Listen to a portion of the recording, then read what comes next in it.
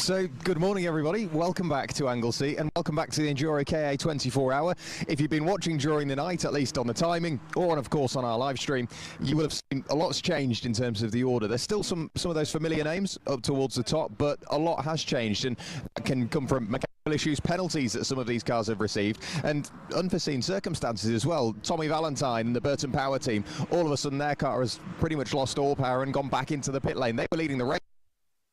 And speaking to a couple of the mechanics, usually you'd expect fuel, tyres, maybe a slight engine issue. Wheel bearings are the big thing here at Anglesey because they're constantly being loaded on the left side and then very quick on the run through the corkscrew. So there's so many unforeseen sort of mechanical errors that the teams are having to work around. You can see the cars haven't had a break. They have gone to sleep for a short while, but these cars have not had a break as of yet. It's just been the drivers working so hard through the night, the mechanics doing exactly the same, but we're being treated to the sun. The weather has well and truly helped us throughout the night and hopefully for the rest of the race, but we've got way more news to bring you, maybe a little bit too much to bring you on the pit wall. We do still have Zach up in the commentary tower, so Zach, up to you. Good morning everyone, hello and welcome to what is, I was going to say the final sprint to the end, but it's not. We've just got under a third of the race left to go. We've already done nearly 17 hours and we've still got another 7 left to go. We've gone to sleep, we've woken up, and these Ford KAs are still running their way around Anglesey here in Wales. It's a beautiful morning as well, as you'll see. Lovely views, of course, here in the commentary box, and lovely weather as well. Ideal to come and watch some lovely Ford KAs run their way around for the next 7 hours of racing. But yeah, it's myself, Zach Sweeney, Jack Burrell, who's going to be talking you through each and every single second of the racing action. And whilst we were asleep, like Jack touched on, a lot has been happening, a lot of intrigue to say the absolute least. A couple of issues for some of our front runners, like we touched on with the Burton Power car, Wingat as well. Unfortunately, with their fantastic pace they were showing with Bidgeway throughout the his stint last night, they unfortunately had to do a gearbox change and they're down in P19, a decent way down. Same too is true for the likes of KW and teams like that. They've had to tumble their way down. Also, one of the main contenders throughout yesterday, Autotech Motorsport, have also been suffering some issues. They had a 4-lap penalty for a couple of pit lane infringements. They also then had to do a couple of wheel bearing changes, which, as Jack touched on, is the talk of the town with how much they're being loaded. And then they also had a drive shaft issue on top of that they've had to change and sort out. So they've tumbled their way 7 laps down. Milner Racing, who of the front lot were the ones that were having the initial issues, but come the morning, they're the ones laughing 7 laps ahead. Yeah, exactly. They've managed to work their way through the night. And that was, I think, the biggest thing when we were talking to Jack Byrne yesterday, and he said that one of the main goals for a lot of the team is get that first few hours out of the way, find your feet and where you are. You're always going to roll the dice on mechanical issues. It can happen to anybody at different points in the race, but it's then about getting through the night. And Milner Racing, I'd say out of all of them, came out probably towards the top. For me, Subaru Racing is the big surprise because we've seen them fighting away in the mid-pack. This morning, they're right the way up in 4th place. And remember, got Chris Hilson behind the wheel. Scott Parkin, back behind the wheel of a Pro-Am racing car, still in that top 5. So if we're going off what we saw yesterday, you'd imagine that when Scott Parkin brings that car into the pit lane, we should see Ollie Fernall back in the car. And they're only 17.9 seconds behind that Subaru racing car, but lapping consistently quicker than them by around about 2 seconds a lap. So maybe in 4 or 5 laps time, we might be able to see Scott Parkin maybe change his driving style because he has that visual reference. He will be able to see the Subaru car up the road, and that might make it push a bit harder. Yeah, exactly. Of course, they can relay back to the team, and the team will relay to him and say, you know, you've got the 555 that's, you know, just 17 or 18 seconds ahead of you. And Scott Parkin, being one of the most successful drivers in this championship, will see that and go, all right, let's get him. Let's go and catch him. 15.6 seconds was the gap at the line. That's the closest battle realistically on track, which is understandable. They've been going non-stop for 17 hours. You're not going to have trains of cars that are still formed, but it is nice to note that we still have got races for position. We also know off the back of yesterday how efficient Pro-Am are in the pit lane as well, and not to say Subaru aren't, because you know their consistency has put them into P4 quite comfortably, but Pro-Am are really efficient in their stints. Obviously when Ollie Fernall gets into the car as well, he was very quick over the duration of yesterday, so I reckon that Pro-Am, they'll be in P4 in probably at the very least in the next hour. Yeah, absolutely. It's now down to it's sort of you're towards the end of the race plans, because you can prepare as best as you can for any sort of mechanical issues, and there's teams out there that may have got away with absolutely no mechanical issues, but they may be preparing for those, thinking, right, do we have all the parts? Jack Byrne there, you can see he's just got behind the wheel of the Team Jägermeister car, so they're just doing a quick check on pressures and making sure that car is ready to go out, as well as talking wheel nuts, making sure all is well on that car. And we've seen Nicky Taylor in that car. He's just jumped out just before I was sort of disappeared into the paddock last night. It was around about 12 p.m. or 12 a.m. I should say.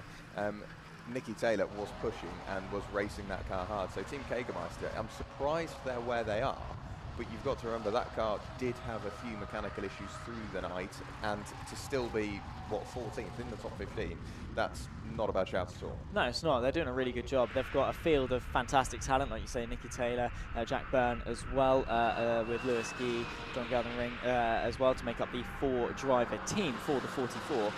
They probably have one of the most menacing driver lineups, it must be said. Obviously Nicky Taylor, for those that were watching along yesterday, we saw him in Clear Cup Great Britain. Jack Byrne as well does Clear Cup Europe as well, so some fantastic driver lineups for them. It is just a shame that at the moment the result isn't showcasing that, but there's still a lot of race left to run. Still plenty of things to happen. They're only, I say only, 2 laps off the next car, who themselves are only a lap off the next car. They're only sort of 6 or 7 laps behind a top 10 finish, and with how drastic some things can change with mechanical issues and things, it's not unheard of for them to realistically maybe have a chance of doing it. No, absolutely not. And you look, Milnair Racing, they've been into the pit lane 9 times, so too of Autotech, whereas Kahunas and Subaru Racing, they've only been 8 times, but they're behind. So they've effectively, those top 2 have bought themselves a free pit stop somewhere throughout the night. And a big surprise for me, 11/10 Racing, we mentioned them when we first came in, Zach. They had a few mechanical issues yesterday. That car had been pushed into the garage and lifted up into the air. I think that was the first car that had a hub failure. So that's not a quick job to change. The mechanics still somehow do it in what seems like seconds, but they do lose vital laps. And all of a sudden, we come in this morning, they're not just in the top 10, they're in 8th place. So they've been working their way up through the order. And it's clearly just been a faultless stint from all the drivers concerned that have been in that car, which I think have been absolutely all of them, maybe even twice now. So they may have just sort of got in, pit exit, and driven the wheels off the car, maybe not literally, but have really wrung the neck out of the car, and then come straight back in again. Yeah, no, it does help to keep all 4 on. It is the quickest way around the circuit, that's for sure. But no, you're right, and like we were saying yesterday, arguably it's better to have the issues early on, right? And yeah, maybe you do start on the back foot and you're constantly having to chase, but at least then you know, or at least hope, that the vast majority of your problems are out of the way early doors. You can sort it out, and then you've then got 22 hours or whatever it is that 11/10 started having issues from, to then sort it out. Right now, for some of those teams that haven't had issues, Semprini Racing was talking to them, and they said that, touch wood, we haven't had anything go wrong. But Autotech yesterday, when their sort of first 5 hours were going nice and seamless, said to him, well, it's going all right. It seems too good to be true. And they said to me, they was like, yeah, you know, it gets to a point where you are just essentially waiting for something to go wrong. You're in that suspense, and you can't put all of your attention focused forward because you are anticipating something to go wrong. So for 11/10 to sort out those issues and then push on and not look back, to then be within P8, that's a sensational run. And in fairness, they're only 3 laps off, I say only again, the next car, which is the 67 of Original Checkers, who again have done a really good job of being up there in P7. That's quite a surprise throughout the night. But it just goes to show that even if you're a car that didn't qualify as well or are slightly off the pace, if you're consistent and get through the night cleanly, you'll be comfortably inside the top 10, which of a 22-car field and the attritional rates of a 24-hour race, it's a good result. Yeah, I'm surprised by Original Checkers, because yesterday we saw them going into the first pit window. Obviously not, there isn't a specific pit window. We just normally call it around about 2 hours to 2 hours 20 if somebody's still there, they come in. But they were pitting an hour and a half into their first stint. So they really sort of wrote the book on, this is what we're trying now, and that's going to affect the rest of their race. And yes, they got caught out with, I think, a scrutineer, maybe just spotting a slight infringement on the car, maybe the fuel door hadn't been closed, or it was a very slight fuel leak, but they got that car in, fixed it, and sent it straight back out. But then have owned that mistake and owned the strategy that they've set themselves up to. So they've just been running again throughout the entire night and have come out in P7. 11/10 Racing, from what I know, Johnny Elia, Jean-Luc Elia, and Paul Stout I'm not sure about Brian Crawford and Paul Pierce, but I know those two previously have had a lot of experiences in Porsches. They have done sim racing before, so they have got not necessarily the direct sort of experiences that some others have in these Enduro cars, but it's more the general sort of racecraft that they would have picked up from a number of sources that is clearly helping them sort of come back through the order. I did find also another sort of gem of information throughout this morning. So at present we have been under green flag conditions for 1 full hour. We've just ticked over that before we go, as I say, a full hour ago, where we were in the safety car for 8 minutes and 34. We had a very brief spell of green flag, 5 minutes, before we were under safety car again for 8 minutes and 25 seconds. And then we get to sort of the big bit, the meat of the night really, 3.5 hours under green flag conditions before we were then quite spotty with safety cars amongst other things. And that's not really due to sort of any incidents. The largest one for me, the notable one, which you may have touched on, Kahuna's race team, they had that sort of coolant leak, which caused the car to get dangerously close to overheating and it being terminal, but they managed to limp that car home, but it did deposit a lot of liquid around. So whilst they brought out the safety car because of dropping liquid, they also bought themselves a bit more time in the pit lane, because everybody else had to slow down because of that liquid. Not to say it was intentional, because you never intentionally drop coolant, but it's a happy accident to have that. It's that thing, and it's good timing for them, because obviously relative to everyone else, they're going slower, therefore they're losing less time compared to what it would be under green flag. Contrast to that though, Autotech got the other end of the spectrum. They had issues, like we touched on. They had to change both rear wheel bearings. They had to then change a drive shaft on 3 consecutive laps. They had to do 3 different services, and then when they come in, they finish all of that. They rush around. It was hectic in that garage, and then they pull it out, go back onto track, and then as the car is leaving the pit lane, the safety car comes out. So they've done all of that under green flag, just to then re-emerge in the race under a safety car condition. So again, it's that duality. It's that one side of things where you can get really lucky with safety car timings. That other side where it most definitely does not favour you, and it gives and it takes. It really does. It's then down to sort of where you were going into the night, because the big change for me when I came in was car number 3, Wingat Racing, currently got Leon Bidgeway behind the wheel. That car yesterday was rapid, absolutely flying. Leon Bidgeway generally is very quick, but in these Enduro cars, insanely quick. And had the fastest lap of the race for quite a substantial amount of time. He still has that personal fastest lap of the race for that car that he set on lap 102 of that 1 minute 31.124, which still for a lot of teams hasn't been beaten. We've only had 3 cars break into the 1 minute 30 barrier, and maybe just 2 actually that have got into that 1 minute 30 barrier. So it was weird coming in thinking, right, okay, Leon Bidgeway, he was 5th when we left, 6th when we left him yesterday, thinking he's going to be in towards the top 3 by the time we wake up. No, he's right the way down in 19th, so clearly not all is well with that car, and almost 100 laps off the lead. And you think, well, it's 100 laps, that's never going to happen. But when you look at the lap time through the night, a few cars getting into the 1 minute 30s, the really low 131s, you think that just needs to be a small error, a small mistake that has caused a bit of damage. The team had to get to work, and then all of a sudden you are 100 laps behind, and that can be quite a daunting sort of prospect. Yeah, no, you're never too far away from it, and that's the scary thing about racing. Obviously, we all know the occupational hazards with it. You know, you go out on track, you know that something at some point can and will go wrong. You can make a mistake. You're sort of at the mercy of other drivers, you know, not hitting into you as such.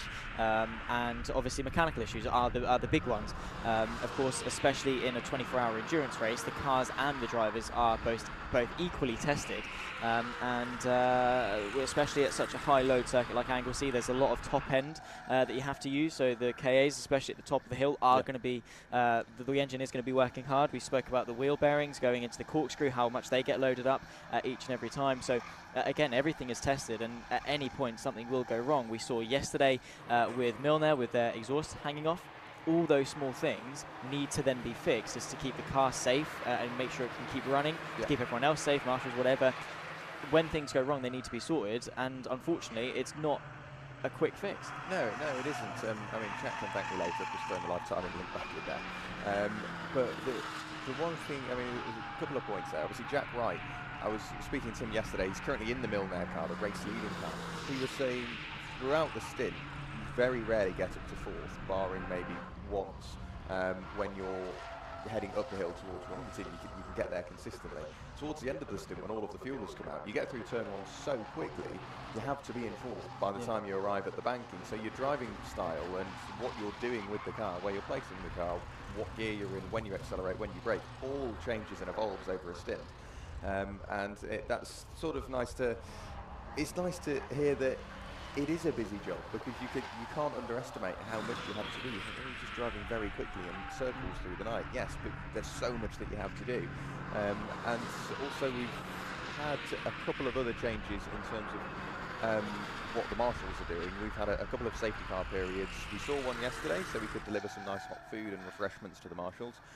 We have also had a couple of sort of 5-minute safety car periods just to get those marshals from those sort of track locked marshals posts away from their posts, so they can go and get some rest, and just swap them around. I think we saw 2 or 3 safety car periods for that, just to make sure we can swap the marshals around, because we can't really have them falling asleep, and we need to make sure that they can go to sleep at their own sort of at their own accommodation, rather than on a marshal's post when we really might need them. Yeah, no, exactly. Because without marshals, we really couldn't go racing. You know, it's all good having cars on track, but if you don't have the personnel around the circuit, the logistical stuff, you're not going to get anywhere. Obviously, all the people in race control and all the marshals, the Orange Army, they do a fantastic job. And, you know, they need to get the praise for that, because, you know, they're out there in all conditions. They've got to be prepared for all conditions. So sometimes it'll be beaming down with the sun, and they'll be there in their big high-vis jacket, absolutely roasting. And if it's, you know, torrential rain again, they still have to be out there and monitoring and running out and recovering cars and waving flags. And they all do a fantastic job. So they definitely do need the rest. Sometimes it's a taxing job being stood outside and watching cars for quite some time. So yeah, so sometimes just have those safety cars to relieve them, because at the end of the day, it's not necessarily only just for them, but also if something does go wrong, we need the marshals safe and alert and ready to respond. Yeah, absolutely. And today you think, oh great, the weather's on their side. Yes, but they're still in their overalls, and it can get very hot indeed. Oh, yeah. So yeah, all weathers, it can be a bit of a struggle, especially if the sun's beaming down. I mean, it's great to see. We love the weather up here as well that we're currently getting. The drivers maybe not so much. You can imagine it's getting rather toasty behind the wheel, and that's something again, that might affect your pace throughout the stint. You might get in the car and think, oh, this is nice and cool, I can push hard. But then if you're in that sort of twilight sort of stint heading into the day, all of a sudden the sun comes up, and it might not necessarily feel that hot, but as soon as you get direct sun, visibility can become an issue, and then temperature immediately starts to climb. Oh yeah, it does. And we've already touched on how many cars have had overheating problems, and obviously the sun beaming down of them is going to affect that ever so slightly, and will ramp it up. So of course we spoke yesterday about having the fans on full blast with the heating on to try and draw some of that heat away from the engine. Imagine having to do that today, especially as we sort of tick towards midday and into the afternoon, when the sun is at its highest and presumably hottest, to then have to monitor the temperature of the car.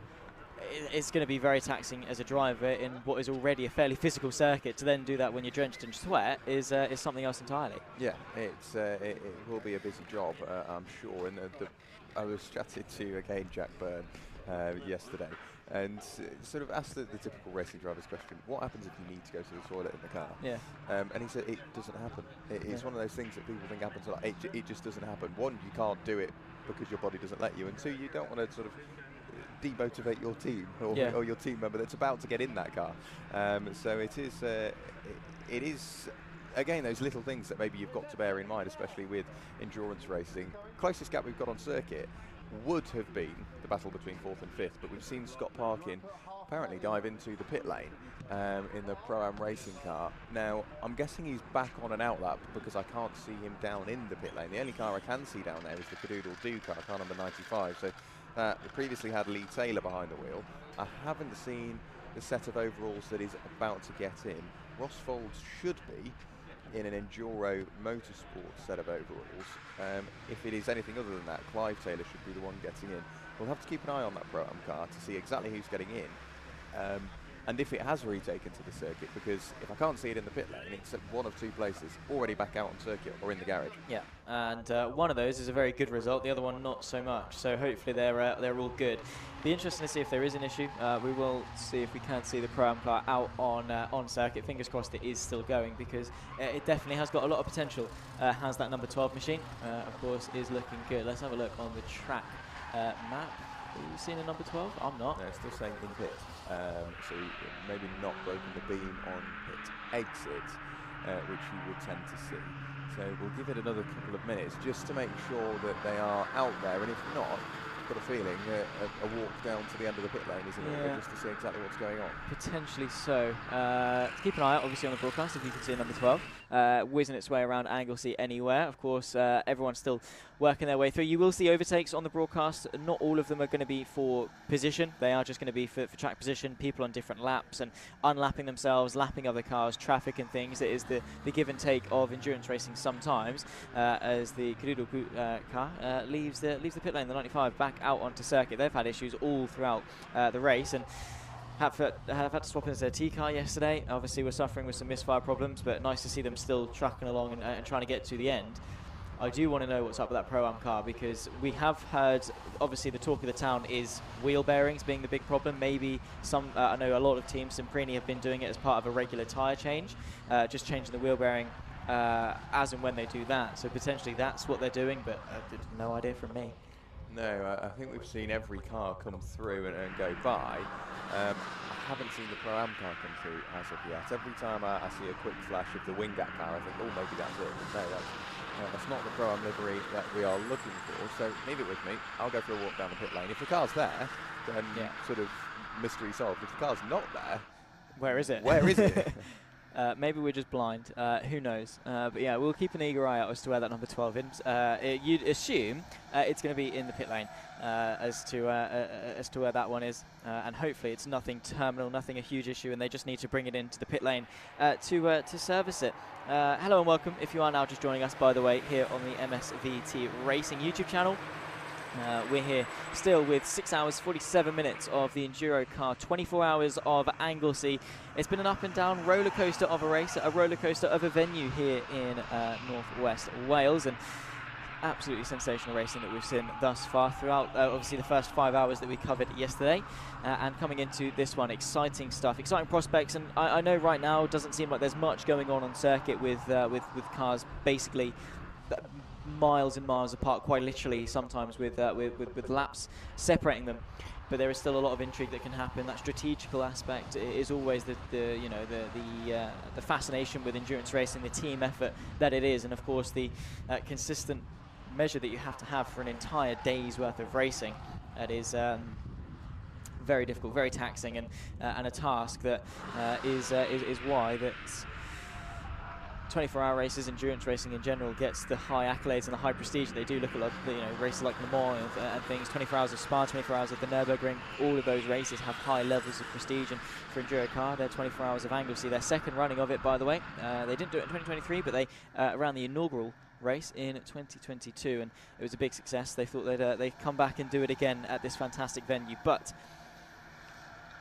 Jack Werrell is just running down to the pit lane. I'm now seeing him approach the Pro-Am garage, and just having a look at him. He's got the microphone, and we might be ready for an interview if something is going to go wrong. He's speaking to one of the drivers, maybe just to sort of confirm what the issue is. But I'd assume, based on the fact that he's down there, that there is a car in that pit garage. It's the only other place it could be, and hopefully all is well for them. And it's nothing major in terms of the dramas, because obviously there have been a lot of big services that had to be done. We saw yesterday with engines being out, engines being swapped. There is the number 12 car, by the way. You can see the Pro-Am machine in the pit garage, and mechanics all around it jacked up, obviously doing their usual pit checks, talking and things, and working their way around the car. But also maybe some further inspections needed, should that be the case. Like we said, with wheel bearings and things, exhausts, all the mounting points need to be checked, all the bolts need to be made sure they're tight. It's better to be safe than sorry, because you'd better find a loose nut in the garage than the loose nut finds you when it flies off on the racing circuit. But seems that there's nothing major in terms of dramas, but let's see maybe what Jack has to say when he's down there in the garage. But he's not talking to anyone. He's just there. He's just wandering down pit lane. Is Jack Rail? He's stood outside the garage, maybe just waiting to grab someone for a chat.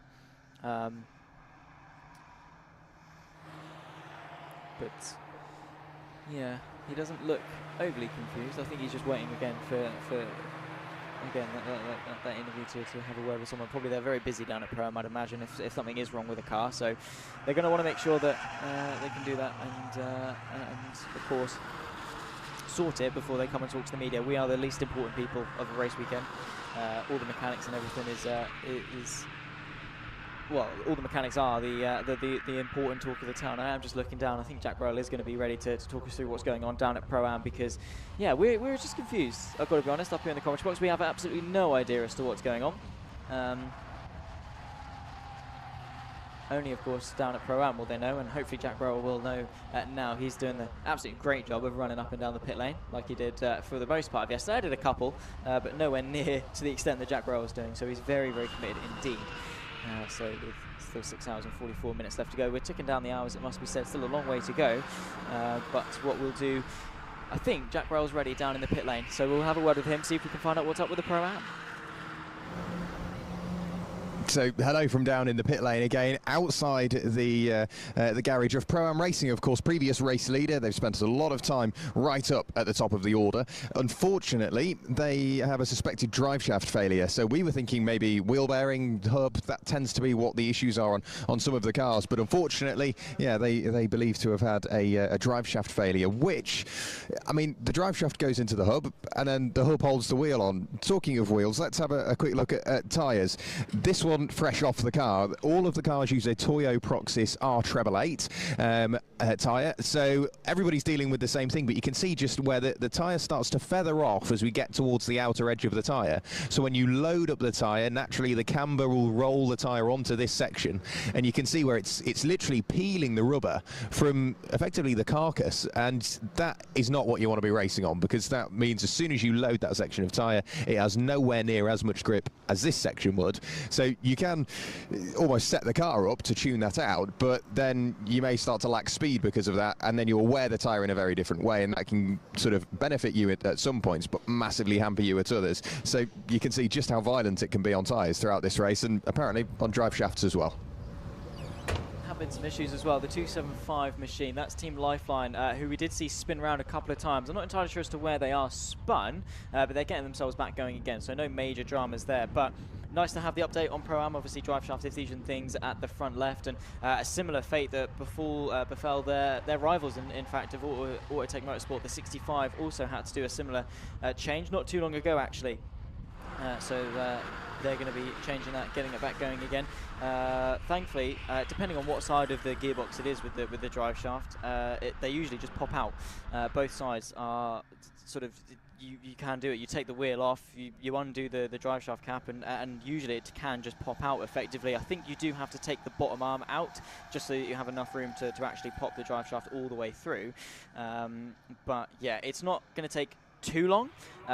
But it's not going to be ideal when you want to be out on track running as quickly as possible. Interesting to note as well about the tyres as well. Fantastic insight as to how the wheel geometry affects the tyre, where obviously you know, the general public and your general going road car will be more familiar with sort of your wheel geometry being set near enough parallel with toe in, toe out, how much the tyres are rotated relative to the road itself, parallel to the road. So you know, going out or in, and that can affect the wear. Usually you'll see fairly uniform tyre wear across the tyre on the general road car, but obviously in racing cars you want specific levels of camber and toe to maximise the contact patch on the circuit and make the car handle in very different ways, and in doing so you affect the contact patch of the tyre. That's the thing that's obviously touching the road, that's the thing that's being worn down more and more, and different sides of the tyre can have different amounts of wear. You've just got to control that and hope that it's not too excessive, that it causes you some problems. But you can compare a brand new tyre to one that has been off the car, and they will be vastly different in terms of tread depths and sometimes even worn all the way down to the cords. Hopefully not that extreme, but sometimes they can be. Into the pit lane, by the way, as you can see, is Autotech Motorsport. At the moment, of course, it was the driver of Adam Bessel at the wheel. Whether they're doing a driver change or not, I'm not entirely sure, but just some checks over in the engine bay again to make sure. They've been very busy in the pit lane. The mechanics definitely earning their keep, let's put it that way, but at the pit box and into the fast lane to rejoin the race, and all good, hopefully, for them, because they're still running really well. I mean, I was speaking to Taylor Norton this morning about some issues that they maybe had in the night. Obviously, they suffered a 4-lap penalty. 2 of those were for not turning the engine off while refueling. For obvious reasons, you need to do that. And then the other, I believe, was for a pit lane infringement regarding the yellow line and going out too wide before swinging across into your pit box. Obviously, if you've got a car behind you, that can then be problematic. So, unfortunately, I've suffered 4 laps of penalties for them. Back out on circuit and still is running in P2. Right, the Milner Racing at the moment seem to be fairly dominant in their stead. 9 laps clear, but don't be sort of fooled in the sense that, you know, 9 laps isn't, you're not invincible, right? It's easy to fall into that sense of hubris and false sense of security that just because you're 9 laps ahead, nothing can go wrong to you and you've got an easy run to the victory. Milner Racing will know from yesterday that they are not immune to technical problems. Their exhaust bracket was falling off, and they had to reseal it back up into the chassis and the mounting points of the exhaust, so not having it hanging off. They were suffering some power loss, of course, with the exhaust being responsible for getting rid of the waste gases from the combustion engine, and if you can't do that effectively, you will lose some power because of it. So of course they need to be careful not to have a repeat of that, and we've seen how quickly issues can arise, and you can very quickly lose 1, 2, 3, 4 laps from just a small issue, let alone a slightly bigger one that can cost, you know, 10, 15, 20 laps at a time. You're not immune at all. So this race very much is still alive until we cross the checkered flag, and sometimes even then with appeals to the stewards and things, the race results still can change after the fact. But for simplicity, it's not over until they cross the checkered flag. So you have to be hammering on the lap times, being consistent, being as consistent as you can for as long as possible. In regards to Burton Power, of course, they were one of the favourites throughout the duration of yesterday in terms of speed. They were leading the race, I believe, at one point, or at the very least running inside the podium places. They've suffered some form of an issue, not entirely sure as to what it is exactly, but the number 1 machine, they are parked and have been parked in the pit lane. They're 193 laps down on the leader, 11 laps down on the next car, and haven't been out of the pit lane in quite some time. So they unfortunately have suffered some issues. We'll update you, of course, when we know what those issues were, but that unfortunately is what happened to Burton Power. And again, even the front runners can have issues. Autotech have had them. Pro-Am, like we have now seen, Scott Parkin at the wheel, of course, probably won't be at the wheel. They'll probably do a driver change when that car leaves the pit lane, and we'll update you as to who's getting in. Presumably, it would be Ollie Fernald, but it could be anyone from Chris Dunster, Nicole Drought, and Lucas Ticini, who all of them can jump in. 5-car entry, of course, for Pro-Am. And the interesting thing about Pro-Am, by the way, is that it is an arrive and drive team. So if you're sort of looking at getting into racing, EnduroKA definitely one of the better ways to do it. If you've got your ARS license, or you're thinking about getting your ARS license, obviously that entry into club level racing in the UK, there are plenty of teams that will just say, give us X amount of money and we'll let you have the car for the weekend with the team, with the garage, and sort you out for some racing. And relative to most motorsport, EnduroKA is thankfully quite cheap, so it's a nice way to sort of get yourself onto that initial ladder of motorsport. Yeah, it is, and it's a very levelling car as well, because you find that the people that have spent a substantial amount of time in these cars, they know every little quirk. But it's those new drivers that are coming in. You see them working their way into their own little battles. It could be 2 drivers' first ever races against each other, and it's just nice to see. It's another aspect that club level racing and the EnduroKA series does so well. In terms of car preparation, I was just chatting to Carl Graves. These cars are not allowed ABS.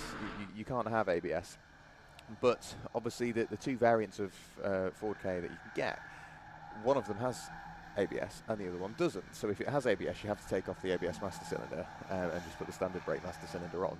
But then he said he prefers the car that comes from factory without the ABS, because it's already got the bias set up and it's built to not have ABS, whereas the cars that came out of factory with it, you take the ABS master cylinder off and all of a sudden the bias is a bit weird and it's just a bit opposite. So they've currently got their effectively T car, because the car that they're in, the Cadoodle-Doo racing car with Ross Bolton behind the wheel, that is the car they started in. So they started in that car, they swapped to the other one as one of them had an issue, an overheating issue.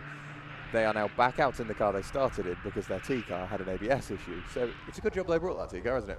Yeah, it is. They've had to go into the T car and then back into the A car more times than you can count. So obviously not just swapping into the T car, but also sorting out the problem that was happening with the original car, so much so that if the T car has issues, you've then got another T car to swap from back into. So yeah, they've done a fantastic job down there at Kadoodle-Doo, and rejoining the race, of course, P18. Less than a lap off the next car of Team Lifeline, albeit that significantly close to being a lap off the next car, but their pace is running pretty good. A second and a half quicker that last time by, but of course pace and stuff will fluctuate, so just keep an eye on that gap as it fluctuates throughout the next couple of hours. But there's so much that goes on to it, and of course, you know, we've done a brilliant job, I think, of following all the pit lane narratives, but a lot of the time the viewers at home won't see the chaos that can ensue inside of a pit garage. Yeah. It is manic, you know, mechanics running around shouting at each other, trying to get everything done. That chemistry you've got to have, that cooperation. It's a huge team effort to do it well. Yeah, it is, especially when you're under pressure, and it's not necessarily under pressure from a good result. You could be mid-pack or had a slightly poor start to the race. It's then when frustrations start to rise slightly, temperatures start to rise, and you can all get rather animated. It's when another issue comes your way and they just start stacking up. That's when the team really needs to sort of like gang on together and go, right, let's get the car fixed, get it out there, and then figure out what happens. And I was walking up the pit lane yesterday evening. The team, or one of the teams, can't remember exactly who it was, didn't feel 100% comfortable with their pit stop. So the team manager said, right, listen to me, what went wrong, what happened? Yeah. And it was just little things, and they go, yeah, they are little things, completely get that, completely respect that, but it's those little things added up over a 24-hour race that cost you a full lap, maybe even more, just by those extra couple of seconds every now and then that you spend in the pit lane. In terms of sort of the order and the surprises, Burton Power still in the pit lane. They have been for a long time now, still on lap 451 for them, whereas the leader, Milner and Jack Wright, are on 647, so Burton Power been in the pit lane for a substantial amount of time in 21st position. MSVT Racing, Luke Cochran behind the wheel. That car has been in the pit lane up in the air, the old engine out and a new engine in, so using a completely different engine to what that car started the race in. They're back out and running, and it's funny how we said before we signed off yesterday, those two cars that are currently in the pit lane and potentially destined for retirement, we could wake up and they're out running. Well, LDR Performance Tuning and Johnny Irvine are out there at the moment. Yeah. So too are Luke Cochran and MSVT Racing. It's amazing what they've done. There you can see obviously on the stream, the Pro-Am car I think is getting ready to go back out. Fresh tyres on, and I presume all the issues sorted. Just getting fueled up now and hopefully able to jump in and get going again. Yeah. Of course, the harsh reality of motorsport is that you are not immune to issues, but it's how you bounce back. Like you said, addressing the issues, what mistakes have been made, what can you sort of fix for the next time, and then trying to make sure you don't repeat those same mistakes. So a seamless pit stop, it must be said, for Pro-Am. I mean, at face value, it's been seamless. I'm sure in the garage it was probably a different story, but they've done a brilliant job to get that car in, sort it, and hopefully get it back out as soon as possible, because as you can see, actually, it is getting very busy, but as soon as they are ready to go, they're straight on it, trying to maximise time. Even though it's already, you know, on a 5-6 minute pit stop,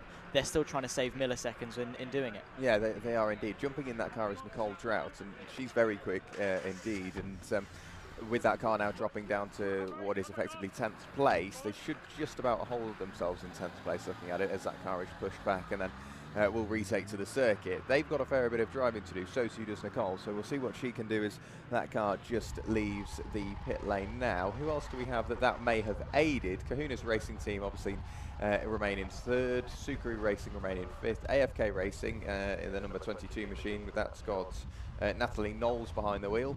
They're up into 5th place. Original Checkers shuffled up 1, 11 tenths shuffled up 1 as well, and 11 tenths have been the real surprise. Brian Crawford at the moment managing that car around the circuit.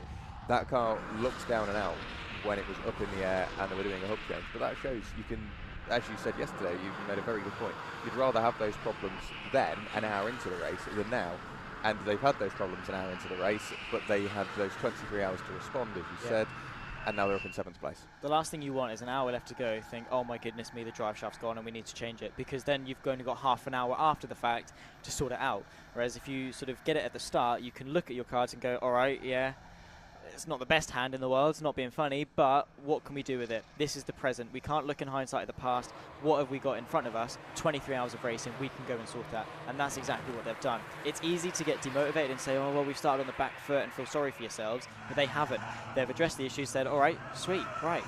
Basically, we're just going to treat it as if we've started the race a couple laps down, and we're going to try and recovery drive our way to the front. And granted, they're not directly at the front, they're 22 laps off it, but they're comfortably within the top 10, which under a normal circumstance of a clean race is a good result, let alone one that's been, let alone one that has had this many hurdles for them to jump through. To once again still be inside the top 10 is remarkable. Yeah, it really is, and you don't tend to see too often sort of comeback stories as the likes of 11 tenths. And I mean, Milner Racing, they've had their fair share of problems, as you say, with that exhaust, and I think things got slightly heated throughout the night. But Jack Wright behind the wheel has since getting in that car has just been lapping exactly where he needs to. He's not necessarily been the quickest lap on lap on lap on lap, but that consistency has been there, and that's what wins through the races. By coincidence, last time through, he has set the fastest lap anybody has done in a little while, aside from Leon Bidgeway, who's down in 19th place and is matching race-leading pace. But that's what he needs to do whilst he's down there. Pro-Am Racing, they spent over 20 minutes in the pit lane there, and that's going to be quite a substantial dent. But effectively, 22 minutes it took them to serve that full in-lap. So Nicole Drought, that's a big old hurdle she's got to jump over now. 4 laps until she will catch onto the purple sector racing car. And in one stint, near on impossible, the car we're looking at the moment is that car in 9th place, just heading in towards the corkscrew now, still dealing with traffic, which isn't necessarily as big of a problem now. And you think, well, the cars are still there, and yes, but we are at a point in the race where if you're on strategy and other teams are on a similar strategy, you may find yourself getting in the car for the second time, racing against the person you saw in your first stint. Yeah. So you've got that mutual respect now, and you go, right, let's work together. You might have had time to go and have a chat to who may have been getting in the car and going, let's make it work. Purple Sector Racing and Subaru Racing clearly haven't had that conversation because they're immediately trying to get a lap back. So that's who will it be in the Purple Sector car? I don't have a Bortry on my entry list, so clearly that is an amendment to programme we've not been made aware of as of yet. Subaru Racing, however, they currently have in their treble 5 Chris Hilson, but it is one of those where you think, I've got the time to go and chat to the guy. Why not do it? You never know when I might need that relationship. I might need to cash in my chips and go, quick flash of the lights and let me by. Yeah, right. Yeah, exactly. That mutual respect we see. I mean, even at the top level, you would say Vettel and Schumacher or whatever, and Schumacher in 2010 or whenever it was, where Vettel had to, or was it 2012, where Vettel then had to sort of overtake Schumacher to win the championship, and Schumacher just sort of let him have it. Obviously on a different level here at EnduroKA, but sort of that's that same respect, so sort of doing each other favours if it's reciprocated. Saw it yesterday, Autotech and Milner, right at the beginning of the race, jostled for a little bit, had a fantastic battle, great respect, they enjoyed it, but it got to a point half an hour in where they were like, let's just go, right? Sort of the metaphorical tap on the side of the helmets, flash the headlights, and let's just work together and go. And they did that for near on 2 hours straight. They didn't overtake each other. They just sort of worked in the slipstream, negotiated traffic nicely, didn't overtake, didn't lose time. And in the short term, the first 3 hours, they were able to really benefit from it, thanks to how they were doing it. They ended up the first 3 hours of the race, P1 and P3 because of it. Yeah, it's just that working together and making sure that you can minimise any time off, whether that be through traffic or working as a pair, so you effectively just put one hole in the air instead of the two, and when traffic may try and help you or you're going through and past traffic, you go through as one instead of two, which can save you a lot of time indeed. Into the pit lane comes the Shine Automotive car. At the moment they are down in 8th place. Tom Wood will be handing over to what I can only assume will be Adrian Wood or Nathan Brown. I think we've already seen Colin Trench in throughout this morning. And one thing to note with them, they have previously been leading the race, doing substantially well, and on-track infringement has dropped them down through the order. But again, that's just, we've seen so many cars leading this race, but those little things, getting through the night, just because it's dark, doesn't mean, oh, well, it means that maybe I can get away with track limits here and there, and I can get away with a bit more. You can't get away with anything at night. And the cars run a bit better, the grip improves, which can lull you into a sense of false confidence. But just because the car is running better doesn't mean it's immune to mechanical issues, which we've seen, and I think that's what has spread out the order, and that's not due to the way the cars are built. It's just due to how hard 24-hour racing is. You're racing for 24 hours. You might get in the car and do 2 hours 20 and think, God, I'm tired. Yeah. Imagine how the car feels now. Yeah. And they've only done, what, 17 and a half hours Yeah. through what hasn't been mixed conditions, but it has changed. It's maybe got slightly more humid today. It's a bit sticky outside, and it's got very hot all of a sudden. So, if anything, the mechanical issues might just start to come on a bit worse over the next couple of hours. Oh, 100%. I don't think that's an if. I think it's a when something goes wrong for some of these teams. Kahunas are into the pit lane, by the way, probably just a scheduled service, I'd imagine. But, you know, it's true. Why is Costa's name upside down, Because by the way? I think the running joke is he's the one that put that car on his roof. Oh, nice. I love that. That's great. Previously, so that is potentially why they put his name upside down. That's amazing. But yeah, with mechanical issues and things, it gets hotter. We touched on earlier with the heating issues and things like that, it gets hotter, so naturally the car is going to be running hotter. And you're right, 24 hours is a long time, and we've touched on it before, how demanding Anglesey is. With you know these cars aren't producing a lot of power, so the power they do have they're using in bucket loads, and they're probably going up to the top of the hill maxing what the car can do. So there is that air of caution you have to have, maybe dropping the revs a little bit, putting it up a gear just to maybe drop the engine down a little bit, make it work a little bit less hard. But then also all the suspension components being loaded up. We spoke about wheel bearings and things. It's not just necessarily the engine that gets worn, it's the tyres. The brakes, to be fair, have been all right, but everything, all those suspension components over the bumps, you know, the springs and the shock absorbers, they get, you know, pummeled a lot, especially if they're running quite a stiff setup. The curbs here aren't exactly low and easy, so it is taxing for each and every single component on the car, and some of them need to be changed over the duration of the 24 hours. It's not just a case of not having to change something, it's limiting the amount of times you're going to have to change it. Yeah, absolutely. We can see that cosmetic damage is becoming slightly more common at this stage in the race, whether it be just running over a curb and the car washes wide, or you hit a curb on the inside and that just wanders you over into the car next to you. There's nothing malicious about it, but there has been a bit of rubbing out there, and that, I mean, they're good signs of close racing. And I have to say, Touchwood, everybody has been very, very well behaved through the night, and we've seen lots of working sort of inter-team workings as well, just as we saw at the start of the race. We mentioned it earlier, Autotech and Milner working together, working hand in hand to extend their various advantages, and we've seen that into the night and into today even as well. There's now a 10-lap margin, a 10-lap race lead going the way of Milner. But that's not anything set in stone. They are not immune from what has happened to others happening to them over the next 6 hours and 22 minutes. No, exactly. I touched on it. You can't be lulled into that false sense of security. It's so easy to become sort of hubristic as such and say, I'm on top of the world. You know, we've got a 10-lap lead. Nothing is going to go wrong, because it will. You know, motorsport, it's indiscriminate in that regard. It doesn't care who you are, how quick you are, what position you are on track. Something at some point will go wrong and bite you if you're not careful. So for them, there are a lot of things that aren't in their control, but there are so many other things that are in control. They are in control of, and they just need to make sure those things that they can control, they aren't messing up. They are maximising what they can do, so much so that if something does go wrong, they can sort of hold their hands up and say, well, at least it wasn't our fault. Yeah, exactly, and that comes not just from what you do during the race, but what you do prior to the race as well, the preparation that the team puts in, and the preparation that yourself put in. You think, if you're going in thinking, right, I want to do this, I want to be managing these lap times and doing this, you think, just set your sights a second slower, because if then you can consistently do a 1 minute 32, 1 minute 33, maybe even a 1 minute 34, being able to consistently do that will really come to help you come the end of the race. And obviously this is the only 24-hour that we've got on the calendar. We've already done the 5 hours of Silverstone and the 5 hours of Donington Park. We are here for the 24 hours on the Anglesey Coastal. We've then got 2 sprint races at Snetterton, effectively sprint races in comparison to the 24-hour. 2 3-hour races.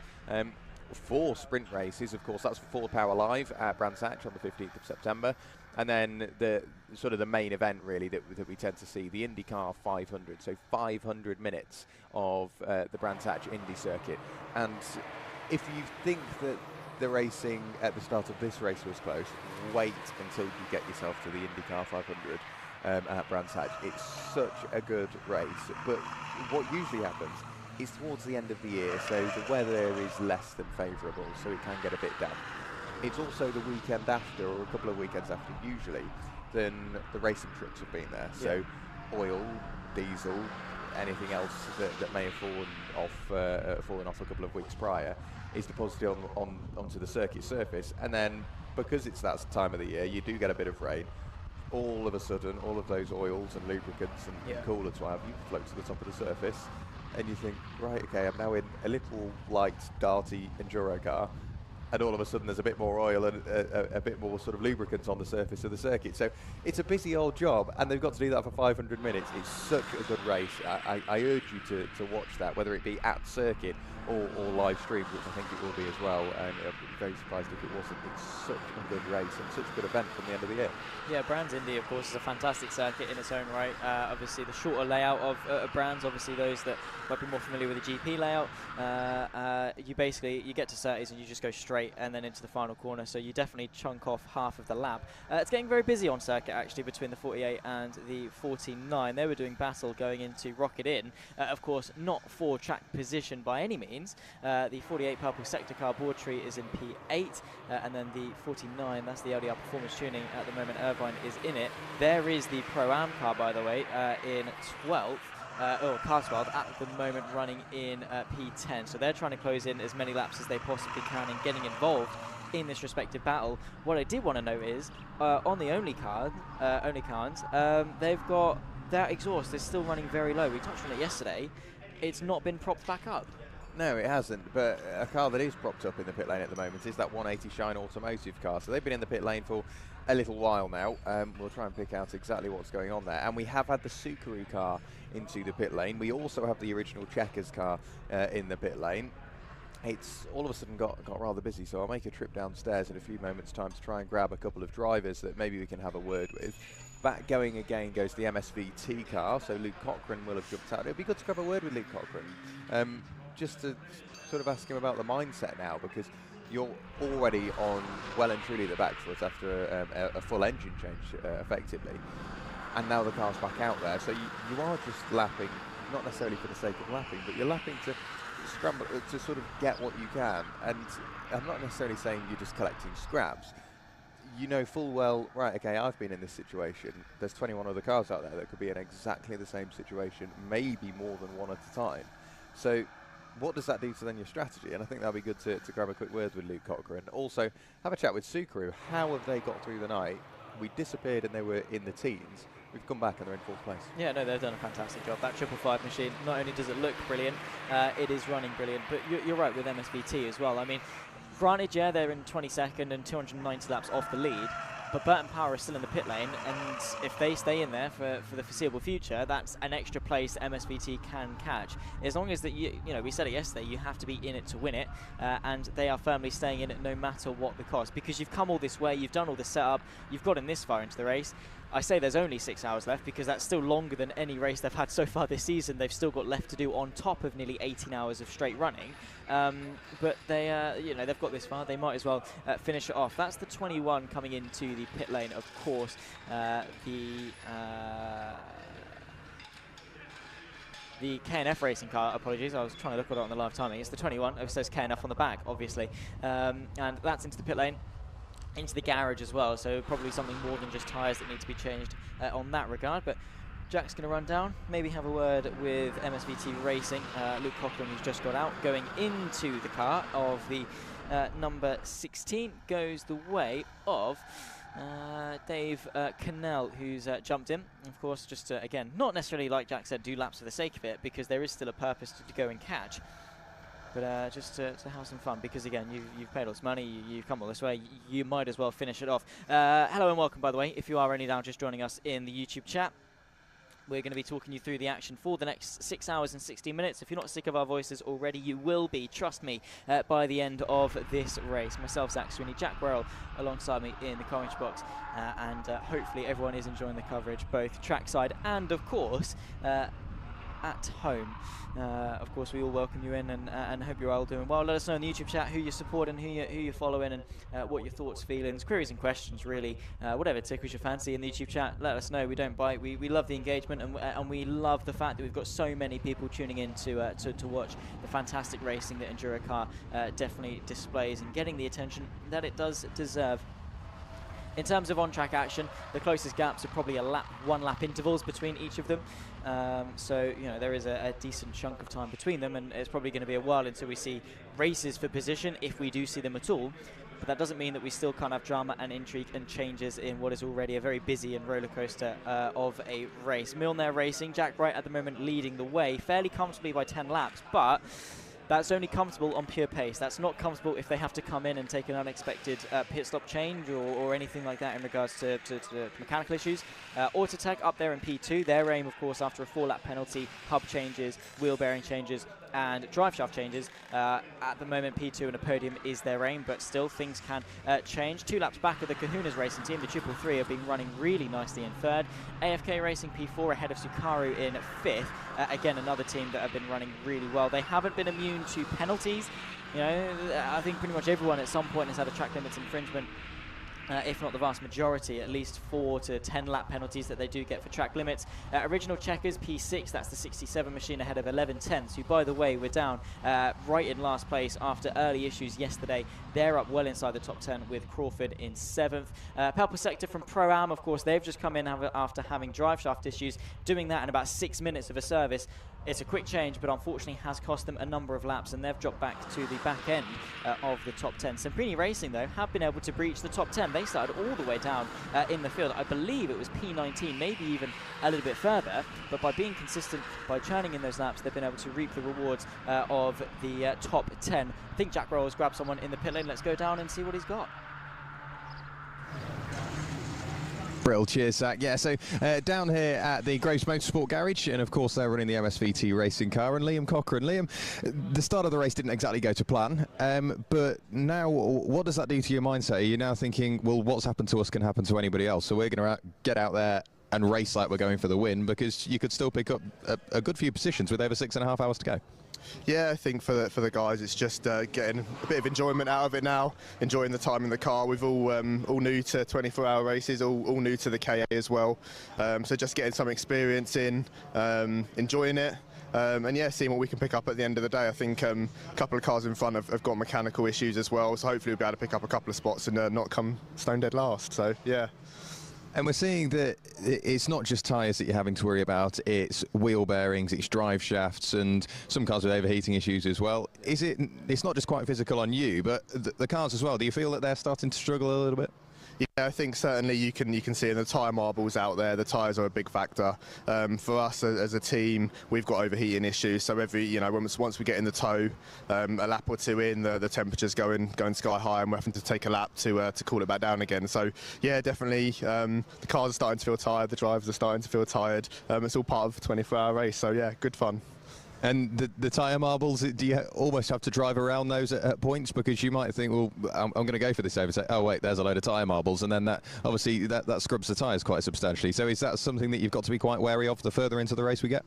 Yeah, certainly. You really have to be a bit more calculated with your overtakes, really consider where you place the car. If you do end up on the outside line on the marbles, you've got to be careful. You lose a lot of time as well. So, yeah, certainly car placement and timing those overtakes has been crucial. Great stuff. Amazing work by you and the team, and best of luck for the rest of the race. And just over our left shoulder, the K&F racing car has come back into the pit lane. They've just got out, and unfortunately, clearly not all is well with that car.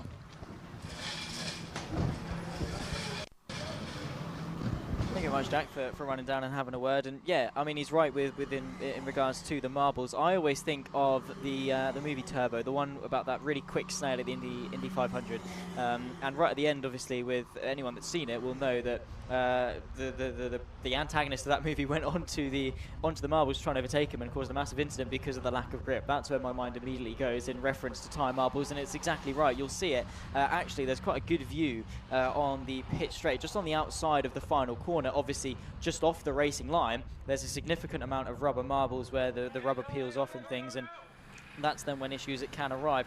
Into the pit lane comes Milner, by the way, and actually comes in and out of the pit lane, the 46, so a fairly decent stop for them as they pursue, obviously, a race victory. They've got the fastest lap of the race. They're one of the quickest cars on track at the moment, and they've been the most consistent and thus far are reaping the rewards. But there are no points for the first 18 hours of the race. There's only points for the entire 24 hours, and you don't need to lead a single lap of a race apart from the last one and cross the line in the lead. I know it sounds obvious, of course it is obvious, but it just goes to show that even if you lead 99% of the race, it's that 1% right at the end that is going to cost you. Not to say that they are going to mess it up or things are going to go wrong. I'm just saying that they might go wrong, and they can go wrong, and sometimes they probably will go wrong. 6 hours, 10 minutes left to go. We are approaching into the final quarter of the race. Obviously 24 hours divided by 4, 6 hours apiece, and just goes to show that 75% of the race is complete, and we've still got more distance to cover than any of the races thus far this season. They did the 5 hours of Silverstone, they did the 5 hours of Donington a couple of weeks ago as well. Obviously we're here at Anglesey. Jack touched on it, they've got Snetterton, the Brands round, 2 Brands rounds actually at Brands Indy to round off what is going to be a 6-round season. Plenty of races, plenty of miles to put in between that time. And the EnduroKA, obviously, if this is your first time watching, welcome, and hopefully you are enjoying obviously what you see with EnduroKA, and hopefully we've welcomed you in the community with open arms, and you're going to stick around because, like you were saying earlier, there's plenty to go and watch, and it'd be nice to get the coverage that it deserves. Yeah, absolutely. It's one of those sort of, I mean, MSV and MSVR generally produce fantastic championships and series that don't just travel the UK but nip over into Europe every now and then as well, and it's nice to see that club racing can expand to that, but also they are very mindful of people's budgets and try and keep racing as close as possible by making sure regulations are nice and tight, and they don't let too much tinkering go on with the cars, but also keeping it very budget friendly, which is always great to see, because it means that we do end up with grids which are substantial, and for a 24-hour at Anglesey, it's a long drive for some teams. Just getting here, on top of then all of the consumables, tyres, fuel, parts that we've seen, engines, cars, spare cars have been brought with them. And of course drivers as well. It's a big demand on drivers, both financially and physically. But to still get a grid of 22 cars is absolutely fabulous. Back out on circuit are race leaders, Milner Racing. Johnny Milner now back behind the wheel. And they only lost a couple of laps with that one. And they, again, the question was asked by the marshals, and they asked Jamie Moore, just have a quick check of that exhaust. It's been clearly causing them problems once again. They were saying, just make sure if it's on, that's fine, but just make sure it's not coming undone as the race goes on. And yeah, Jamie effectively stood on the exhaust and it didn't move. So it might be slightly loose, sort of left to right, but in terms of up and down and getting dangerously close to the floor, and obviously causing sparks or anything like that, and parting ways with the cars, God forbid. It is still very much secure. The Rover Rage Motorsport car back out onto the circuit, so they have got a bit of work to do in that number 41 machine. Whereabouts are they in the order at the moment? They're down in 15th place, so let's have a quick look who that will be. It was Greg Caswell that got out of the car. We'll wait for that to update once they come through and cross the line, but at the moment Nicole Drought, she's doing everything she needs to, isn't she, behind the wheel of that number 12 Pro-Am racing car? I mean, at the moment, the pace, the last time by for them was a 1:32.6 on that last time by, which is matching the race leading pace. One of the quicker cars on circuit, probably, I think, second or third quickest on track, and more importantly, just about quicker than the cars ahead of them to try and go and catch. 4 laps to the next car, of course, a purple sector. They weren't too far off them, actually. Recently, we saw a battle going on between them and the LDR performance car, obviously several laps apart, but important overtakes that you're going to have to make if you want to get those laps back, which of course they do, of suffering some mechanical problems. But from what we've seen this race, if anyone can bounce back, it's that number 12. Yeah, we've seen some brilliant comeback drives. I mean, Subaru Racing now do have that lap penalty to deal with as well, so Peter Dickman will have a bit of work to do to try and drive around that. But of course, we've seen a lot of cars come through the order. 11/10 Racing, Brian Crawford at the moment, he's up in 6th place. That car spent a lot of time in the pit lane. So Pro-Am Racing, going off the pace that they've showcased up until this point with the issue, they've done 2 hub changes, plus the drive shaft change, which was the reason for the most recent pit stop. They've done that to still be inside the top 10. If they can get straight back on that pace that they've been displaying all race, we cannot rule them out for, I don't just want to say a top 5, I want to say anything further than that, because it's those cars up the road which might be more susceptible to any mechanical issues, because they are clearly being driven so close to the ragged edge to try and extract as much space as possible, that's just going to put more stress on those components. Yeah, exactly, it is. And we've touched on the components. The engine, obviously, is the big one.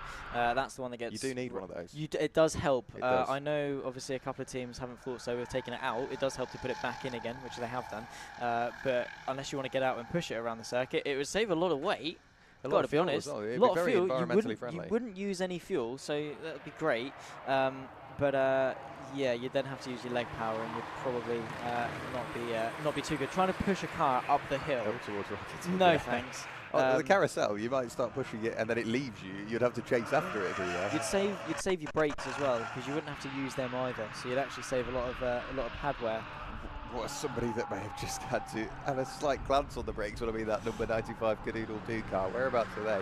They're down in 18th place. Ross Folds behind the wheel, pushing so hard out of the carousel, he dipped that outside rear wheel, so just the loaded wheel onto the grass. The car got all crossed up, slap bang in front of the purple sector racing car, and somehow he managed to keep the car pointing in a straight line. So I don't know whether he was trying to defend the move and realised, well, actually I'm 50 laps down from where you are, so I can let you through.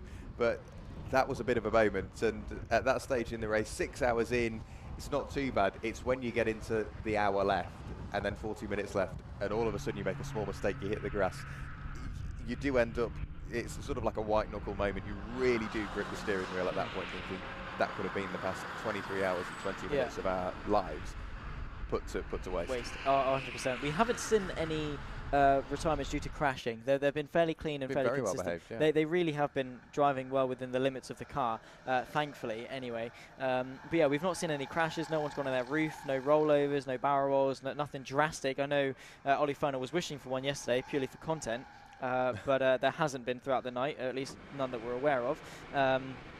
So yeah, all is good, but it still can happen. We've still got 6 hours of racing left to go. Into the pit lane comes the LDR Performance Tuning machine. Of course, they're getting their rear tyres changed, the fantastic livery that it is, and they'll be back on their way once again. Like we touched on, one of those teams that have just been determined to get to the end. P20, it's third last, but they could have been dead last if they'd have given up. It's a point inside. They are inside the top 20. That is the main thing. That's what they will go home and say. We finished inside the top 20, which is a very sizable feat. To finish the 24-hour is a very sizable feat indeed. I'm looking as well. Shine Automotive, they've been in the pit lane for quite some time. K&F Racing, they've just come in for their sort of scheduled stop, for lack of a better term. The only incident I can remember seeing was yesterday, heading through the carousel. We had Orca Sport were involved in that car, in that one, and it might have been Team Lifeline. It was Team Lifeline. Yeah, Team Lifeline. But even then, that wasn't necessarily a hit. It was more of a gentle tap. That sort of moved a bit of bodywork out the way and the appropriate amount of duct tape, and both cars are still out there and running. Sorted, yeah. Get a rivet, get the stud, and screw it back on again. It's easy as that. Unfortunately, not going to be upgrading the car like you said yesterday with a wide body kit, but fixing it nonetheless. And it's easily done, right? Into the corkscrew there. You're downhill. The front's loaded, the rear not so much. One small tap and you're unstable and you're going round. And they sort of did pirouette in tandem. But with that slight contact, we're able to get going again. Small inconvenience, and they were off. Orca Sport at the moment P16, and Team Lifeline, to be fair, while you were down in pit lane, we did see them have a small spin in the 275, but they're there in 18, so still both of them inside the top 20. So again, even slight taps, and you'll be fine. It's nice to see, even off we've had plenty of safety car restarts, had the race start, obviously, to kickstart things off, and plenty of opportunities for things to go wrong driving standards wise, but they haven't. Yeah, it's nice to see that everyone's been so well behaved. There's been a couple of warnings here and there and penalties given out for appropriate things, but that's over 18 hours. We've only got a handful of cars that have had a bit of a telling off, and that's not just one driver specifically that's doing that. That's over 18 hours having swapped drivers, and whether that be just slightly running over track limits, which can easily happen, especially in the dark if it's your first time racing in the dark, which it's a lot of drivers' first time. Even Jack Byrne, right, he's been racing for a number of years. He's racing in Clio Cup Europe, very experienced, very quick driver, and it was his first ever night stint. So that was going into the unknown for him. So you can imagine what it's like for others as well. So just trickling over track limits, maybe a team member down in the pit lane not necessarily being eyed up in terms of who's on the car. You can have four people maximum working on the car. So maybe there are already 4 people and he just opens the door, or they just open the door, and that will be classed as interfering with the pit stop. You get the penalty for that, or not turning the car off. We've seen that a couple of times as well. So it's just those small things that can pick you up penalties, but that's when working as a team and talking to your fellow drivers will massively pull you through. And also Tech Motorsport, they've got those penalties, or they've got that penalty that they're riding around with looming over their head. It's been applied, hasn't it? Do they not get applied straight away on TSL? If that's how it works and they've been applied, then fair play. I thought previously when we've seen it, where it might just be because of the field spread at the moment. Yeah. But previously when we've seen it, it's applied at the end of the race, or at least confirmed at the end of the race, we'll see. But there's still under 6 hours of this race still to go. So that's a substantial amount of time for many things to change. And I'm surprised to see Costa Kriitsis still there in 3rd place. He went to bed last night, and I joked with him and said, 3rd place, Costa, come on, let's sort this out. Let's get that to the top. And he said, well, we'll try, but it's just hard work. And I mean, I've never heard him complain about hard work, especially behind the wheel of an EnduroKA. So I'm looking forward to seeing what that car can do, because it's immediately on the pace. Costa's behind the wheel on a 32.3 compared to the leader's 33.3, so he's a second quicker than the leader last time through, Johnny Miller. Leon Bidway's still out there doing 32.1s, just doing Leon Bidway things down in 19th place. That car is absolutely flying. It's a shame that it's P19, right, and it's not getting the results that's reflected. Wingat Racing, of course, I believe, from my understanding of the conversation I had, was they had to do a gearbox change. So gearbox out, which is not an easy job. You have to sort of essentially, it depends on the simplicity of the car, but sometimes you have to disassemble the entire front suspension, unplug everything up top, sometimes take the battery out, unplug the engine out. Effectively, sometimes, or at the very least, you have to take out some of the engine mounts, support the engine up, gearbox out. It's difficult enough on a 2-post ramp. It becomes even more difficult when you're doing it on a hard concrete floor in a garage, laying on the floor with jack stands, trying to hoist this gearbox out of the car. It becomes very, very tricky very, very quickly. Thankfully, the Ford KA is a fairly simplistic engine and gearbox setup, but that doesn't change from the fact it's still a big job, and thus, of course, naturally have lost a decent chunk of time. But their pace is staggeringly quick, and again, I think there are going to be a lot of situations posed like this during this race of what if. Yeah, it's now down to letting the race come to you. Whether you're Leon Bidway and you're pushing for that time, he is still in a situation of going, well, I'll drive as quickly as I can, but there's only so much I can do. So it's just that waiting game of something that can happen. Or if you're in Johnny Milner's case, thinking, I could push for a lot more time. Johnny Milner has a lot more pace in his back pocket, but he's just thinking, right, if I keep this between the white lines, drive nice and consistently, that car should last a bit longer and hopefully get the Milner racing team to the end. But Costa Kriitsis, he's still lapping a second quicker than those 2 cars up the road, and if he continues to do that come the end of the race, he's going to be in a very handsome position indeed. Oh, 100%. It's the case of, can you do it consistently for his entire stint? I mean, a second lap, it's going to take you 90 laps to make up a lap, which, isn't unheard of. But again, is going to be tricky, and consistently being a second lap quicker than those in front of you with tyre wear and yourself, the attritional rates of you and your stamina, and also traffic, it's hard to maintain that level of consistency. But if he's able to do it, then by all means, I think again it's just going to be a case of limiting the time loss and trying to chip away at it slowly but surely, because there is still 6 hours of the race left to run. They're doing a good job. They are indeed. I'm going to run down and have a quick word with Burton Power Racing just to figure out exactly what's going on. I'm not sure whether we'll be able to get an interview with them on camera, but I will get down there and chat to them to figure out exactly what's happened. And same for Shine Automotive. They're still in the pit lane, so I'll be back up in a few moments' time, hopefully bearing good news that the both of them should be out fairly sharpish. Fingers crossed, because again, that Shine Automotive, that 180, we saw it with some staggering pace throughout the duration of yesterday, back end of yesterday, with sort of around the 5-hour mark, and they were flying on terms of pace. They were leading the race. They overtook, legitimately because of said pace, and of course it was Colin French that was at the wheel at the time yesterday, and he was just rapid. Him and Ollie Fernell was just running really nicely and working together going forward to get to that position. Colin French, of course, with that racecraft, with that consistency. And again, it's not just driving the car quickly. We touch on it all the time. You don't just get in and go fast. That you've got to get in and be fast lap on lap on lap. Hope the car holds up. Hope there aren't any incidents with other cars. You're always at the mercy of everyone else around you as well. There are so many things you're not in control of that can go wrong. But again, like I said earlier, there are so many things that you are in control of that you need to make sure are going as right as possible. The 275, by the way, that's the team lifeline. They're going to be hoping to be thrown a lifeline, I'm sure, in this race, being down in P18. They were in the garage, but it seems they're back in the pit lane and ready to go to get back out onto circuit. It's always a very, very busy operation in the pit lane to get those cars serviced as quickly as possible. 5 hours, 55 minutes left to go. We've been on commentary duties for an hour and a quarter, and we've still got until around about 4 this afternoon until you'll hear us shut up until you next hear us. So welcome in, by the way, if we've not said it for a while, to the YouTube chat. If this is your first time at EnduroKA, welcome. If you're returning, welcome back. And we're going to be bringing you all of the live action here from Anglesey in northwest Wales. The view is beautiful. The sun was shining. It's a little bit more overcast, but it's still a nice sunny day, and the weather is fantastic. What's that going to mean for the track conditions? It's going to be warming up. Tires going to be warm, engines are going to be warm, drivers are going to be warm. It all gets a bit more miserable when it's hotter because you just get sweaty.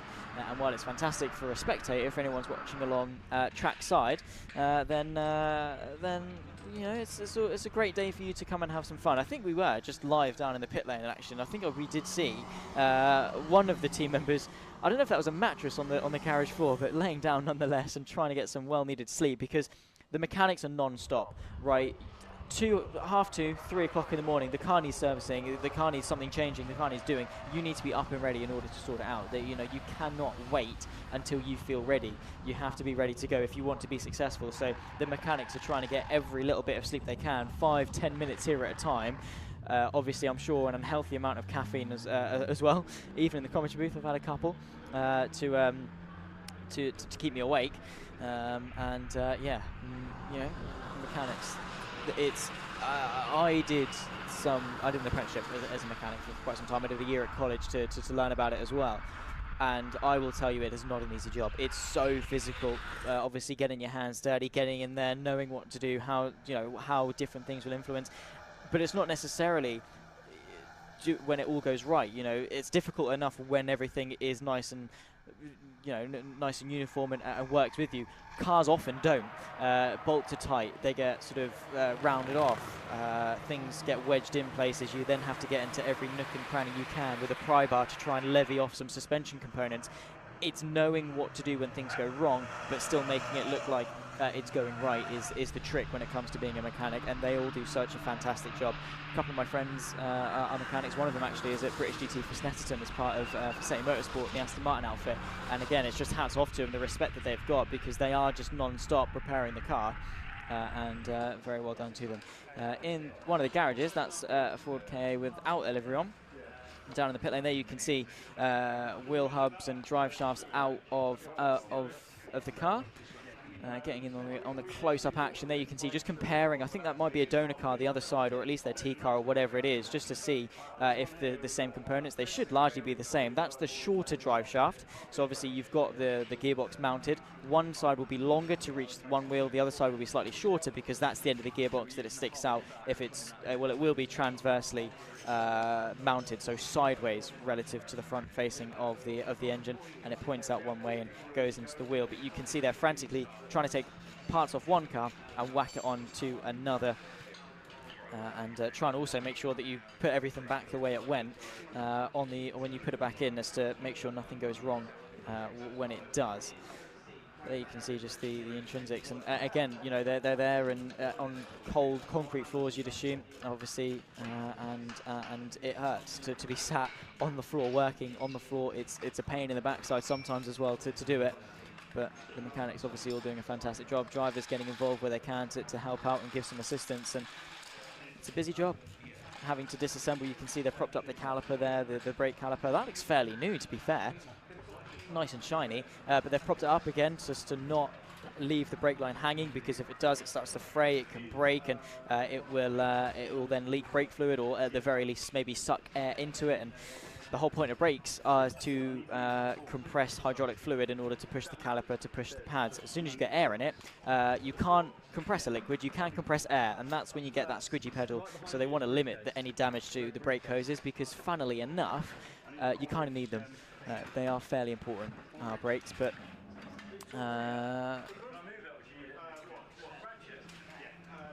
they're working on the car, and hopefully that's going to be out very soon. We didn't get a word in the pit lane, but I have got the wandering man Jack Roll back. What's the news of the paddock?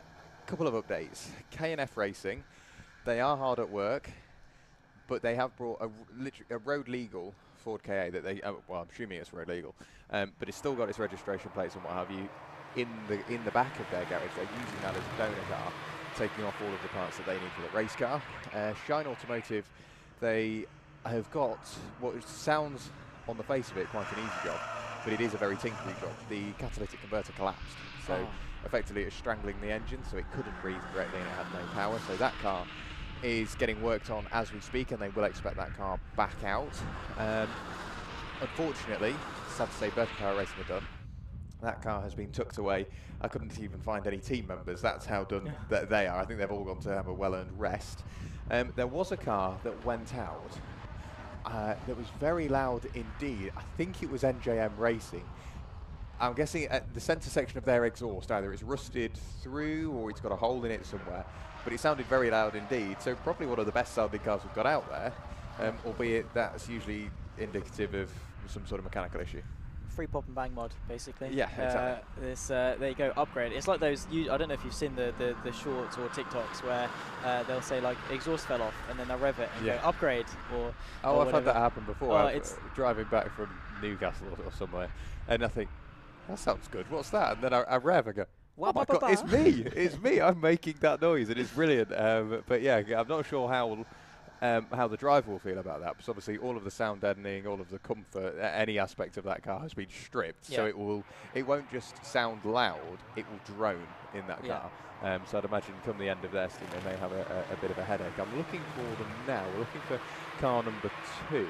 They have just gone through. It didn't sound that loud, really. It may not have been the NJM car. I thought it was, but we'll have to listen for a loud EnduroKA going through and by in a few moments' time. But yeah, clearly a bit more attritional. Again, a catalytic converter. I think they're one of the first teams to have that issue, because again, the cat is because the engine is placed sort of sideways in the Transverse, car, transverse instead of compared to sort of longitude, it's transverse.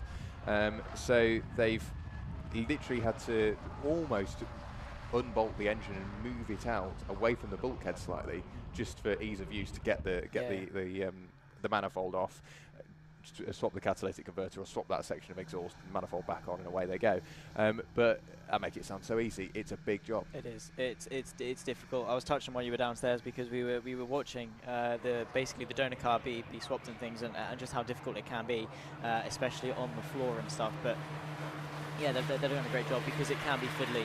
Any engine work that you have to do with the engine still in the car, it's so tight, because obviously you have to understand, if there's space that manufacturers can use, they're going to use it, or at the very least they're going to minimise as much as they can to sort of save on materials and make the car as you know, inside those tolerances and whatever. It's very rare that you have a nice big bit of space. Saying that, actually, some of the Fiat 500s, which has the same sort of chassis as the Ford KA, has got a nice bit of space in the engine bay, but regardless, so yeah, you need that space, especially at the back, because you got to think they can't get these cars very high, and even if you can get it to sort of waist height, you've still then got to bend over it to get to it, and it hurts your lower back. It kills. So it's not fun. Let's put it that way. No, I was chatting to Jamie Moore again this morning, who's previously built and prepared a lot of these cars, and runs the racing aspect of it. He runs sort of a general vehicle sort of maintenance repair business on the outside of the racing business, but also does sort of racing schools and bits like that. So he's a busy man. And I saw him this morning. I said, "Have you gone to bed?" He went, "No." So he's driven all the way up here, presumably on the Friday, maybe even the Thursday, prepared the car all day Friday, done qualifying Friday evening, made sure that the team and the car is ready for Saturday afternoon, got the car out Saturday afternoon, has stayed awake all the way through, and knowing JB, for the next 5 hours and 46 minutes, he will be super tired, but not wanting to go to sleep. He wants to watch that car get to the end. And of course, he's working with the Milner team. They're in the lead of the race. Why would you go to sleep? You'd be so on edge. I don't think you could manage it. No. So it's not just the drivers that are hard at work. It's not just the cars. The teams are so busy throughout this race, and potentially exhaustion for them is becoming quite a big thing as well. So it's it really is a busy job. You cannot underestimate how tricky a 24-hour is for anyone involved. And the only problem is that if they're football fans, they can't even go to sleep early tonight either. That was my worry. I've not had the best night's sleep. It was a long day yesterday, and don't know about yourself, work during the week as well, so it was working 7 days a week and then thinking, oh, okay, right, we'll just get back and go to bed. No, tonight, 3-hour drive away from the circuit, not even to home, that's halfway home, just to make sure we can watch the events of this evening, and obviously with a couple of pints of lemonade, of course. A free shoot, yeah, absolutely. It's going to be a slightly rough day tomorrow. I think a day in bed might be in order, not just for myself, but for pretty much anybody here, if they can manage that. I hope they book the day off work tomorrow. There is that donor car, by the way. Someone ran that registration plate on the MOT check in YouTube chat, and it's got an MOT till May 2025. So it is a road legal car, or at least it was. Yeah, well, recently as well. That was at MOT just a couple of months ago. So. I mean, well, it was road legal. For what will be left of it, I think that will now be taken back to the K&F HQ, where they will strip it presumably for yet more parts and get that car back ready, because it's not just getting the car ready to go back out onto this race, it's getting that car back home, stripping it down, looking for any further damage, and then it's that preventative maintenance to make sure that for the rest of the season the car will get to the end of their races. It's like that thing, it's back in World War II where they were like, with bullet holes, and they looked on the planes as to where the bullet holes were and said, let's put armor plates there. And it was a case of, well, no, don't put them there because they've been shot there and they've made it back. Put them where they aren't, because those are the ones that have been shot and haven't made it back. Yeah. So look where it's damaged and see, okay, let's see that's fine. It's made it back. It's damaged there, but it's fine. Where have the issues arose where we can't see it, and maybe we need to address that. So potentially they're that sort of preventive maintenance. Maybe it's another heat shield in the exhaust or whatever to stop it, or extra secure brackets. Maybe they'll put an extra clamp in the chassis or whatever, just because that's been the talk of the town. Making sure there's nothing sort of that I'm sure a lot of teams are going to be extra careful with mounting bearings over the duration of this race as well, because of how often they've had to change it. Just all those different things, checking the brake lines. There is so much that goes onto a car, and I think the general public, at least the vast majority of them, do take them for granted because there's a lot that goes on. Yeah, absolutely. You'll find that potentially with Milner Racing as well. They'll go back to their HQ and think, right, so we had an exhaust mounting failure. Not just at the front, but at the centre section as well. Let's, whether it be develop our own form of that keeps everything in place, or what can we do to make sure it doesn't happen again. And it is that extra bit of development that you find some guys will look and go, that's not on any of the cars. It's well within the regulations, but it's that length that the team go to. It's not necessarily giving them a performance advantage. It's minimising any sort of failures throughout their races, which is what will get you to the end and put you in a good spot, as we've already seen from Johnny Milner. And at the moment, Costa Creates, whereabouts is he? He's just working his way through turn 1 and gaining on the leader, continuing to do it by either a full second or about half a second a lap. What of Leon Bidgeway, 32 ones as usual with Leon. He's not slowing down, and Wingat Racing, I think, as you said earlier, it's a race of what if for them. It really is, and to be fair, same can be said for maybe KA for Shine Automotive as well. Particularly, they're still in the pit lane, of course. They're P14 at the moment, and were leading just 12 hours ago. It's that thing is, you know, there's so many times you say in racing, shoulda, coulda, woulda, but you can't. It's the absolute. It's what's happened now and what actually has happened. And unfortunately, there's nothing you can do to change the past, but you can write your present. You can sort of try and help your future. But it is a shame, because the pace that Wingat have had is staggeringly quick, and continue to have is staggeringly quick, matching the pace of the leader, if not quicker, on a lap-on-lap basis. Do want to point out as well the number 12 Pro-Am Nicole Drought at the moment at the wheel, 32.2 last time by, and consistently running in that margin. One of the quicker cars on circuit, I think, if not the quickest, and running really well. So in terms of recovery drives, there are a number of them that are taking place, and all of them, for the most part, are being fairly successful.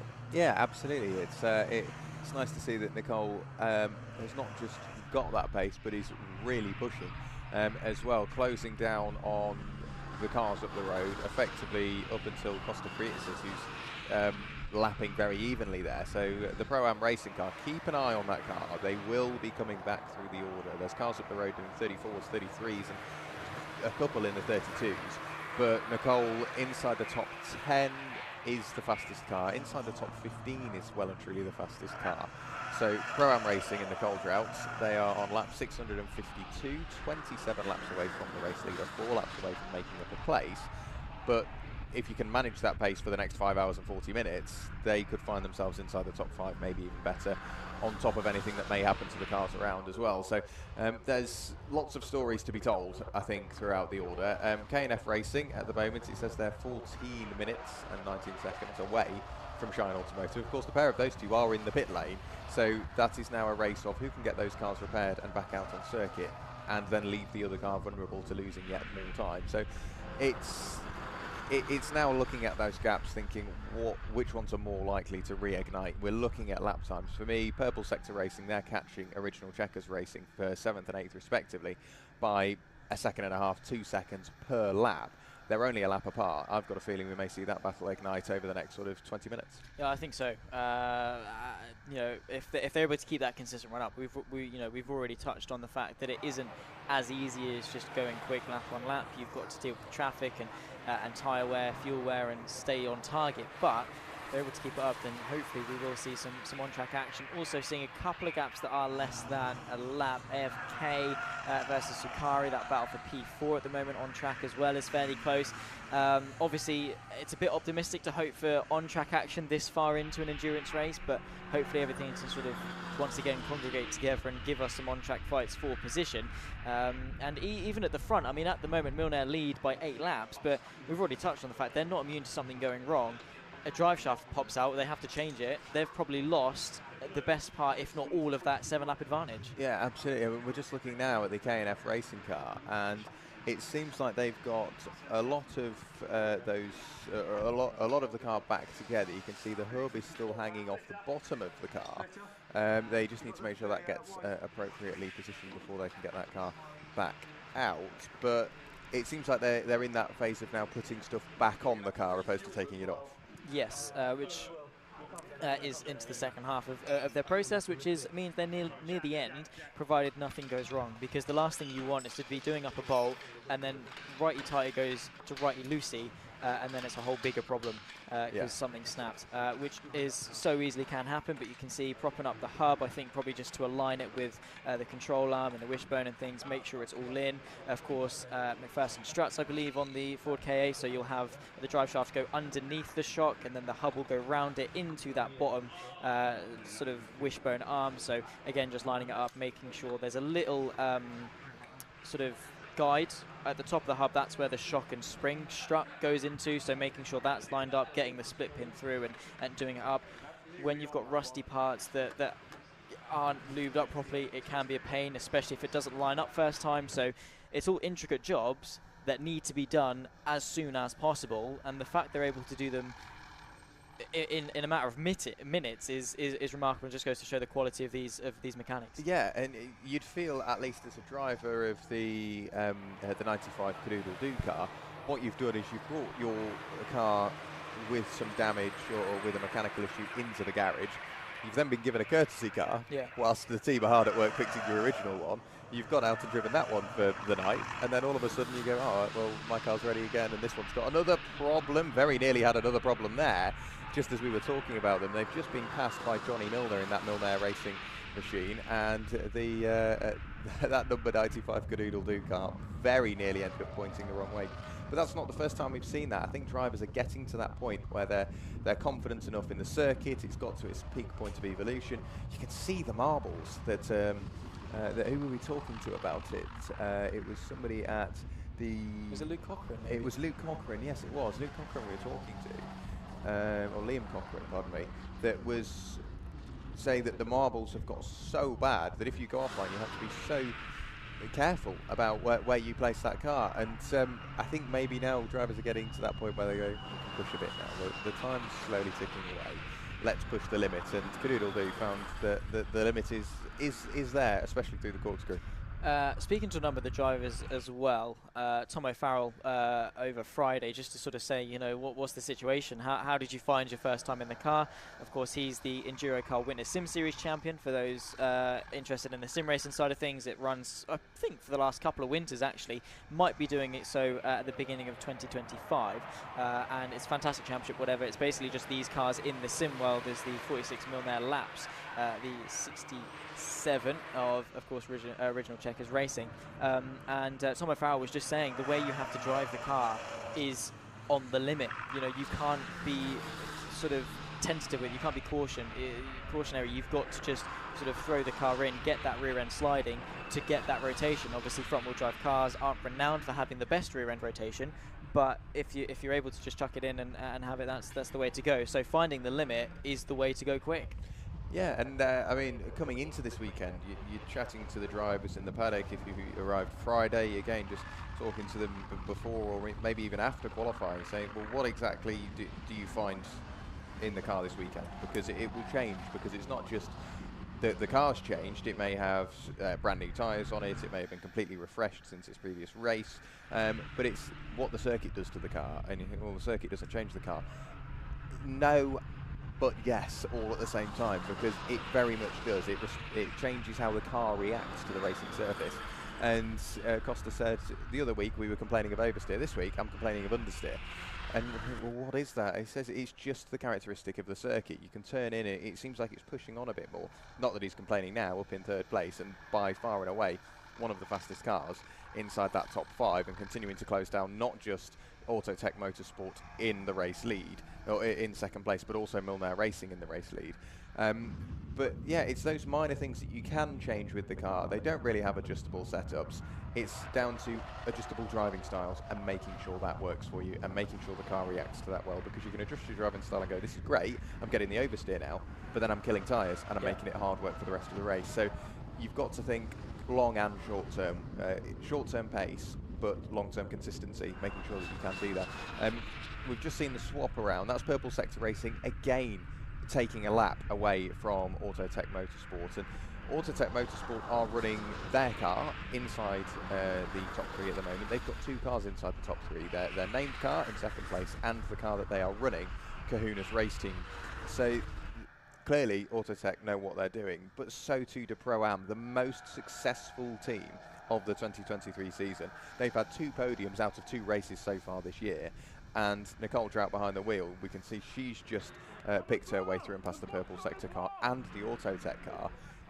I've got a feeling this will all come to a head on the final couple of hours. I hope so. I really think we could have a barnstorming finish, because that's sort of the level of competition that we've got. Of course, Pro-Am, I mean, just looking at the accolades of some of their drivers, obviously Scott Parkin, as we've touched on, is one of the most successful EnduroKA drivers in history. Nicole Trout, of course, she's been on the podium a number of times in EnduroKA. Of course, the first female EnduroKA race winner, and of course is a rally champion, and she's driven F1 cars as well, so she's got a very diverse portfolio of motorsport experience. Yeah, really cool lady. Such a nice person to talk to as well. I went over for just a quick chat. Granted, I had the mic in my hand. I wasn't planning on doing an interview, purely because she was about to get in the car, and I always tend to steer clear of that. If they are sort of looking going, interview? Yeah, 100%. I'll jump in because I know you're happy for an interview. And normally I can be quite forward with an interview, throw a mic in someone's face. They're not really just sort of going to turn around and say no. But helmet was on, hands device was on, the car was being pushed out of the garage after being repaired. I thought, I'll leave this because they've worked so hard. The last thing I want to do is distract her. And yeah, it's super nice to just say, oh, well, we think it's drive shaft, we'll just see what's going on. And that's when we saw the tyre outside and what was left of that Toyo.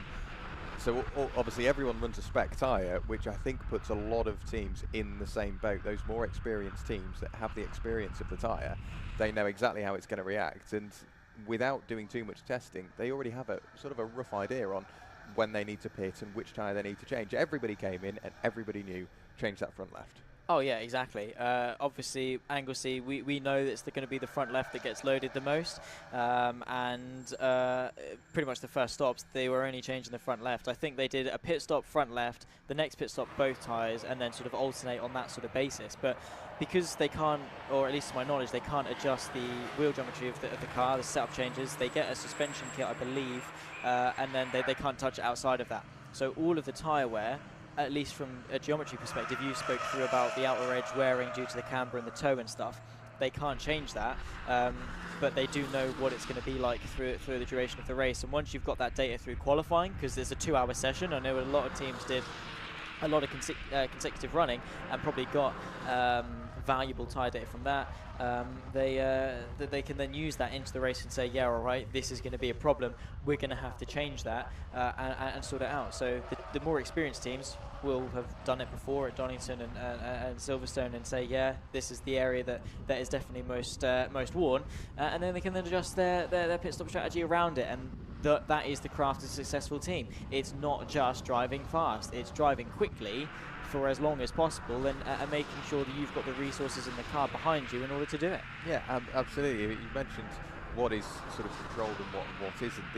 The regulations are super tight now in terms of what you can and can't do with the car. So the cars must be standard with the exception of the control suspension, front brake pads, tyres, roll cage and alloy wheels.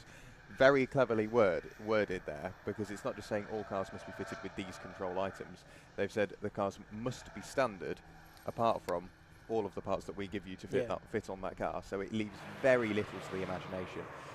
You see teams getting quite creative and thinking, well, that's grey area, we're going to try it, and then they might complete one race and go, and the scrutineers go, no, that's not, we'll let you have it for this race because you've turned up and granted that is grey area, but for the next race, this is the new regs, this is how it works. And it produces some incredibly close racing, as we've seen in the first half of this race, and we're seeing a few of the times, at least on TSL timing, occasionally they'll flash up 1 lap, 2 laps, we've got one which is 96 laps. We're starting to see that disappear from 1 lap into minutes and seconds, which means everybody's getting closer. The notable one is Purple Sector Racing. They are closing in on the number 67 original Checkers car. That is for 7th and 8th respectively. Conrad Crickmay currently behind the wheel of the original Checkers car. He's getting caught by that number 48 machine just sat behind. Around about a minute now, but come the end of this lap, it will be under a minute and into that 50-second barrier. And you've just got to take it step by step, right? Of course, for Nicole Trout, it was a case of, all right, maybe let's get it under a minute. And then it's a case of, right, sweet, we're into the 50s. Now let's get it into the 40s, 30s, 20s, 10s. And then very quickly, you can see them. And then you can have that visual reference. And once you can see the driver you're trying to catch, I don't know what it is, but you naturally go quicker. Yeah. We tested it, actually. I used to do a youth club at my local kart circuit, and we did laps by ourselves, and then we did laps with another driver sort of a couple of car lengths in front of us. And we were sort of 2 or 3 tenths a lap quicker by following them, because your competitive instinct wants you to go and catch them. So once they are within that visual range, once they can see visual references, maybe it's the timing line. All right, I'm at the timing line, where are they? And then the next lap, I'm at the timing line, where are they? And seeing that gap close, you then as a driver feel more motivated, and then it drives you to go quicker and quicker. Yeah, it's an odd situation. It's nice specifically here at Anglesey, especially going through the final corner. You tend to see it a lot in karting from first-hand experience. For example, Teesside is a nice, easy one to point out. You can head into Sector 3 at Teesside and catch the helmet of the person that's catching you. And you think, right, okay, for the next 10 laps, I'm going to put in some really solid laps. I remember very vividly racing in the wet and seeing there was a teal helmet that was chasing me. I remember his name perfectly. And just starting to see that gap's opening and opening and opening, and that's a good motivator. You go, right, I could sort of establish a bit more pace now, but what I'm going to do is just keep this consistency coming, and you see that gap opening and opening. It's exactly the same here at Anglesey, because you can come through the final corner and potentially see the car you're catching on the opposite side of the circuit, and then all of a sudden you go, well, actually I'm already out of the corner, and they're just entering church now. So you can visually see that gap coming down, and then all of a sudden, instead of having to look to the opposite side of the circuit, you're just having to look up the circuit, and you can see them, as you say. That visual reference is so valuable. It works for some, it doesn't for others, because then you can lull yourself into potentially overdriving, pushing for time that isn't there, and then the car isn't happy, you're not happy. And eventually the team won't be too happy because you're burning through tyres slightly quicker than expected, and that means strategy has to change. And if strategy changes, it can really affect the rest of your race. Yeah, and it's a good point you make about overdriving, because we say the drivers need to push, and to an extent, yes, but also there is limits. You know, there's two extremes. There's underdriving and overdriving the car.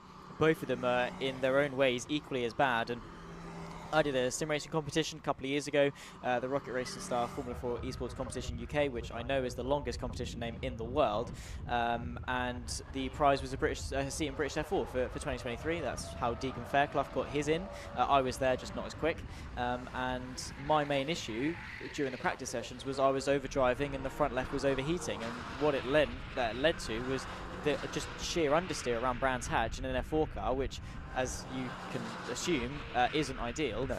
And the fix was, calm down. Don't drive to go quick, just drive smoothly. And very quickly, my lap times came nicely down, I think by about half a second or so, purely because I wasn't being as aggressive, and started to sort of slowly but surely underdrive the car a little bit more than what I was doing. Yeah, I mean, the one thing that was drilled into me from a very young age in motorsport was drive slowly. I mean, why would I want to drive slowly? Yeah. Slow is smooth, smooth is fast, and it is just easing you off. It's a very tricky. It is hard because you've got to tell yourself to drive slower, and you don't want to do that because you're racing. You do have to drive slower, and again, ignore your rear view mirror, not completely. Have your whereabouts, have that spatial awareness, know who's around you, know who's coming, and know what to do. But if you're chasing a car and you've got a car chasing you, the race is only ever going to be at that windscreen. Focus on that, and naturally that pace will come. In terms of boring stats, some of you may find it interesting. I try to keep an eye on it because it is just good to look at every now and then. The total amount of laps completed by everybody we've got out there, 13,745. Nice. That's a few. In terms of mileage covered, every single car added together, their mileage throughout this race alone, 21,308 miles. It's nearly once around the world. That's nearly once around the world, and we've still got 5 hours left. 5 hours over left. We're going to be on a bit of a mission throughout the rest of this race in terms of how we're going to do it. In terms of everybody's pit stops added together as well, 225 pit stops have been made, but a pit stop counts as pit in to pit out. So they may have just come in and had to tape up a front wing, or just tell them a bit of information. The radio's broken and they're not seeing the pit board, or whatever it may be. So they're just having to do a little something. It could just be a quick check of temperatures. Yep. That will count as a pit stop. So the pit lane has been a busy place. It will continue to be so throughout the rest of this race. Orca Sport will be hopefully heading back out onto circuit in a few moments' time by the looks of it. The car has been pushed out. The refueling is currently taking place. We're looking at the outside edge of that tyre. It doesn't exactly look factory fresh, put it that way. So you'd imagine a new front left is well and truly in order. They're running effectively the slick Toyo tyre there by the looks of that. You can actually see the cords on the tyre. That's been worked hard. It has. I was actually, when you were sort of doing your talk through of some of the tyres, I said that with the toe in, toe out, you can actually wear down that outer edge to the point where the cords are showing. Obviously, there are layers to a tyre. It's not just a rubber outside. There's layers, there's steel cords that go through. Obviously nowadays it's cross-ply, so the cords cross over each other at a 45-degree angle. That makes it a bit more sturdy and able to sort of withstand the load that you get. Have you noticed, since they've gone to cross-ply, they're still not racing driver-proof? No, that's true. Racing drivers will always find a way. They turn them into what looks like radials after some point. But there's a fresh one. That looks nice and new. That won't be when it's been on the car for 2 hours, I can assure you that much. But yeah, the cross-ply tyres, and to be fair, it's fascinating. I know it's boring, like, oh, it's just a tyre, but it's crazy how far the technology has come on a tyre. And again, it's just rubber, but ideally, they're the only 4 points of contact you should have with the road. They are such an important part of the vehicle. Yeah, and the good thing is about EnduroKA, as well as many other championships with MSV, MSVR, and MSVT now as well. All of the tyres that are used, the teams have the option to hand them back to the club, in which they can get recycled. And it's just that one way that we're using very economical vehicles in the drive to obviously keep motorsport going with internal combustion engines, but doing it in an economical way. and being able to recycle the tyres as well. It's a very low budget and quite an environmentally friendly way of going racing, and racing we have gone. It's so close at those early stages of the race, and we're starting to see, as we said earlier, those lap differences turn into time differences, which only means one thing: cars are getting closer together. Purple Sector Racing are now 10 seconds closer to original checkers than what we mentioned, 15 minutes ago. 51 seconds is the gap between them. That's for 7th and 8th respectively. We are getting closer and closer to cars coming onto strategy now, and cars coming into the pit lane. I give it about another half an hour before the pit lane gets busy and we see a lot more cars diving in. Granted, strategy has massively differed between teams because of mechanical issues, but 50 seconds can be quite easily halved, maybe even more than, with one pit stop. Oh, easily. Or double, potentially. Oh, yeah, exactly. It swings and roundabouts. It goes one way, can go the other. And we saw that very early on with how close the racing was in terms of pace. They were only separated by a couple of tenths of a second a lap. They come into the pit lane, and that's opened up by half a lap. And that's how quickly the pendulum can swing. So, arguably, being quick in the pit stops is much more important than being quick on the circuit, because the time differences you can make on circuit are probably a couple of tenths of a second a lap, as there's the K&F machine off the jacks being rolled out of the garage and ready to get back out on circuit. They've done that quick, haven't they? They have indeed. We'll keep an eye on that K&F car as to exactly where they will fall into the order. I'm guessing it's still Tristan Blaine behind the wheel, depending on how close he was to his drive time, because you can do a maximum stint of around about 2 hours and 20 minutes. Hence why we see a lot of cars coming in around about when they need fuel as well, and tyres, they can last around 3 hours, so 2 hours and 20 minutes pushing hard does bring that time down very slightly. So the wheel nuts have been torqued appropriately, the car is being pushed out, now they can refuel. They cannot refuel in the garage. By the looks of it, they are just doing those final bits on the tyres, making sure all is well. And then they should be able to get that car back out there. Who else do we have rumbling down the pit lane? Shine Automotive back in. Orca Sport is still in the pit lane as well. It looks like a scheduled pit stop for Shine Automotive as well. Of course, their race has very much come undone. Colin French brings that car into the pit lane. They were leading the race and were the fastest car out on circuits just before we actually left the race to go into the night. So, with a penalty being applied for one reason or another throughout the night, and then mechanical issues on top of that, all of a sudden their race has gone from being good inside that top 3 and being comfortable there to all of a sudden being thrown outside of the top 10 in 14th place. That's just how quickly endurance racing can turn your day from potentially bad to worse. That's the beauty of it, though. It's why we both love it and hate it. It's sort of that the duality sometimes of opposing sides. That, you know, if we're on the benefiting side, it's like, great, I love endurance racing. It's fantastic because I've just benefited off other people's misfortune. If we're on the receiving end of the advantageous side, it's more a case of, why do I do this? Because I've just thrown away a potential win. But it's the love of the sport, and I'm sure they're still going out there with a smile. Colin French now at the wheel, who, by the way, was one of the front runners yesterday in terms of pace. Him and Ollie Ferner were closing in onto Autotech. At the time, it was Toby Owen at the wheel, and over the final 45 minutes of their stint, really put in a mega drive to close their gap and lead. And yeah, it doesn't take a lot for a lot to change. No, I mean, there's been so many aspects of this race that I've loved. I mean, looking out the window, we've been treated to beautiful views. The weather has been very polite indeed. Chatting to the drivers down there, chatting to mechanics, team managers, what have you. One of the things I don't like, whatever they're doing downstairs, I saw it last night and I smelt it last night. Race control and timekeepers are downstairs. They had a green pesto pasta, which smelt amazing. Whatever they're having for lunch smells just as good, and it's wafting upstairs into the commentary box. It smells amazing. If you are down there, lunch would be greatly appreciated. Can we have a safety car for the commentary crew to be fed, please? Yeah, we had a safety car for the marshals to be fed. It would be great for the commentators to be fed. I mean, we've brought, I mean, you can see I brought many a snack with me because we don't get a lunch break today. We're carrying on straight through for the next 5 hours and 17 minutes. Granted, we can go for natural breaks, and I'm sure that will happen where one of us will disappear for sort of 10 or 15 minutes just to go and get a break, get a breather, and then vice versa as the race wears on. But at the moment, I have to say, the weather, it's been so good for us. We've not seen a drop of rain all night. It got quite cold into the night as well, but even then, it was nowhere near raining, and clear skies so far for today. Over near Snowdonia, the national park, and Snowdon itself, the cloud cover, as expected, is quite thick. But looking out of the window, we couldn't have wished for better weather. No, we couldn't. It's ideal.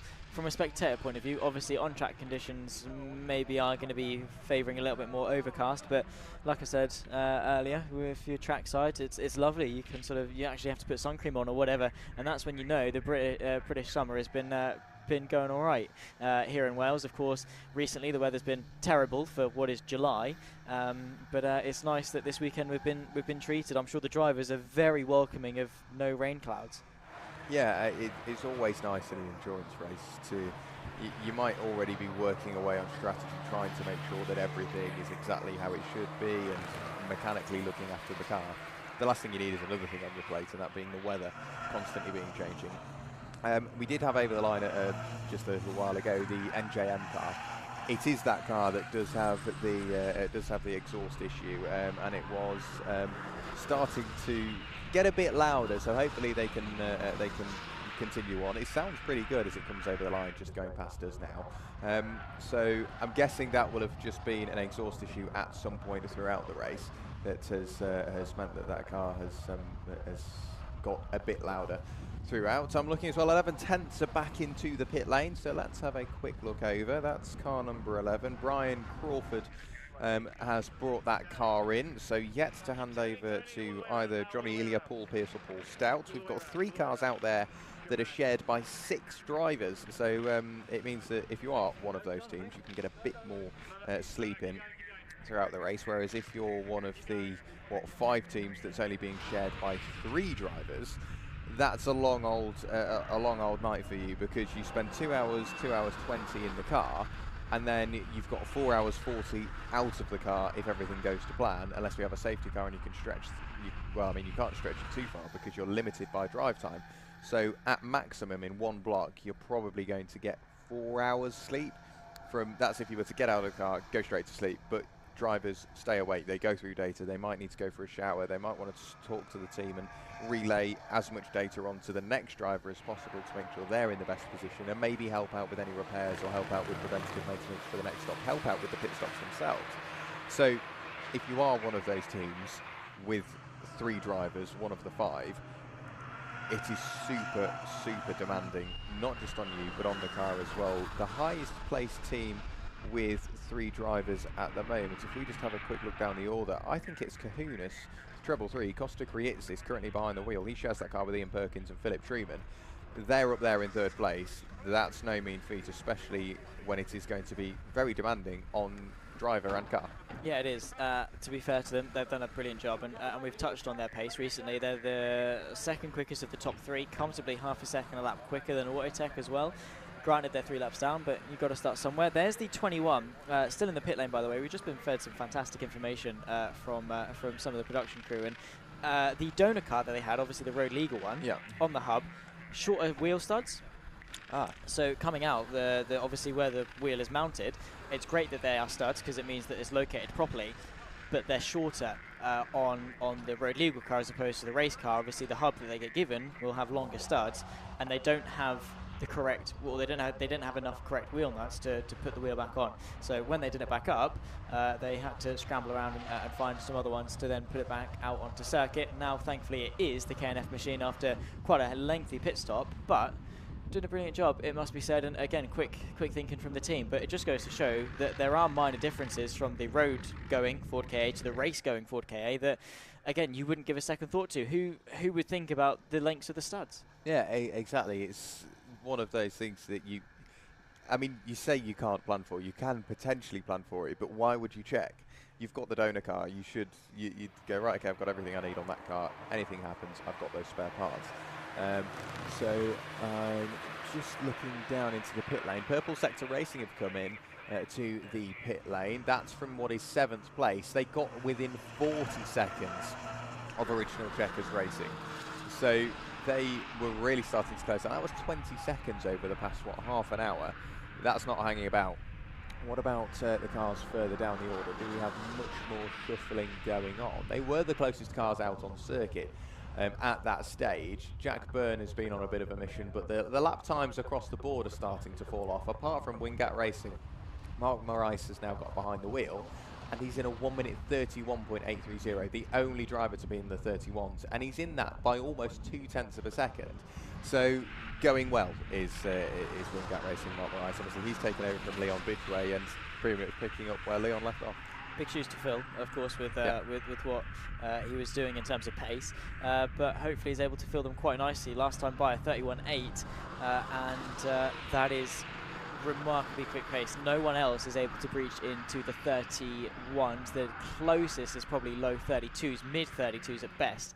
So to be running in the 31s is fantastic. Obviously, in comparison to what they were doing potentially in qualifying in terms of pace, it's not far off actually. The quickest time for pole was set by Autotech on a 1:30.5, so to only be about a second and a bit off qualifying pace consistently in the race is really good going. Yeah, it really is. So it's now down to what the teams are going to do between now and the end of the race, because there's a lot that they need to think about. Are they going to potentially stay on the roster that they were going to? They might go, right, well, at this point in the race we were going to have this person in, this person in, this person in, but we've had a half-an-hour pit stop, so that may leave us tight from the end of the race, so let's put this person in, swap it around, and then change from there. So it does become a bit more strategic. If you break the race into quarters and approach it that way, which a lot of the teams tend to do, because that way you've got the day, sort of the day before into the night, out of the night, and the day after. If you break it down that way via strategy as well, it doesn't really put you on too much of a back foot, because the general rule of thumb is if you go into a race with a full-on set strategy, by the end of lap one it's in the air. Yeah, it's all come unravelled anyway.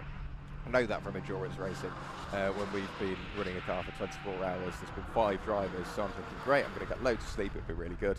You do, and then all of a sudden you're woken up 4 hours later as if to go, no, you're in. I think, I should still have another 2 hours asleep. But okay, right, yep, brilliant, kit on, let's go.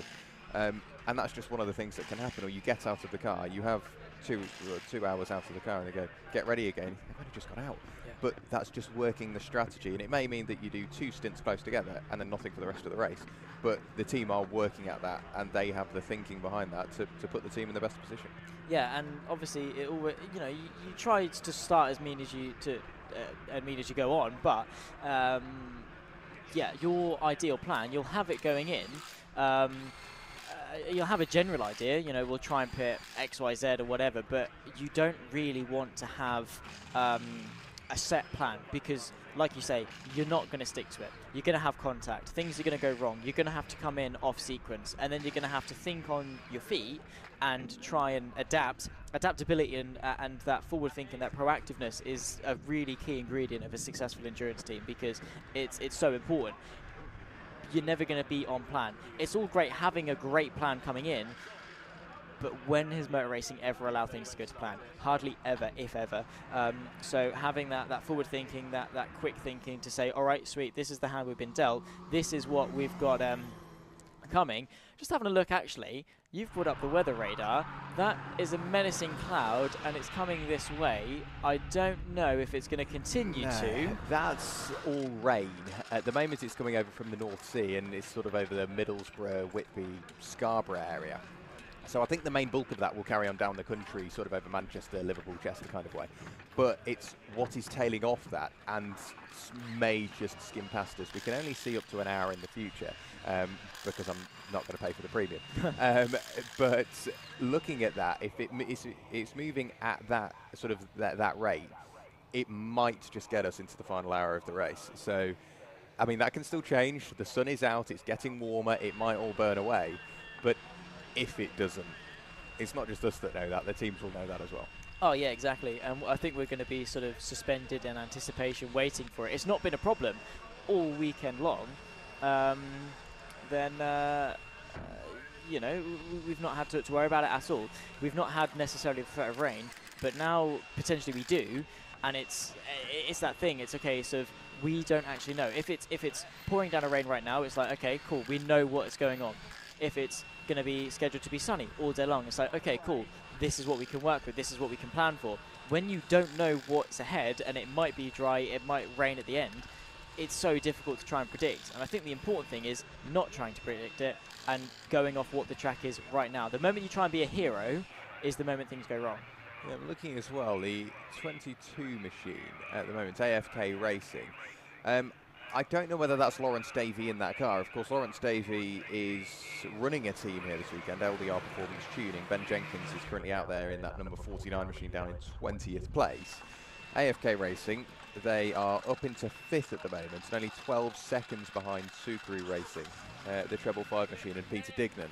So we could see an on-track battle ensue fairly soon, really, fairly imminently, depending on at what rate they are closing. But last time through, what we're assuming is Lawrence Davey, a 1 minute 32.817, 2 seconds quicker than Peter Dignan.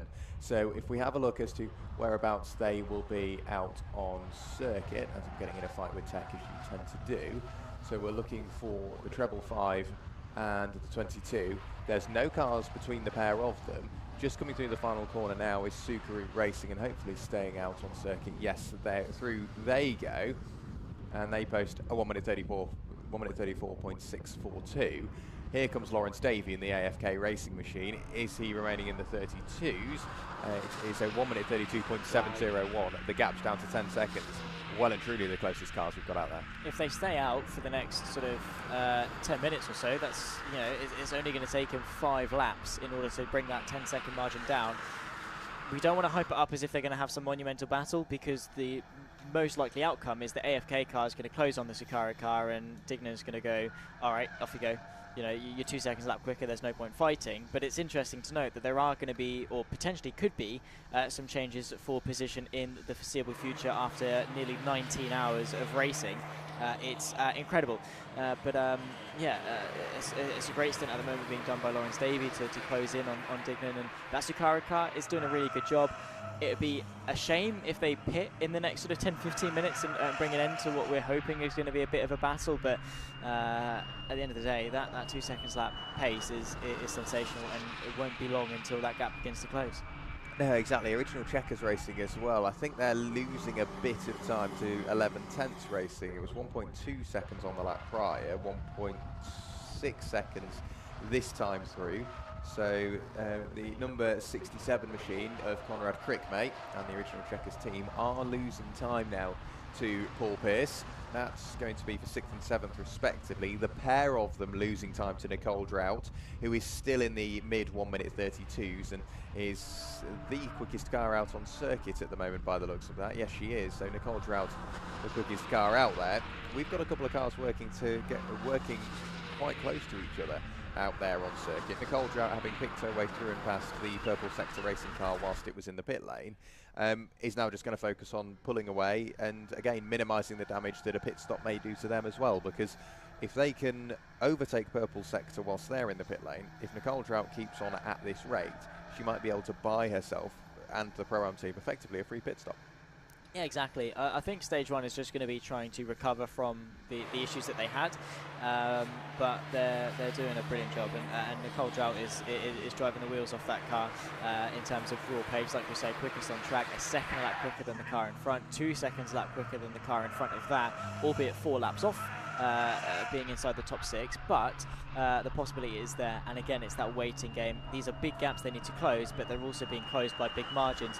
It's just going to be a waiting game and seeing if they're able to do it. It probably won't be this stint, it might be next stint, might even be the stint after potentially. And speaking of future stints, maybe it could be Ollie Fernell to bring that Pro-Am car home, and he's going to want to do it in a decent position. Yeah, that's what we're hearing. Ollie will be the one to take that car to the checkered flag. Still a lot of racing between then and now. Jack Byrne has brought the Team Kagermeister car into the pit lane, so that's just down below us as we look out the left-hand side of our commentary box window. The camera is down there as well. They're just, I think, having a quick check under the bonnet, getting the bonnet pins closed and getting that car back out there. And Lawrence Davey is now 6.3 seconds away from the Subaru car just up the road. As we have a quick look out of the window once again, very visibly Lawrence Davey will be able to see Peter Dignan up the road now. So again, it's going back to that visual reference. Lawrence Davies got a chance of getting himself and AFK Racing even further into the top 5. Yeah, so 1.8 second close that last time by 6.3, and it is going to continue to close. He needs to be careful not to take too much out the tyres, and like we say, it's probably going to be the case that Dignan just says, yeah, off you go, you know, I'm not going to fight you too hard. Maybe he is going to give him a bit of a race. Who knows? I do just want to point out, by the way, in the YouTube chat, in regards to issues, in the sim racing world, when someone has technical issues like their wheel disconnects or their internet goes out, we say it's the IRL equivalent of your engine blowing up. Now we're in the real world, we've got people from sim racing saying that real world issues are equivalent to a wheel disconnect. It's just interesting that we've sort of come so far into sim racing that people are now making the opposite comparison as such. So it is a good point. It is effectively the equivalent of a wheel disconnect, I suppose. Yeah, brilliant stuff. Out on circuit though, of course, the closest gap is 6.3 seconds. The next closest gap is about 30 seconds between Purple Sector and Pro-Am Racing. So of course, Nicole Trout is going to try and extend that gap as much as possible. The other gap though is the one we're talking about, AFK closing in bit by bit. It's only a matter of time, surely. Yeah, it's when but not if, and Costa Creatis is on his way as well, because of course he is a lap ahead of the pair of them between Peter Dignan, or he's what, 7 laps ahead. Is it, as we look over, yeah, 7 laps between Costa Creatis and Peter Dignan. The same for Lawrence Davey. So Costa is closing in on Peter Dignan and matching Lawrence Davey for pace. If anything, he's a bit slower. So Lawrence Davey is pulling away and, albeit 7 laps down, is starting to gain back a bit of time. Peter Dignan is losing time to Costa Creatis and will go another lap down. He's losing time to Lawrence Davey. They're just working their way along the back straight on the exit of Church now. So we're starting to see those two battles effectively take place. One of them is 7 laps apart. The other one is 4.5 seconds apart. It is a matter of when and not if, and Lawrence Davey, you'd imagine, will just go through and past Peter Dignan. He will understand we've just passed the 5-hour remaining mark, so he will go, right, this guy's quick. He's been approaching me at a rapid rate of knots over the past few laps. Let's let him by and follow him. It might be the cars are slightly different, or maybe I'm turning in slightly too late here. I'm on the brakes when I don't need to be. I can scrub the speed just by going slightly sideways, and you almost learn quite a lot from just following another car. But then if you follow it too intently, if they make a mistake, you usually make the same one. Yeah, it's easy to just have that tunnel vision, isn't it? And sort of follow the lines of the driver in front. Sometimes it's a good thing, sometimes not so much. As you say, we have ticked over the sub 5-hour mark left to go in this race, and that effectively means they've done 19 hours of racing and they've only just started Donington. Yeah. That's how long this race is. It is. We had a great camera shot there on the exit of turn 1. You can see it heading through Church here. The amount of marbles offline. I can see it's been mentioned about the marbles, and questioning, does it take much of an effect? Yes, they do. Whilst on slick tyres they have a massive effect. Whilst we are running effectively a semi-slick tyre, it's like a cut slick tyre. The Toyos. What you do have, as soon as you touch those marbles, the tyre effectively goes quite spongy and you lose a lot of purchase on what you would have. So you can run very wide, you can lose control of the car and effectively pick up understeer or oversteer depending on the condition of the car by the time you arrive at those marbles. And that's only going to get worse as the race wears on. Yeah. So you've got to be very careful where you position the car. We heard that whilst we were speaking to one of the drivers of the MSVT racing car. That was Liam Cochrane at the time. So marbles do have an effect, and it's only going to get worse. Thankfully, they're spread out quite away because of the field spread of the cars. We've spent a lot of time going too wide, so they tend to get strewn quite away off the racing line. But there are still sections of the circuit. You make a small mistake, it's not just the mistake that costs you time, it's running through the marbles and then having to clean off your tyres again. I don't know if you've watched the film Turbo. Yes. But you remember the last scene where he goes off off the line? It's exactly that. And I made it while you were down in the pit lane. And anyone that's in YouTube chat, when the antagonist of the movie went offline onto the marbles and caused the massive crash that obviously caused the massive climax of the movie. Obviously in a more extreme sense, of course, but a very real prospect that you have to deal with those marbles. And yeah, with it being a 24-hour race with 22 cars running around non-stop, there's going to be a lot of rubber being shed off, and actually, if you can see, actually, it's quite bad on the exit of the final corner. Thankfully, they're not running that wide as to really warrant going onto them, but they are there, especially as you can see on the outside of some of the longer corners, on the inside as well. And it's about pick and choosing your line.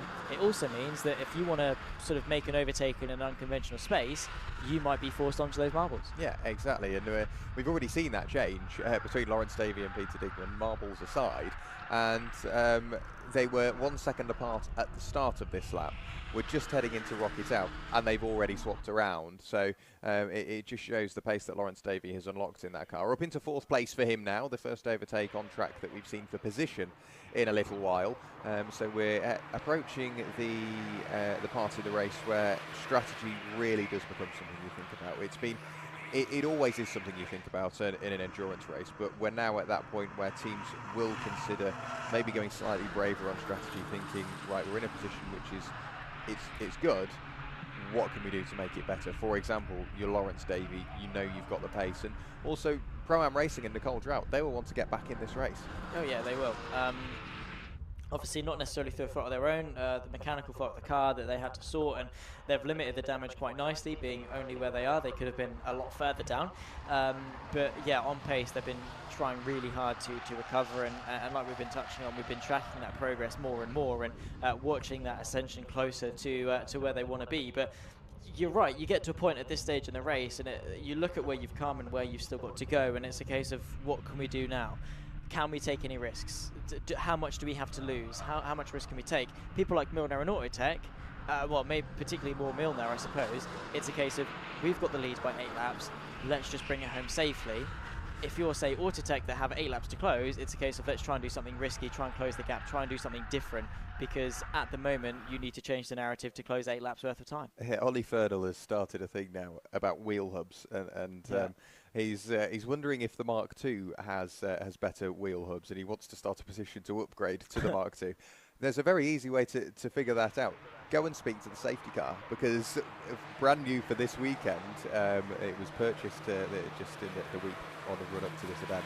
The safety KA has become the Mark II Ford KA, and that's done a lot of miles throughout the evening as well, and throughout the night. So yeah, go and have a chat to them, Ollie. Hopefully you don't need to spend too much time looking at the back of it, yeah, but if you can, if you go over and have a word to them, ask them what they think of the wheel hubs, because that car has clearly done a brilliant job throughout the evening. And again, we're going to have to say a massive thank you to the marshals, because they've been doing long stints. They have been looked after, of course. We've made sure that we've halted the race where appropriate, or brought the safety car out to make sure that they can get out from the track-locked marshals post and brought back to swap around. They've been served various meals throughout the night as well. They've been looked after really, really well, and they are now sat there in beautiful weather. Hopefully they've had as much fun as we have, but we wouldn't have been able to do this event without them. Oh no, and you know, we try and mention it as many times as possible. You know, the Orange Army, the marshals, the logistical team behind the scenes of any club or any race meeting generally.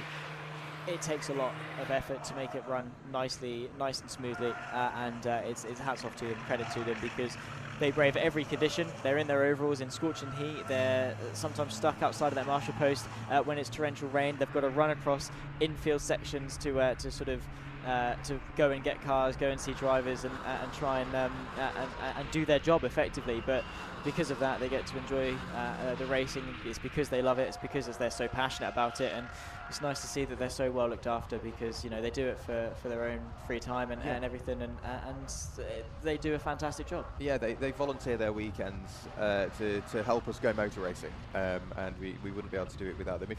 If you want to become a marshal, you can sign yourself up for what is called a taster day, and believe me, you get closer than any of us. You get admission to the circuit. You'll be met on the gate by an experienced team of marshals dedicated to their recruitment, and you will get shown, in the morning at least, everything that happens at a motor racing meeting. So you'll probably do a walk around of the circuit to the marshal's post. You'll work a little bit in the pit lane. You'll do parc ferme, the assembly area, scrutineering, race control, timekeeping.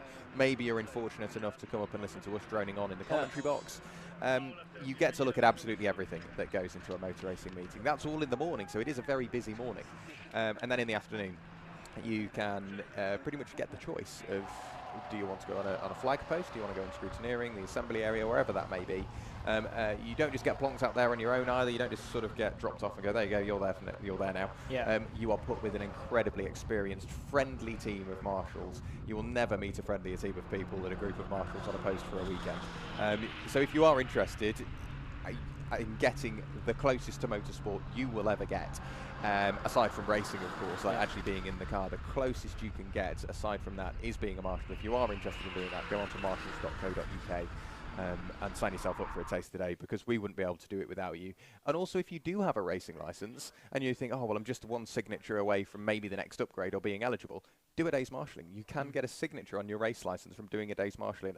I personally think it should be mandatory to get a race license to do a day's marshalling, because you learn so much about motorsport that way as well. Instead of just driving, you get a complete other appreciation for what goes into a motor racing meeting.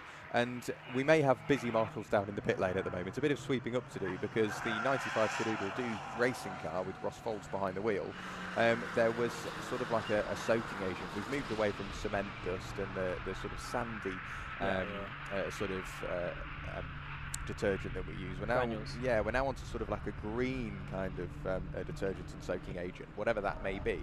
But usually seeing that amount on the floor is never a good sign. But I think they've managed to sort of plug the issue, and hopefully that car will be back out in a few moments' time. I'll go and figure it out.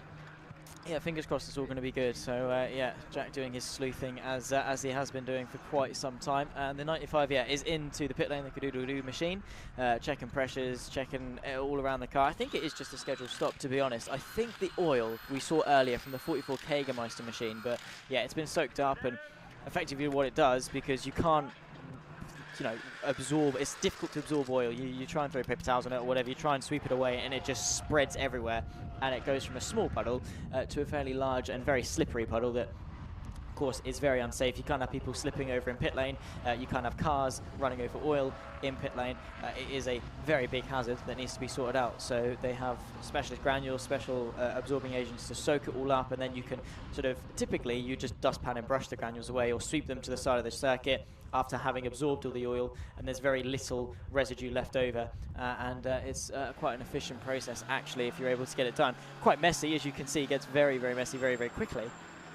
But it can be done, and it needs to be done as well. 4 hours and 49 minutes left on the clock. Still plenty of racing still to come. Hello and welcome if you're now just joining us in the YouTube chat. You're watching along live on MSVT Racing, or if you're circuit side as well. Hope you're all enjoying your day for what is a very beautiful day here at Anglesey in northwest Wales.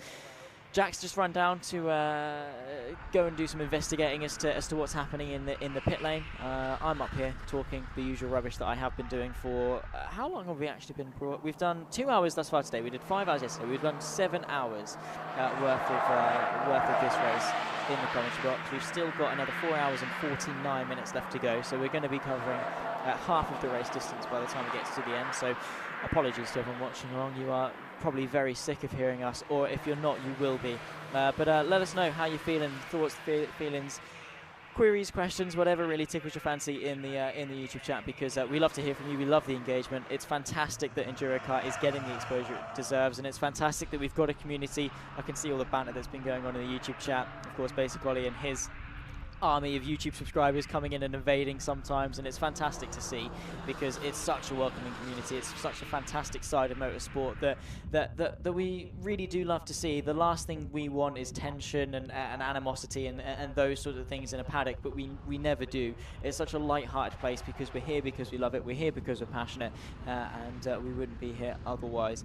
Yeah, so welcome in, yeah, hope you're all enjoying the coverage. See some very familiar faces from the world of sim racing, of course, and a lot of you actually on the likes of some of the biggest sim racing broadcasts that I've done, and it's been a pleasure to see each and every single one of you, and also obviously some of the new faces returning maybe to EnduroKA, or if it's your first time here and you're liking what you see, then definitely do keep up with it, because it's such a fantastic championship that you definitely should keep up with. They've got 2 3-hour races in about 4 weeks' time at Snetterton on the 10th and 11th of August. They've then got 4 sprint races at Brands Hatch Indy before their IndyCar 500. in October to round off the season. So there's plenty more EnduroKA action, also potentially the Winter Sim Series in the off-season before kickstarting the season off back again, probably I'd assume next April in 2025. And if you're looking at this thinking, yeah, I'm enjoying watching it, but I want to get out on track. I've got my Ynys license, or I'm thinking of getting my Ynys license.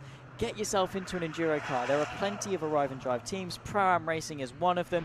There are a number of others as well that you can sort of phone up, inquire and look into. I think it's around about £1,000 for a normal round and about £3,500 for the 24-hour race. So there's plenty of ways to get in. Jack, however, is in the pit lane and he's going to have a little bit of an investigation.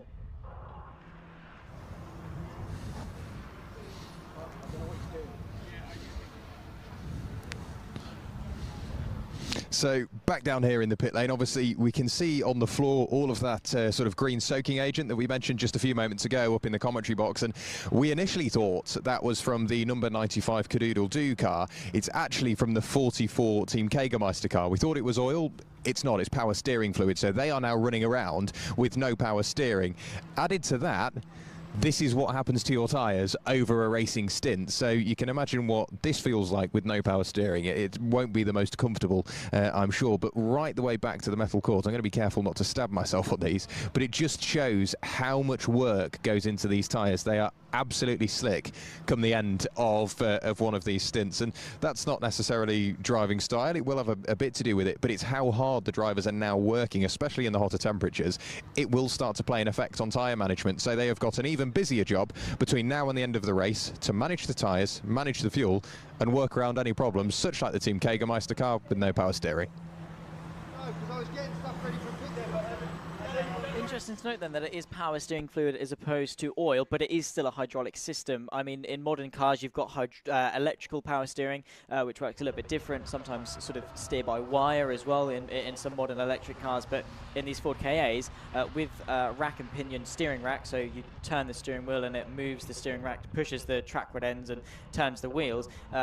It gets heavy. A car is heavy. Wheels are heavy, especially that friction on the road to turn the steering wheel. Especially when you're stationary, it's very, very tough to do. Anyone that has had their power steering gone or a flat battery where the power steering doesn't work, it's heavy and it takes a factor. So when you have got that power steering leak, there's a power steering unit, power steering pump. It's run off the auxiliary belt, which is from the alternator on the engine, and that's how it's powered and moved. And every time you turn the steering wheel, you are assisted with that hydraulic action to assist you in turning the steering wheel. When you haven't got that and you've got a very physical circuit like Anglesey with a lot of change direction, and don't get me wrong, it's a light car, 950 kilos I think is the minimum weight with car and driver, so less than a ton, but it's still heavy to do without power steering. There it is back in the pit lane, hopefully maybe to try and sort out that leak, because power steering over an endurance race, for a small sprint race, maybe it'd be okay to sort of deal with. The faster you go, the easier it is to drive with no power steering, but obviously at slower speeds and in the pit lane, it's almost unbearable, and your forearms, your shoulders, everything will ache tremendously. So if they can sort out that leak, hopefully it's just maybe a union between two pipes that have broken, or maybe they need to swap out the entire pipe. Whatever it is, might well need to be sorted. And non-power steering cars, it's tough work. It's such a good system to have. You take it for granted on the road, put it that way. If you have to drive a car on the road with no power steering, you will find out just how difficult it is.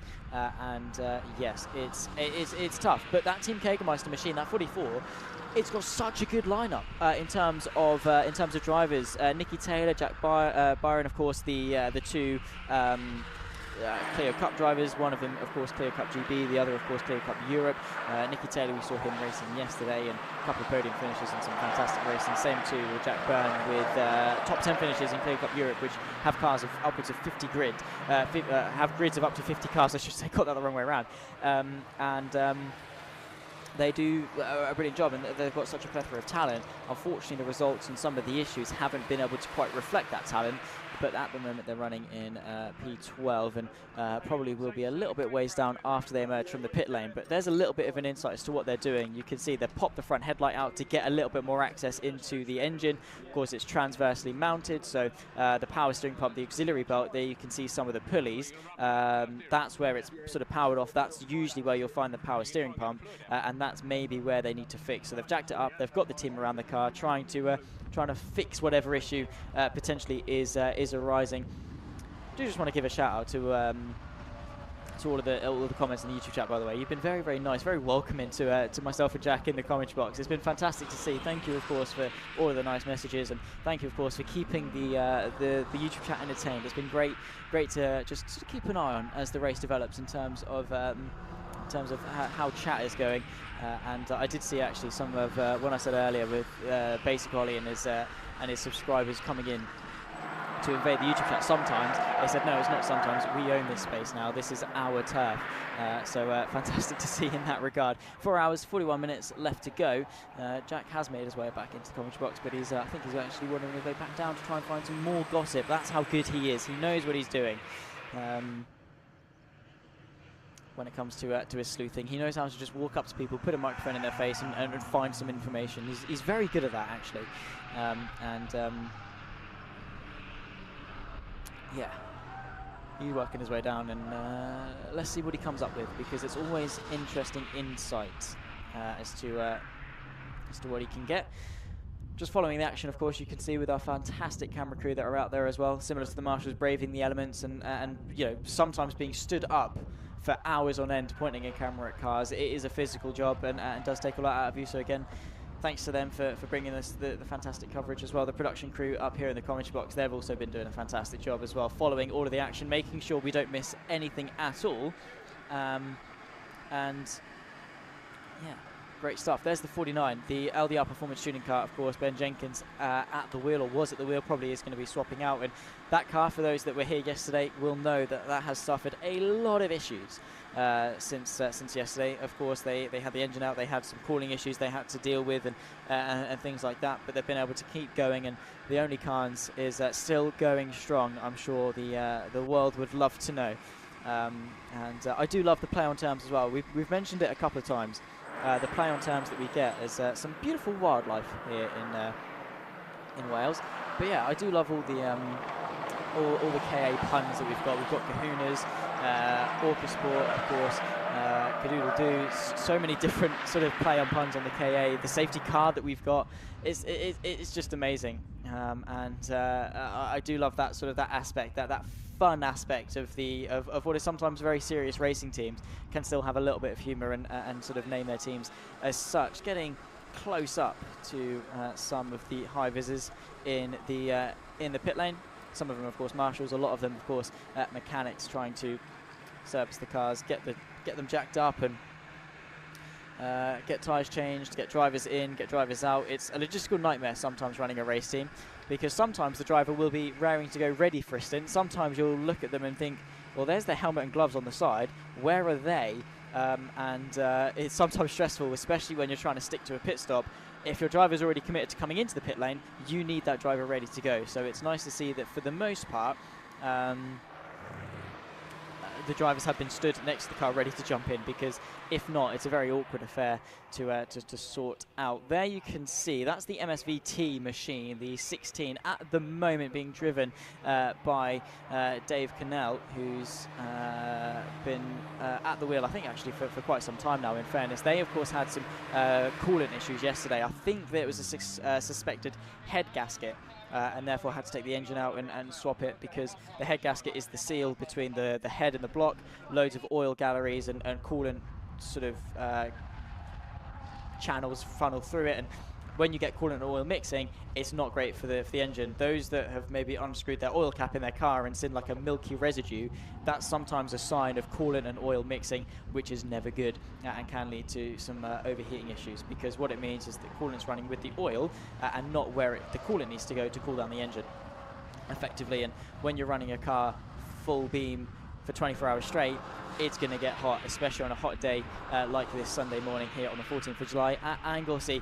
We are following that LDR performance car, and I have noticed as well that sort of that midsection of the exhaust, it was the same yesterday, and it's running really low to the floor. I'm surprised it's not been scraping more and more, I've got to be honest. And it's just, yeah, because obviously we had issues with the Milner car with air exhaust falling off and things. It doesn't look like it's fallen off. It just maybe looks like a middle bracket has collapsed and it's dropped down a little bit. It's not dangerous, it's not leaking, it's not going to fall off, but it probably just means that that car can't run as aggressively on the curbs, particularly on undulation. Maybe if there's a compression, it might scrape the exhaust or whatever. It's probably not overly pleasurable to drive potentially and might well lead to other issues. But just compare it to another car where the exhaust is nicely tucked up close to the chassis, albeit with a nice heat shield that's not burning the interior of the car. It's running very, very low indeed, but clearly seems to not be posing any problems because they're still out on circuit and it's not an issue they've had to necessarily address. So Ben Jenkins, of course, was at the wheel. It's now, of course, going to be his teammate. Of course, Adrian Clark now at the wheel of that 49 machine. Still 4 hours, 36 minutes left to go, still plenty of race time to indulge in. Jack is down there with a cameraman still outside someone's garage, I think maybe looking to potentially get an interview in the near future as well, which would be great, because again, do love Jack Rowell. He's a very beautiful man, very, very good at what he does, and does very much get the insight when it's needed, because it just adds a whole nother depth to the race. Again, up in the commentary booth, we're very isolated. We can see the race unfolding in front of us. We can see the live feed that you guys can see at home, and we can make guesses based on our experiences, but we don't know for sure until we go and speak to the team. So a pit walk, pit interviews are so invaluable to telling the narrative of the race and being able to deliver as much information as we can to you guys at home, so you can pick up the pieces and follow the story as well, which, by the way, you can do in so much more detail than you will on our usual timing tower by going to TSL Timing. I think Jack has posted the link a number of times so far this race, and that's how you can follow it along. But speaking of Jack, let's go down to him in the pit lane. So, Ollie, back out of the car again, and you've been resting up quite well by the sounds of it. But talk us through that night stint, because it's, what, from 2 a.m. till 4 a.m. Visibility is at a bit of a premium. What do you do? How do you approach that? Do you just sort of pick your points in the evening time, figuring out where your night braking points and night turning in points will be? Or is it find a car, sit on and follow it? Well, firstly, when I went out there, it was just going out there for the first time. It's a lot darker than I expected, because there's no lights here. You got the little kind of reflections in the curbs, and you use that, and all of a sudden you're starting to use those as braking points. You got a little bit of muscle memory from when you're in the car earlier on, but I've got to say, night stints are fantastic. They're so much fun, seeing the lights everywhere from the different cars and having to learn the track again. The car just runs a lot nicer at night. I don't know what it is, maybe just lower air track temp and all that kind of stuff, but yeah, night stints are definitely something I want to do in the future. It was brilliant, but yeah, a big learning curve going out there, much darker, finding new braking points, but I actually think my night stint was probably better than my day stint, so yeah, really enjoyed it. Well, I mean, if you think that, your day stint was on fire throughout most of that, getting the car right the way to the front. But obviously, there's a chance that you'll be finishing the car as well. This time, the night temperature's very much gone. Day temperatures are very much here. It's a really hot day, so the car might feel maybe a bit more complacent. But in terms of night stints, you say you want to do more. You've got the main one, the IndyCar 500, come the end of the season. Can we expect to see you out in that? Well, I'll be annoyed if I'm not. Let's just say that. 100%. I'll do anything that I can get my hands on, I think. And I've really enjoyed driving the KA so far. I hope to do a lot more, if I'm being honest, just because it's a great experience. It's great racing. And, yeah, they're just great, fun cars to drive. Loads of grip with the tyres. It's just a lot of fun. So, yeah, fingers crossed you'll see me in a few more for this season anyways. And normally drivers have a rival by way of another team or another driver. Yours seems to be wheel bearings throughout this race. Talk us through that, because the team's still up there and it's going incredibly well, but it seems like you've got yourself a little rival by way of a mechanical issue. Yeah, the wheel bearings, let me tell you, I've got wheel bearings is just going to be something I'm going to be thinking about for the rest of the year, I think. Honestly, I can't believe it. 3 wheel bearing changes, and they all take about 10 to 15 minutes without the wheel bearings going. You know, I feel like we'd be miles ahead, but you know, it's neither here or there. It's just like in a sim, I guess. It's just we got free meatballs. And yeah, I mean, it is what it is. First 24 hour. I mean, I'm just happy to be here. So, in fact, I've been in the car, had some fun, got into the lead for a split second. Yeah, I can't really ask for much more. I'm not going to complain. The team have done brilliantly. The fact we've had 3 replacement wheel hubs and we're still in the top 10. I don't think any other team could have done that. So they've been great. Exactly, a lot to be proud of. Congratulations for your night stints, and we'll look forward to the rest of the race. Yeah, cheers, thank you. Other than that, that's Ollie Fernal, the Pro-Am car coming into the pit lane in a few moments' time. Back up to you, Zach. No fast repairs for you, Mr. Ollie Fernal. That is not the way that real-life motorsport works. We're back, of course, to the live action, and there you can see our beautiful Marshall team here at Anglesey. Of course, the Orange Army. We've touched on it before, but again, we just want to emphasise how important these guys are. The unsung heroes of motorsport, and we want to sing their praises because they do such a tremendous job. It's boiling hot outside, it's baking, the sun is beaming, and they're there in their fireproof overalls, of course, doing their fantastic job. Of course, the ambulance crew, the logistical, scrutineering, race control, everyone behind the scenes, the people that sometimes you don't see, play such a huge factor to the smooth running of a race event. The flag waving, parc ferme, making sure rules are being followed, making sure safety rules are being adhered to. These guys make or break a race weekend, and without them, we couldn't go racing. If these guys decided not to turn up today, we wouldn't be allowed to have cars on track. It wouldn't be safe. We wouldn't be able to. It would be a logistical nightmare. But they're here, they're giving up their weekend, they volunteer, of course, and they do it because they enjoy it. They do it because they want to get closer to the racing. They do it because they are just absolutely fantastic people and avid motorsport fans, like everyone here is, because you wouldn't be here if you weren't enjoying it. I don't know why you'd be listening to me and Jack waffle on for hours on end if you weren't somewhat interested in the racing, to be honest. But the Marshals are great. Quick update as to what's happening in the race. Milner, of course, leading as they have been with the fastest lap of the race still. They set that a couple hundred laps ago with a 1 minute 30.854. Milner at the moment in the car. Autotech Motorsport, of course, in P2 after a number of issues for them, but their pace matching pretty much what Milner have been doing for the last moment. Costa Krietsis in the Kahuna's race team, that's the Podium in the 333, with AFK Racing in 4th. Shikara Racing, that's the 555 of Dignan at the moment at the wheel, dropping back a little bit relative to Davey, who found his way through about an hour ago now, but still there in 5th. 11 tenths after a very dramatic start to the race, somehow clawed their way into 6th place ahead of Original Checkers. Pro-Am Racing, Nicole Drought still at the wheel, of course, that's the number 12, that's Ollie Fernal's team, and that's what he was talking about in regards to the issues they had, and yet the insane recovery they've got. Nicole Drought running very nicely inside the top 10 in P8, and with still some staggeringly quick pace, one of the quickest cars on track. Purple sector from Semprini, whose aim actually was to get inside the top 10 after I spoke to them this morning. They were in P11, they're now in 10th, running really nicely indeed. Behind that, NJM Racing, Team Kagermeister, that's the top 12. Row Rage in 13th. Shine Automotive, the 180, Colin French at the wheel. That is not where they want to be at all. It's not at all what they would have expected. Their pace is definitely not representative. P14, they want to be a lot higher up. Did see them come into the pit lane, and it seemed again that they had some instability issues with the exhaust. So Orcasport in 15th as well, just behind that. KNF Racing, that's the 21. They had some problems as well, so they're down. Cadoodle Do as well, that goes without saying, 17th. Team Lifeline, Wingat Racing after gearbox change of P19. And then the bottom three, LDR Performance Tuning, they had so many issues over the night, but are still tracking along in the top 20. And Burton Power, of course, they're done for the day, the number 1 machine after front-running pace early doors. And then MSVT Racing, Dave Cannell at the wheel in the number 16. They had head gasket issues, cooling issues, and are still out there running. That's how much it means to them. They're not just going to give it up at all. And for those unfamiliar with the meatball meme, by the way, is that what Ollie Fernal was referring to.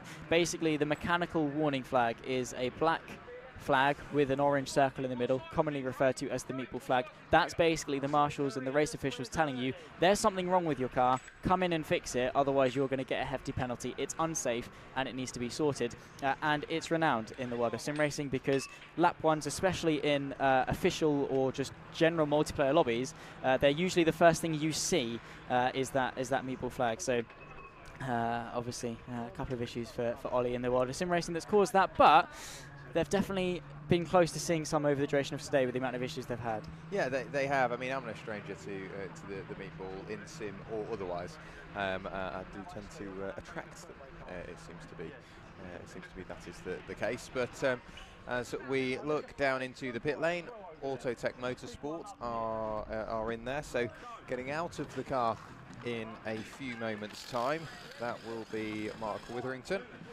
and I think Joey DePrato's already been in. Adam Bessel was in the car, I believe, when we came upstairs, so we could see Toby Owen back in.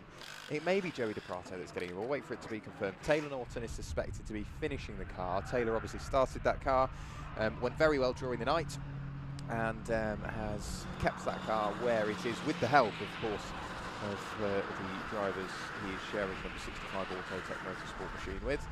So in terms of the race lead, it remains with Johnny Milner in the Milner racing machine. Lawrence Davey having got past Peter Dignan just a few laps ago. That was the AFA racing, working their way through Super Racing. It's extended that margin almost up to 25 seconds now, and you suspect it to remain about the same. As the temperature rises and increases, so does the lap time by the looks of it. We're averaging sort of 34s now. A couple of drivers still running in the 33s. Nicole Drought still in the 32s, 32.731 from her last time through. Johnny Milner with a 32.899. So the slightly more acquainted drivers are really starting to keep that pace in a nice window at the moment. We could see a lot more drivers and cars working their way through the field at a fairly rapid rate as well. I'm interested to keep an eye on car number 16. That's the MSVT racing car. It's Stuart Donovan behind the wheel. Or it has been Stuart Donovan behind the wheel. It's Dave Connell behind the wheel now, pardon me. It'll be interesting to see what he can do, because that car has no power steering. A very busy section of circuit, currently heading into turn 3, and Pro-Am Racing are in the pit lane. So down the pit lane comes Nicole Drought. The team are ready to greet her. Hard on the brakes, door opens, Nicole jumps out, door slams shut. As soon as the door slams shut, the fuel door can be opened. The tough jug that holds all of the fuel is put into the car, and they will look to empty out both of those fuel jugs, and as soon as that happens, they will be able to get the fuel door closed. As soon as the fuel door closes, that's when the actual doors can open and driver changes can commence. So Autotech Motorsport now leaving the pit lane. They will go past the green lights at pit exit and get their race back underway. 4 hours and 25 minutes of this race remaining, and the weather is being very, very kind to us indeed. Walking up the pit lane with Jeremy, the cameraman, down there was it's a nice little walk up the pit lane. I have to say the weather has been very kind indeed. As we look further down the order, what changes do we have? Shine Automotive, they spent quite a substantial amount of time in the pit lane. They have retaken to the circuit, albeit 15 laps behind Rover Rage Motorsport, and 3 laps ahead of Orca Sport at the moment, who has Michael Davies behind the wheel. Over the line goes Kahuna's race team. That's Costa Creasis, albeit a pit stop behind the cars around him. He does inherit what is second place. Of course, as I say, still with that pit stop to take for him. He's been in the car for quite some time now, as Costa. I'd imagine he's still got a fair amount of time left on his drive time in this stint. Of course, if he's in the car at the moment, we might not see anything further from Costa, because if it's a 2 hour and 20 minute stint, you'd imagine, yeah, there will be enough time in the rest of this race for Ian Perkins and Phil Truman to jump in and bring that car to the end. As for Cadoodle-Doo, whereabouts are they at the moment? They're down in 17th place.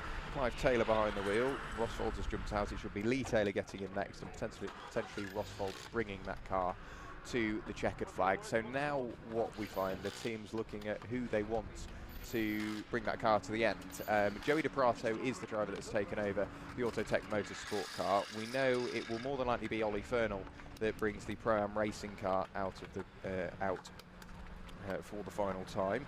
Nicole Drought has jumped out of the Pro-Am car, and that car's just being pushed back out of the pit lane now, so into the main road, and finds the gear, and away they go. The team happy with that one, so we'll wait and see who it is that's got in that car. I did see a helmet down there, but couldn't quite pick out who it was. I know it wasn't Scott Parkin, obviously we know it wasn't Ollie Fernell, so that'll be between Chris Dunster and Luca Staccini as to who that may be. That will get updated on our timing screens in a few moments' time, but we're just saying the weather is getting increasingly nice, and that rain that is on the radar, it clearly is, if anything, is looking more far-fetched than ever. Yeah, I mean, to be fair, you'd look at this day and say rain is never, ever going to come.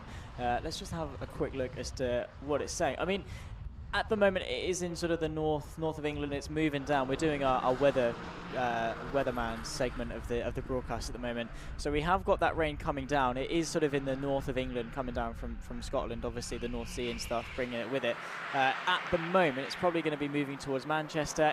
It kind of looks as though it is going to be coming down towards northwest Wales, but it also might continue down towards the south of England. I really don't know. I doubt it will. And will it be soon enough for this race? Because relative for weather, 4 hours isn't a lot of time. 3.5 hours away with the rough finger measuring I've done. Oh, have you done how long it takes in an hour? Nice. Nice. If the wind remains as it is. But then, of course, that's how the weather is acting when it's over land. It's still got to sort of trickle over the top of the Irish Sea and near the Isle of Man and what have you. So it may act completely differently and it may burn off, or it may all of a sudden accelerate. Because if there's all this evaporation with the sun, it may mean that the clouds are like, we'll take all of that, and we get a bit more rain. All will be revealed. It's about 3.5 hours away, I'd say. That would leave us with 50 minutes left on the race. It may change between then and now. We're trying to figure out what's going on in 3.5 hours with the weather. We've got no idea what this race will look like in 3.5 hours, so it may all change. Semprini are back into the pit lane. That's car number 37. Whereabouts are they in the order there? Up into 10th place. I said keep an eye on them before the race really started. David Evans will be jumping out of that car. It's nice to see. That's another one of the cars, very 11/10ths-esque, that didn't have the best start to the race, could have just been chipping away, and they found themselves inside the top 10. Yeah, I spoke to one of the drivers a little bit earlier on. I think it might well have been Jeremy Evans, who I spoke to, and just said sort of like, how are you getting on? And he said, really well, actually. We're in sort of P11. And I said, well, you know, you started like P19. He said, yeah, I think we actually started a little bit further back. In fact, I'll confirm. I've got the qualifying result right here, so I won't guess. I'll go with the legit time that we've got, and in fact, actually no, they were a little bit further down. P25 they started this race, did Semprini. So to do not only gain 15 places, but to do it in the sense that they've been able to climb inside the top 10 with the sort of adversity that they have had, and they're not outliers in that. Everyone at some point has had a hurdle they've had to jump over, but Semprini have done it in such a way that they haven't had any major issues. They've had the same issues that everyone else has had. The wheel bearings going, but they've been able to factor that in to change the bearing with the tyres if they need to. Parts that needed to be changed, they haven't had to take drive shafts out, they haven't had to swap gearboxes, anything like that. They've limited the amount of trouble to give themselves. They've driven fairly quick on circuit, more importantly consistently on circuit, and they're reaping the benefit of that. P25 to P10 is good going. It is indeed. I'm just checking my geography, making sure I've got it correctly, because I don't want to be, of all things, not necessarily the places, but the seas, and making sure I've got them correctly, because I know they can be a bit of a talking point is probably the best way to put it. But I think we're safe for the moment. I know that there's people at home checking the chat, or checking the weather as well, making sure that we'll be clear. It will be touch and go. If it changes at any point, it will more than likely just stay dry. But you can definitely see that there is a bit of weather on the way. It is that question whether it will get to us before the race ends. Looking at lap times, we were mentioning with the temperature rising, so too is the lap time. The average lap time at the moment is floating anywhere between a 1:33 and a 1:35. A few drivers still in those 32s though. One of those was Nicole Drought. Of course, she was out there going incredibly quickly in the mid-32s, matching race leading pace. Johnny Milner, last time through 1:32.842. So is this now that turning point where, as the temperature rises, is it the familiarity of the car that buys you a bit of lap time in hot weather? Yeah, potentially so. Of course, initially you will have a bit more grip. I do just want to point out, by the way, you're worried about what the C's are called. You've not even used the right there in your little... I haven't. I noticed that while I was writing it, because I was too busy trying to make sure I use weather correctly, and ignored the there. And I was commentating at the time. It's fine. It's fine. Multitasking. We can't do that. We try to. Yeah, we try. We're useless. We're terrible. Never trust our maths. Never trust anything we... What are we even here for? Don't even trust our weather calculations. No. They're probably wrong anyway. We are wrong. We will be. It'll be sunny all the way to the end. I can get, because we've said it. Because we've said it's going to rain. Yeah, it won't. yeah, there's basically no reason for us to be here, to be honest. It's just the voice. I mean, I hope it doesn't, because I don't really fancy driving home in the rain, but knowing our luck, it'll stay beautiful weather all the way till the end of the race. Get in my car, leave the circuit rain. Yeah. That'll just be how it works. 11/10 racing, we're getting quite cosy there with NJM. So NJM are a little bit of a ways down the order compared to them. At the moment, car number 2 has Peter Simmons behind the wheel. They are in 11th place. 11/10 Racing are up in 6th place, and they have got Paul Pierce behind the wheel. So there's a number of laps separating the car. Exactly who that will be. That's 10 laps between them. And they were racing like it was for position. They have swapped around and swapped around again. NJM has managed to get themselves back in front of 11/10 Racing. All of that is going on in front of the Kahuna's car, which is currently in 2nd place, and Costa Kriitsis. So it is getting quite busy out there, not necessarily for position, but on-track position is the big one, I think. Yeah, it is. Obviously, you don't want to hub change as well for yeah, Semprini. it is. So obviously you have to take the drum off. So obviously you have the brake drums, the shoes at the back. That's the rear brakes. It's not pads and discs as it would be on the front. And you have to take that off and do it all back up again and hope that it's all good, because obviously with balancing issues and things, it needs to be straightened on properly. Otherwise you're going to have a wheel that's going to be wibbling and wobbling around all the way. And that's not good for anyone. But seems to be a decent change, and hopefully they can get back out soon. But you're right about track position. Because even if you're a lap down on a car that you're about to go and overtake, if you're quicker, you don't want to be stuck behind them for 2 hours and 20 minutes. Because say if you, granted you may be a couple of laps down on them, but if you could extract 2 or 3 tenths a lap more pace than them, to be stuck behind them just because you're lapped, you're going to be costing yourself seconds over the course of a stint.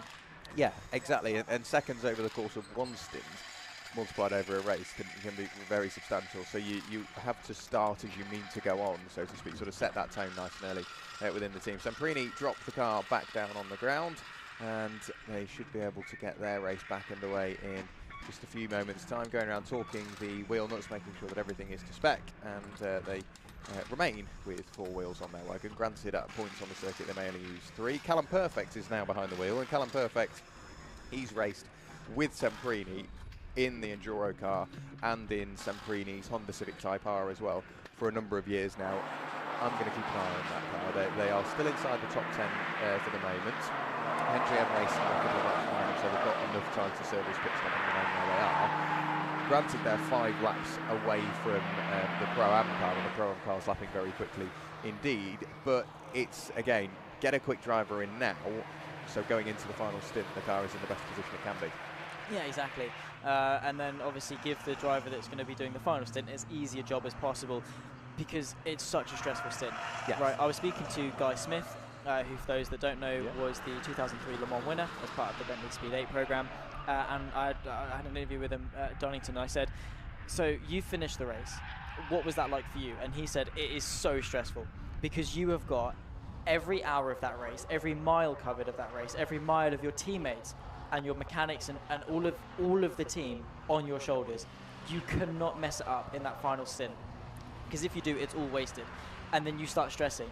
You're like, was that rumble there before? Is that a wheel bearing about to go? Were the wheel nuts torqued? Do I have enough fuel? Is the tyres okay? Am I in a good position?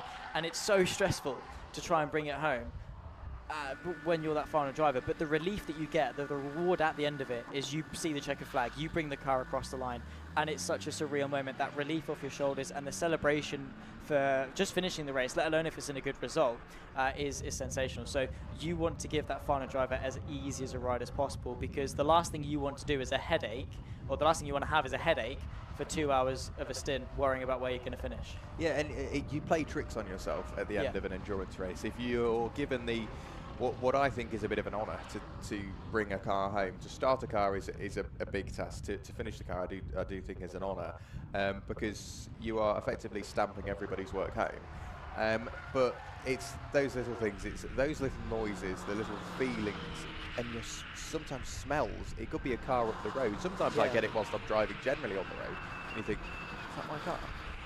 You get that every single second of every single lap when you're bringing a car home at the end of an endurance race, because it might just be a bit of rubber that is stuck to the tyre that rattles around the wheel arch a bit and then pinches itself off. You hear it comes out of pinch it. No, it's just a marble that is stuck to the tyre. You get it all the time on hot tyres. tyres in a race car. But then it's a car up the road that's running slightly hot, or for example the Team Jägermeister car. That car has very little power steering fluid left, but if a little bit drips out onto a hot exhaust, it just emits a slight fume that you can smell in your car and you think, is that my car? Is that my brakes? Is that my gearbox? Is that my power steering? It's all those little things that you will have running through your head that you need to try and block out and go, let's just keep the car on the road and get it out. It's paranoia. It's easy. It's as simple as that. It's mind over matter, and you've just got to try and put yourself forward and say, no, the car's fine. If it's a genuine issue, then it's a genuine issue, then that's fair enough. But overall, 99% of the time, there's nothing wrong with the car. You are just trying to find something to worry about. And I said, well, how do you deal with it? And he just said, well, I'm there to do a job. I put the visor down, I drive fast, and I bring it home. And that's all you can do, is to keep your composure, is to remember that you are in that car because you are you are a strong driver, you know what you're doing, and you just got to bring it home nice and easy. And sometimes it is just as simple as that. You don't overthink it. Sometimes people overcomplicate it, and the best thing you can do is just calm down, take a breather, and assess the situation, and realise it's not that deep. You make it sound easy. It's easy, of course it is. Yeah, a bit like this whole driving malarkey for 10 rows. Get in, turn left, turn right, do it quicker than everybody else, you'll be fine. For the moment, the pit lane is fairly quiet, barring a couple. MSVT Racing have brought that car back into the pit lane, so it just looks like a standard stop for them. It doesn't look like anything is out of the ordinary. So it was Dave Connell that brought that car in. Can't quite pick out exactly who it is that's jumped in that car.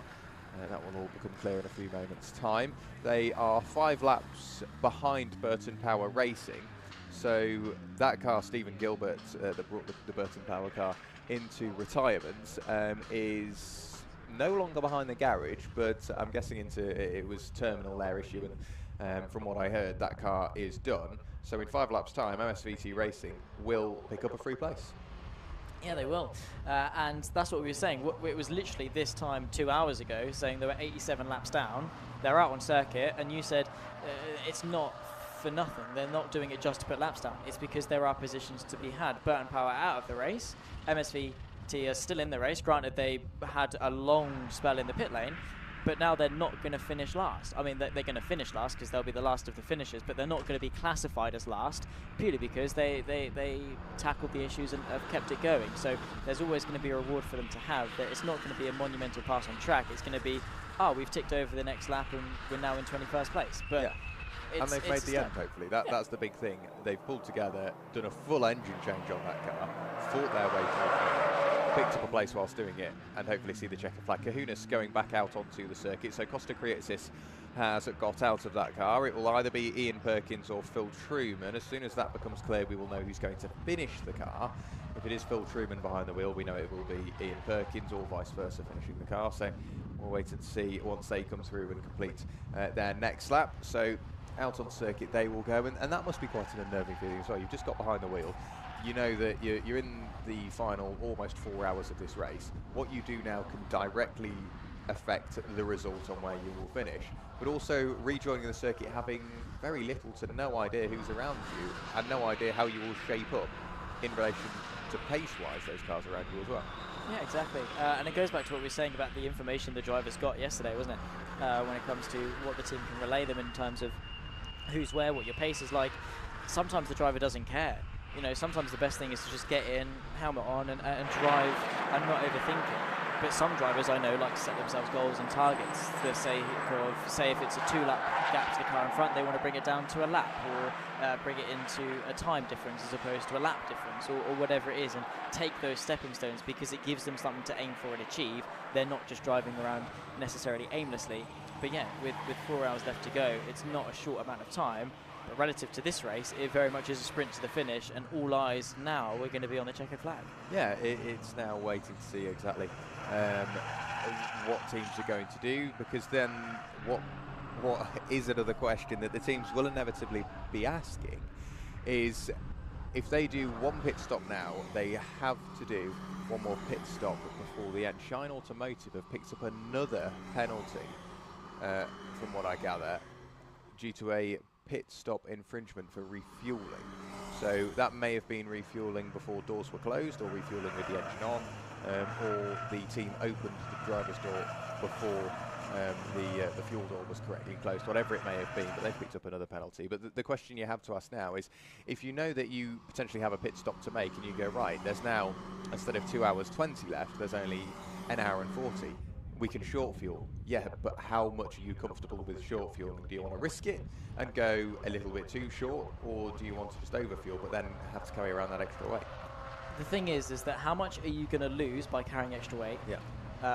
Versus how much you're going to lose by running out of fuel. Yeah, you'll lose the race for a couple of seconds. Exactly. It's so it's sort of being safe and potentially, you know, trying to, you know, lose a couple of seconds relative to your rivals, or it's trying to be a little bit risky and under fuel and save a couple of seconds, but potentially having the weight of the race and you having to run out of fuel and whatever. I think it all depends on driver. Milner Racing and team aren't going to underfuel the car. Because why would they? Why would they take that risk? They're not under pressure at all. If you're, say, maybe Pro-Am Racing, who are trying to recover and need every second they could get, then maybe they're going to underfuel a little bit. It's circumstantial, and all depends on what your situation is depend on how much risk you can take, because it all depends on how much reward there is to gain. It's a talking point, but I think the teams will have a plan already in place. You can go down and ask them and they might say, well, we're not going to tell you, or no, we don't have an idea. They will have some sort of idea on what position they will be in just under 4 hours time, which will give them about 10 minutes left of this race. 82% of the race has been completed. Believe it or not, we started 3 hours ago. We've got 4 hours left to bring you. Of course, we've been racing now almost 20 hours. That's a long old time for drivers, for cars, for team, for marshals, for circuit. And as odd as it sounds in terms of the mechanical issues, put those aside, it's been fairly flawless. It has. I mean, we touched on it earlier, we've had no crashes. We've had no major incidents. We've not really had any major dramas on track. It's been clean, and these guys have been really well behaved. It's been fantastic to watch. The racing has been good. Everything's been nice and clean. Respect has been given. The only problem has been the odd mechanical issue, which is what happens in endurance racing. And it happens. It's unavoidable. You're never, ever going to have an endurance race where no one has a mechanical fault. Even as high into the ladder as you can get into Le Mans, they will have issues, and they probably have a lot more issues than you realise. It's just a case of trying to sort of limit the damage that said issues have. But in terms of on-track action, it's been really, really clean indeed, and fantastic to see. Our race leaders, they are making their way into the pit lane. I would imagine they are, yeah, and they stop right below us. So Johnny Milner getting out of the car. I had a quick chat with Jack Wright. He thinks he's done for the rest of this race. He expects that his dad will be finishing the race. That will be George Wright. So Johnny Milner, presumably, in to hand over to Declan McDonnell for the next two and a bit hours. And then it will be George Wright getting in to bring that car home. You can see Jack Wright in the background there, next to the car in the pit lane, watching the pit lane take place. Jamie Moore just peering in at the tyres, making sure all is well, and that they definitely do need to change those tyres. Subaru Racing and Peter Dignan have come into the pit lane as well, so it will be, I'd imagine, Tristan Judge to get behind the wheel, and then Chris Hilson to bring that car home. Looking at the Kahuna's car, it is Phil Truman that is behind the wheel of the Treble 3, so Ian Perkins should be the driver to bring that car home. So we're starting to get an idea on what strategy will look like towards the end of this race. But now we're also at that point. Milner and Team Air Supply, they've got 2 hours and 20 minutes of this next stint to do. So that will leave them with under 2 hours of the race to go. And again, we've mentioned it, there's no need for them to short fuel. They're in a good enough position, but they've still got effectively full stints to get through, and a lot can change. Yeah, it can. They're not out of the woods just yet. Just looking actually on the live feed, just how low the clearance was between the wheel arch and the wheel of that 46. It's fine. It's not a problem. It just can get quite low, and especially if the front drops, it can scrape and cause problems. That's not the case. Because race car. Yeah, because race car. Why not? But thankfully, that's not. It's all good. It just was very close, so I had to take a second look at it. But that can happen. Even the wheel arch liner, I'm sure they'll take them out. But even if they're kept in, if they come loose, it can scratch on the inside of the surface, cause excessive wear, make a horrible noise. But anyway, yeah, you know, they've still got 2 full stints. Things can change in a matter of seconds, right? And there are plenty of seconds between now and the checker flag, let's put it that way. So it only takes one thing to go wrong, and the whole race is thrown up in the air. Yeah, it is indeed. I was trying to figure it out in my head. Pro-Am Racing, of course, they've already been into the pit lane. Nicole Drought has made way for Chris Dunster. We're expecting it to be Ollie Fernall to get that car to the end. 2 hours and 20 minutes. Again, Ollie Fernall should have around about 1 hour 50, 1 hour 55 left of this race before he jumps in. And again, it was his first night stint, and we mentioned the cap size and the sort of reflective markers that we have around the circuit.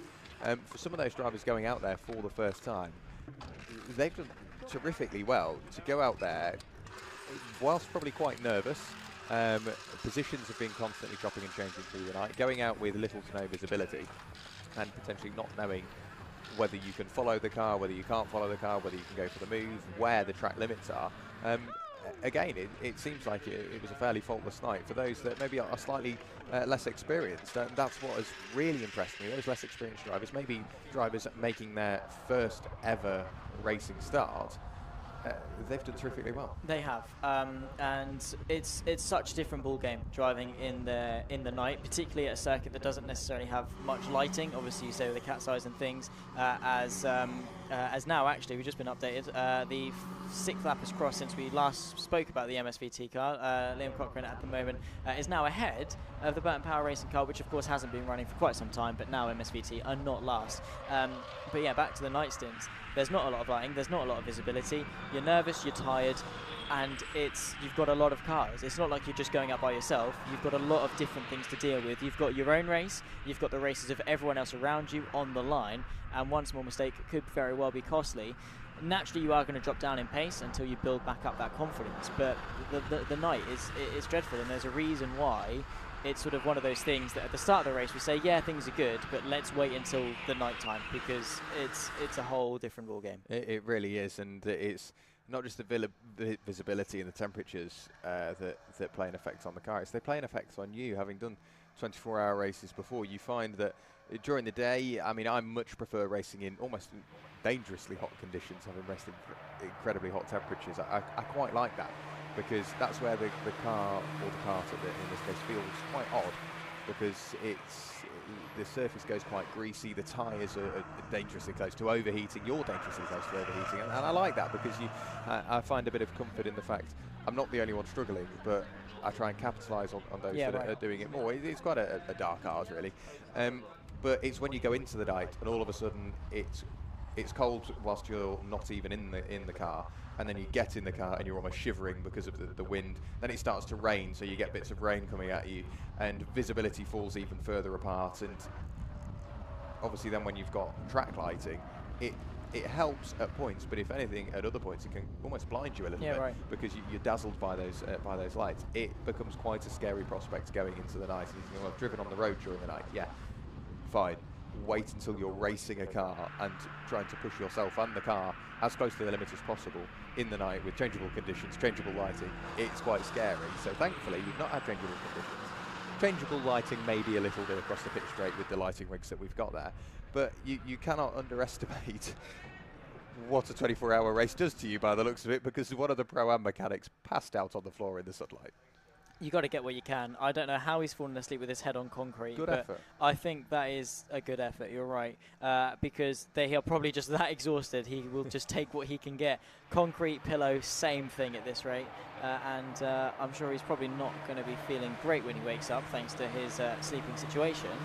But yeah, no, fair play, and get what they can, because he's probably going to have to be awake in 10 minutes to do something. There'll probably be someone shouting at him to get up and run and grab something, or you know, do something in the garage. They're like giraffes, aren't they? Giraffes only sleep 5 minutes at a time. That's a mechanic on a race weekend. Yeah, literally, I'm looking forward to hit. Well, I'll message a couple of the mechanics and drivers maybe after this weekend, and just sort of figure out exactly how they're holding up when it comes to the rest of this week, because obviously we've got the various events of this evening, and then potentially a full week of work next weekend. I think it will all catch up on them, so we'll see what happens. So Zach, by all means, if we will break away, or will take it in turns to go for a break in a few moments' time. So what we can do is, I guess, just run through the way in which they are now, because in 20 minutes' time, by the time you come back, it may have all changed. So Milner comfortably out in front, lapping quicker than effectively everybody out there. But it's who is going to pit between now and then, because Lawrence Davey has come in, and having worked his way through and past Sukari Racing, who have just been into the pit lane, with a driver change, that could be something to watch for now, and then maybe watch it back as well. Yeah, exactly. So yeah, we've been going for about 3 hours now. I'll of course let Jack have a break a little bit later on. I'm not that selfish, but yeah, it's a tough job being sat here talking about race cars, isn't it? We need the breaks, but yeah, it's a good race, and hopefully it's going to be a fantastic conclusion, because 4 hours, relative to this race, isn't long at all. We very much are looking forward to the checker flag. I'm sure there are going to be a lot of people that are sad to see end, but sort of happy to see the conclusion. Yeah, exactly. I know what you mean. So Zach will go and get a very well-earned break. As he said, quick as hell, apparently.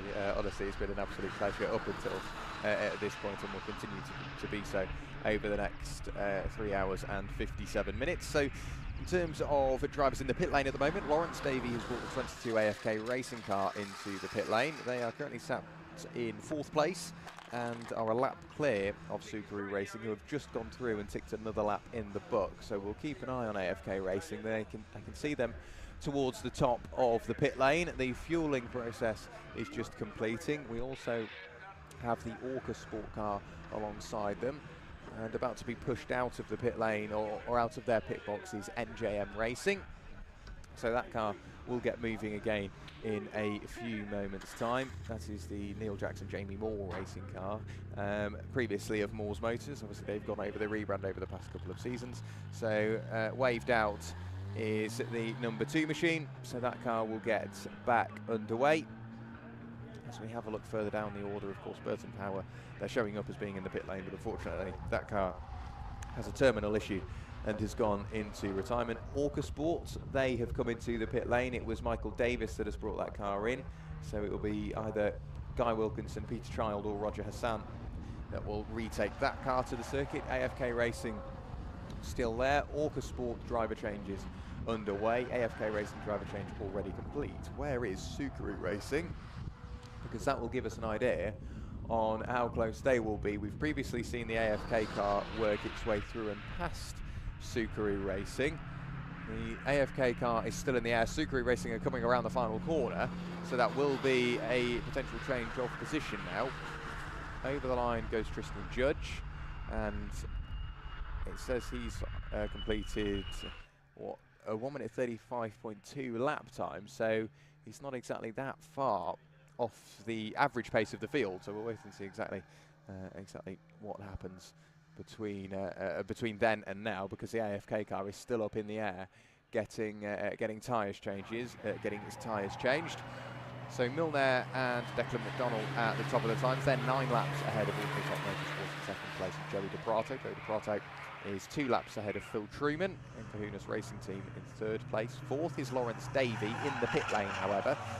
7 laps down from Kahuna's racing at present. Tristan Judge has just gone over the line and is a lap behind Lawrence Davey and AFK Racing, but they are still out there and circulating, and more importantly, closing that gap to the AFK car that is still in the air, that may be getting a hub change, is it? No, they're still just doing the tyres, so a slightly longer stop than expected from AFK Racing.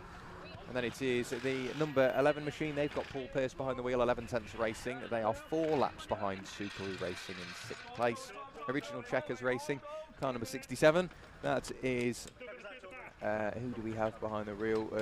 Rodney Parry are behind the wheel at the moment. They are 37 seconds behind 11 tenths Racing. So probably one of the closest gaps that we've got out there, and closing. So we'll keep an eye on 6th and 7th respectively. That seems to be the 2 positions that are continuing to swap throughout this race. Purple Sector Racing are sat there in 8th place. Car number 48. At the moment, behind the wheel for that car is Mark Matthijssen. They are 2 laps behind Original Checkers Racing. Then it is Pro-Am Racing. We've been keeping an eye on that car. Car number 12.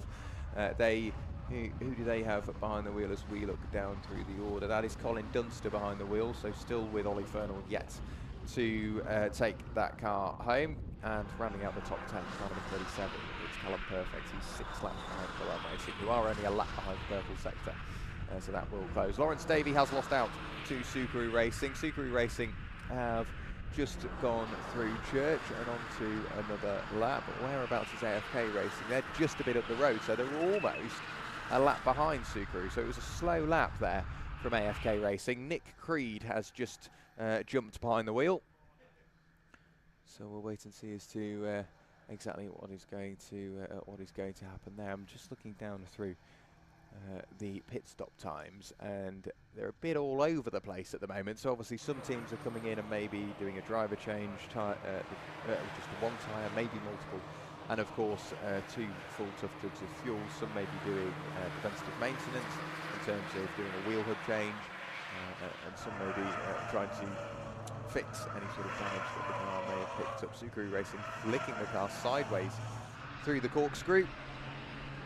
At the moment, the leader is on lap 747. Declan McDonald behind the wheel of the Milner car. It will be handed over to George Wright, so they can get that car to the end of the race. Let's have a quick look in terms of statistics, what we have completed so far. So this section of green flag running has been going for 4 hours and 7 minutes. Since 8:10 this morning, we have been under green flag conditions, the longest green flag period that we've seen all race. So far as a collective, we've spent 19 hours and 7 minutes under green flag conditions, almost exactly an hour under safety car. So 24 laps of this entire race have been under safety car. 723 have been under green flag conditions. Altogether, all of the laps added up from each car, 14,914 laps have been completed. That equates to around about 23,119 miles. So a lot of mileage completed indeed. And as we look further around the statistics, that is effectively sort of very close to 1 full lap of the Earth. The magic number is 24,901, and just a couple of thousand shy of that at the moment, 1,000 shy of that. So that should be covered fairly sharpish, although we are doing it in 1.55 mile segments. That is a lap here at the Anglesey Coastal Circuit. The international circuit you normally see heads right the way along the top price straight, up to the hairpin and then into the bus stop at the final corner. We're not using that layout. The coastal layout, I think, with the extra undulation of the corkscrew, makes racing so much more interesting. It seems to be a hot spot for some rather close racing throughout this race so far. 748 laps completed by our race leader, Jerry DePrato, in the 1:34s. He is losing time by around about half a second to Phil Truman in the Kahuna's racing team, and losing about 1.5 seconds per lap to race leader Declan McDonald. The quickest car out on circuit is indeed our race leader at the moment, and Milner Racing, so they are just continuing to extend that lead margin more and more as the laps tick by. 3 hours and 50 minutes of this race remaining, and we have another car in the pit lane. That is the Team Lifeline car number 275, so that will be Joe Davies, Joe Davies, pardon me, that is bringing that car down the pit lane. The car gets lifted up, and I think they're going to do a rear tyre change as well as front tyre change, and 2 full tough jugs of fuel as well. So they've got a big job on the way if they're changing fronts and rears on that car. I think it looks like the rear left and the front right that they're changing. So the loaded rear and the unloaded front that they will be changing throughout this pit stop. And in terms of the closest cars we've got out there, who do we have? 1 minute and 28 seconds separates AFK Racing's Nick Creed and Tristan Judge and Subaru Racing. Nick Creed last time through a 1 minute 33.094 compared to Tristan Judge's 1 minute 34.803. So 1.7 seconds gained by Nick Creed over Tristan Judge. So 5th and 4th positions are closing, where they've got 3 hours and 48 minutes to decide where exactly they want to finish. Of course, mechanical issues are still sort of looming large over a few of the teams' heads now, effectively over everybody, because as the temperature continues to rise, it means that the cars maybe not quite running as economical as possible. The engines have to work harder to keep themselves cool. So too does the whole cooling system on the car, and now may be the point to flick that heater on and turn the fan on full just to get all of that hot air away from the engine. It makes the driver uncomfortable, but the engine slightly longer lasting. Over the line goes the slightly louder NJM racing car with its leaky exhaust. Over the line to tick another lap in the book goes the race leader Declan McDonnell. Another 1 minute 32, 1 minute 32.444. They've been into the pit lane 11 times. The car that's been into the pit lane the most is going to be EnduroKA Sport, the number 74 machine with Peter Child. They've been in the pit lane 16 times, 15 times go the way of Team Jägermeister. Currently behind the wheel of that 44 car is John Glendenning. And then after that, there's a couple of cars on 14, one on 13, a couple on 12. The average seems to be sort of 11 or 9, 10, maybe 11 stops. The lowest amount we've got is 9 stops, and that's from Purple Sector Racing with Mark Matthijssen. And they are in a good position. They are up in 8th place at the moment, having only stopped 9 times, still with a pit stop to come, and you imagine that will be coming in a few moments' time. And in terms of the live stream, if you're watching along, the orange triangles next to their name is just displaying that they have a penalty. If you go onto TSLtiming.com, TSLtiming.com, you can scroll down and find this event amongst all the others covered by TSL Timing, and it brings you all of the in-depth information. So Autotech Motorsport, Joey DePrato, car number 65, up there in 2nd place. They have a 4-lap penalty. Tristan Judge and Subaru Racing have a 10-lap penalty. NJM Racing have 10 laps, they're down in 11th place. 12th place and Team Jägermeister have 10 laps. Shine Automotive, car number 180 in 14th place, have 7 laps. 15th place and EnduroKA Sport have 10. K&F Racing down in 16th place have 20 laps worth of penalties. So too do Podium, car number 95 in 17th place. Team Lifeline, we've just seen that car into the pit lane, they're down in 18th place, have 10 laps worth of penalties. LDR Performance Tuning, car number 49 in 20th place, believe it or not, have 30 laps worth of penalties. And we can have a look as to exactly what's going on and how that's happened. Car number 180, that's Team Lifeline.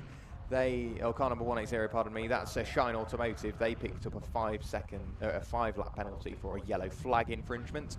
Car number 74, that's EnduroKA Sports. They picked up one of their 10-lap penalties, or their 10-lap penalty for a fuel spillage. Car number 21, K&F Racing, they picked up a 10-lap penalty for a fuel spillage. Car number 49, that's being LDR Performance Tuning, they picked up one of their penalties. 10 laps in this case for a refuelling infringement. Car number 65, that being Autotech Motorsport, the car that is in 2nd place at the moment, they picked up their 2-lap penalty from a refuelling infringement, and then a further 2-lap penalty for a breach of refuelling regulations. I think that's when they left their engine running whilst refuelling the car. So that guides you through why the penalties are there and exactly how the teams have earned them, and exactly the length of the penalties that the teams have incurred throughout their race so far. Over the line goes the race leader. Another 1 minute 32 from Declan McDonnell, 1 minute 32.974, 3 3/4 hours of this race remaining. The fastest lap of the race still goes the way of the race leading car, a 1 minute 30.854. Down in the pit lane, those are the marbles that are being swept out of the pit boxes, because obviously you don't want your car coming in and then picking up a load of those marbles and then you're pushing the car back out with dirty tyres. And you think, well, they're changing tyres. They may only be changing one of the tyres, so you can keep that pit box nice and clear. They're just bits of rubber that have effectively shaved their way off the surface of the tyre as they continue to race around. Obviously the tyres maintain a nice hot temperature, sometimes overheat, and bits of rubber just gets worked away. It almost works its way into a ball and then flies its way off the car. Normally throws itself offline, but every now and then can drop it into the path of the car behind, and that's how you see the front of the cars getting covered in black marks. There's bits of oil and bits of rubber that are worked on to the front of the cars. So as we look down the order, the closest cars I think remain Tristan Judge and Nick Creed. Nick Creed last time through a 1 minute 34.0, and Subaru Racing of Tristan Judge, 1 minute 34.944. So we're still around about a second gained last time through from Nick Creed. So continues just to chip away. There is the Pro-Am Racing Garage in the pit lane. And it looks rather relaxed down there. They've still got a lot of racing to do as they're down there in 9th place with 3 hub changes on that car. So they've had a busy night and a busy morning as well. Just making sure that they can get that car to the end of the race. The Cadoodle-Doo car, at the moment, that number 95 machine has Clive Taylor behind the wheel. That is the car they started in. That's an odd statement to make. That's because they started in one car, in the car they're in now. That car had issues, so they went back to the pit lane, swapped the car into their T car, which remained all labelled as absolutely identical in every aspect to the car they started in. They went out, then that car had an issue, so they jumped back into the car that they started with, which they had fixed in the meantime. So they've had a biscuit old race down there at Graves Motorsport, which is running Cadoodle-Doo Racing, it's running the MSVT racing car, it's running the Team Kagermeister car. So it's a biscuit old garage there at Graves Motorsport. Just having a look as to what may be going on elsewhere, maybe unanswered questions. If you are just joining us, Pro-Am Racing, when you left us, we're doing incredibly well, and unfortunately they've had to do 3 hub changes over the course of the night. So the wheel bearings have clearly started to feel the brunt of 24 hours worth of racing, and most recently, just a couple of hours ago, that car was in the pit lane getting repaired for a wheel hub. So that car has returned to the circuit. They are lapping very quickly indeed, a 32.960. That's race leading pace at the moment from that number 12 machine down in 9th. So that car has been repaired incredibly well and clearly isn't affecting performance at all. Unanswered questions elsewhere. What else do we have? 11 Tenths Racing, how have they all of a sudden appeared well and truly into that top 6? Well, yesterday, just as the race started, about an hour in, they had issues with that car. They've managed to get that car repaired back out and are doing incredibly well. They've been absolutely on it all night. Not being the quickest car, but by far and away one of the most consistent cars, and consistency does indeed win you endurance races. So they're right the way up in 6th place now. Who else did we have? Burton Power, when you left us, if you were with us yesterday evening, or only just coming back with us. Burton Power Racing, they were leading the race for a short amount of time, but were consistently inside the top 3 and the top 5. Mechanical issue with that car. It is terminal. We won't see anything further. I couldn't even find a team member to chat to shine light on exactly what had gone wrong with that car. Semprini, they've been chipping away at those cars up the road and have worked their way up into the top 10 at the moment. Fairly faultless race, a few mechanicals, but have just been keeping it between the white lines and nice and consistent.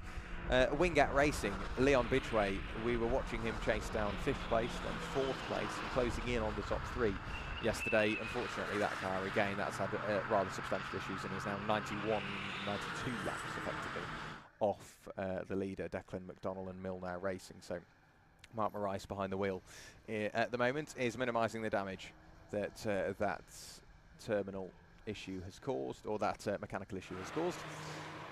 And I think that effectively covers a lot of it. Orca Sports, their race has been stricken, not with necessarily large issues, just the little issues that force the car into the pit lane for repairs. That's what's caused their race to slowly start to unravel, unfortunately. However, last time through, they posted a 1:34.747 compared to Shine Automotive up the road with a 1:35.656. So 9/10 gain on the lap prior.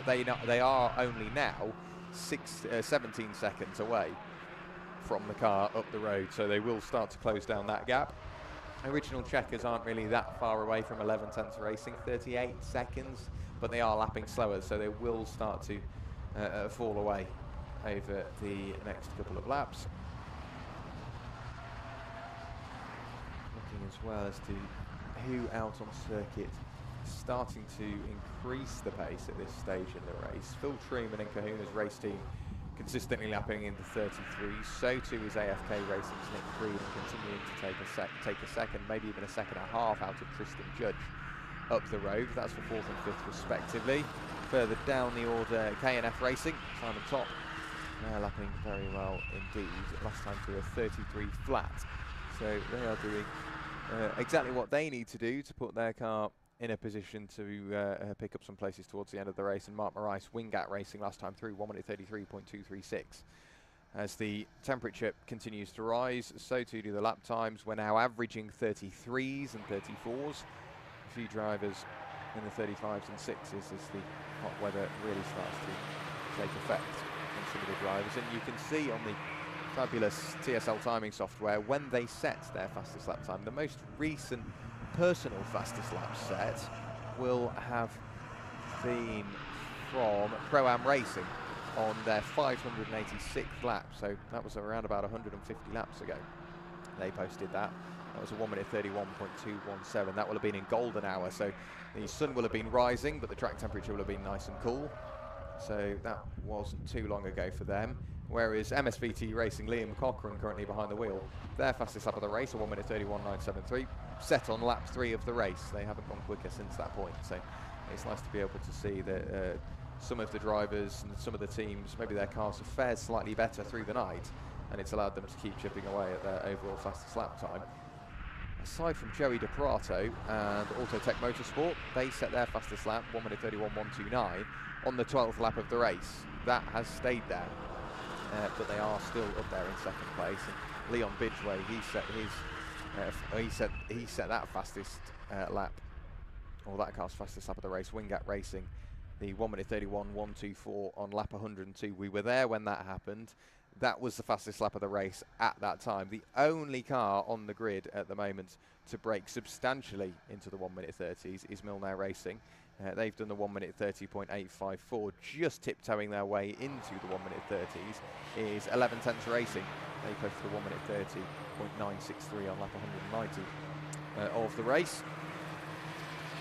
As we look out of the window, the weather continues to play ball. We will get a quick update on the weather. I've got a feeling it will stay clear. There is still a weather system sort of northeast of where we are. Whether it will reach us or evaporate before it does so, I don't know. Looking at it, as soon as it starts to get over the water, it just starts to dissipate. It's not that far away.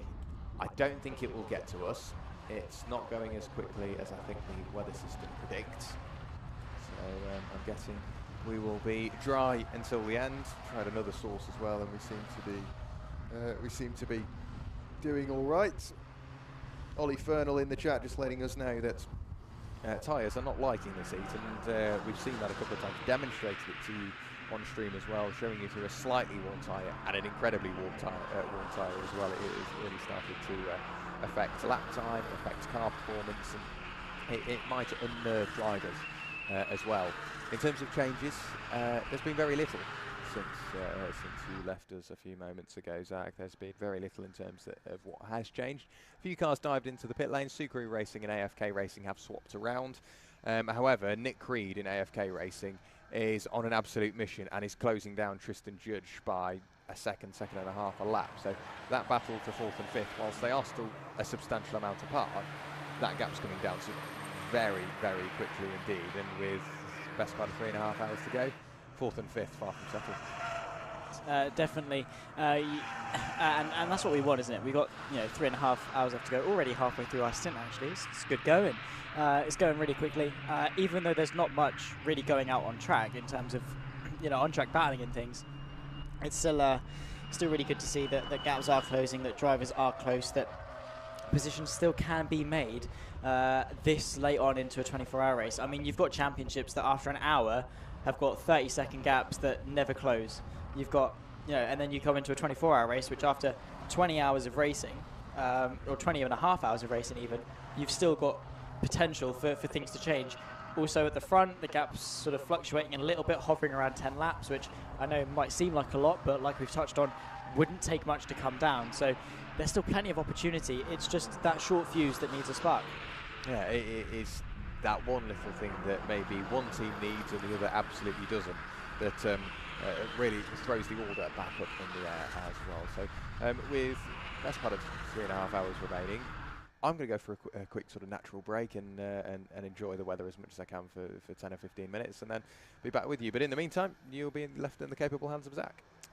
Yeah, capable. We'll go with that. You're in the hands of Zach. Let's put it that way. I'll look after you guys. Don't worry. I don't bite. I've been told not to. We've got 10-15 minutes with me by myself, and then Jack will come back and look after me again, I'm sure. But he's been working very, very hard.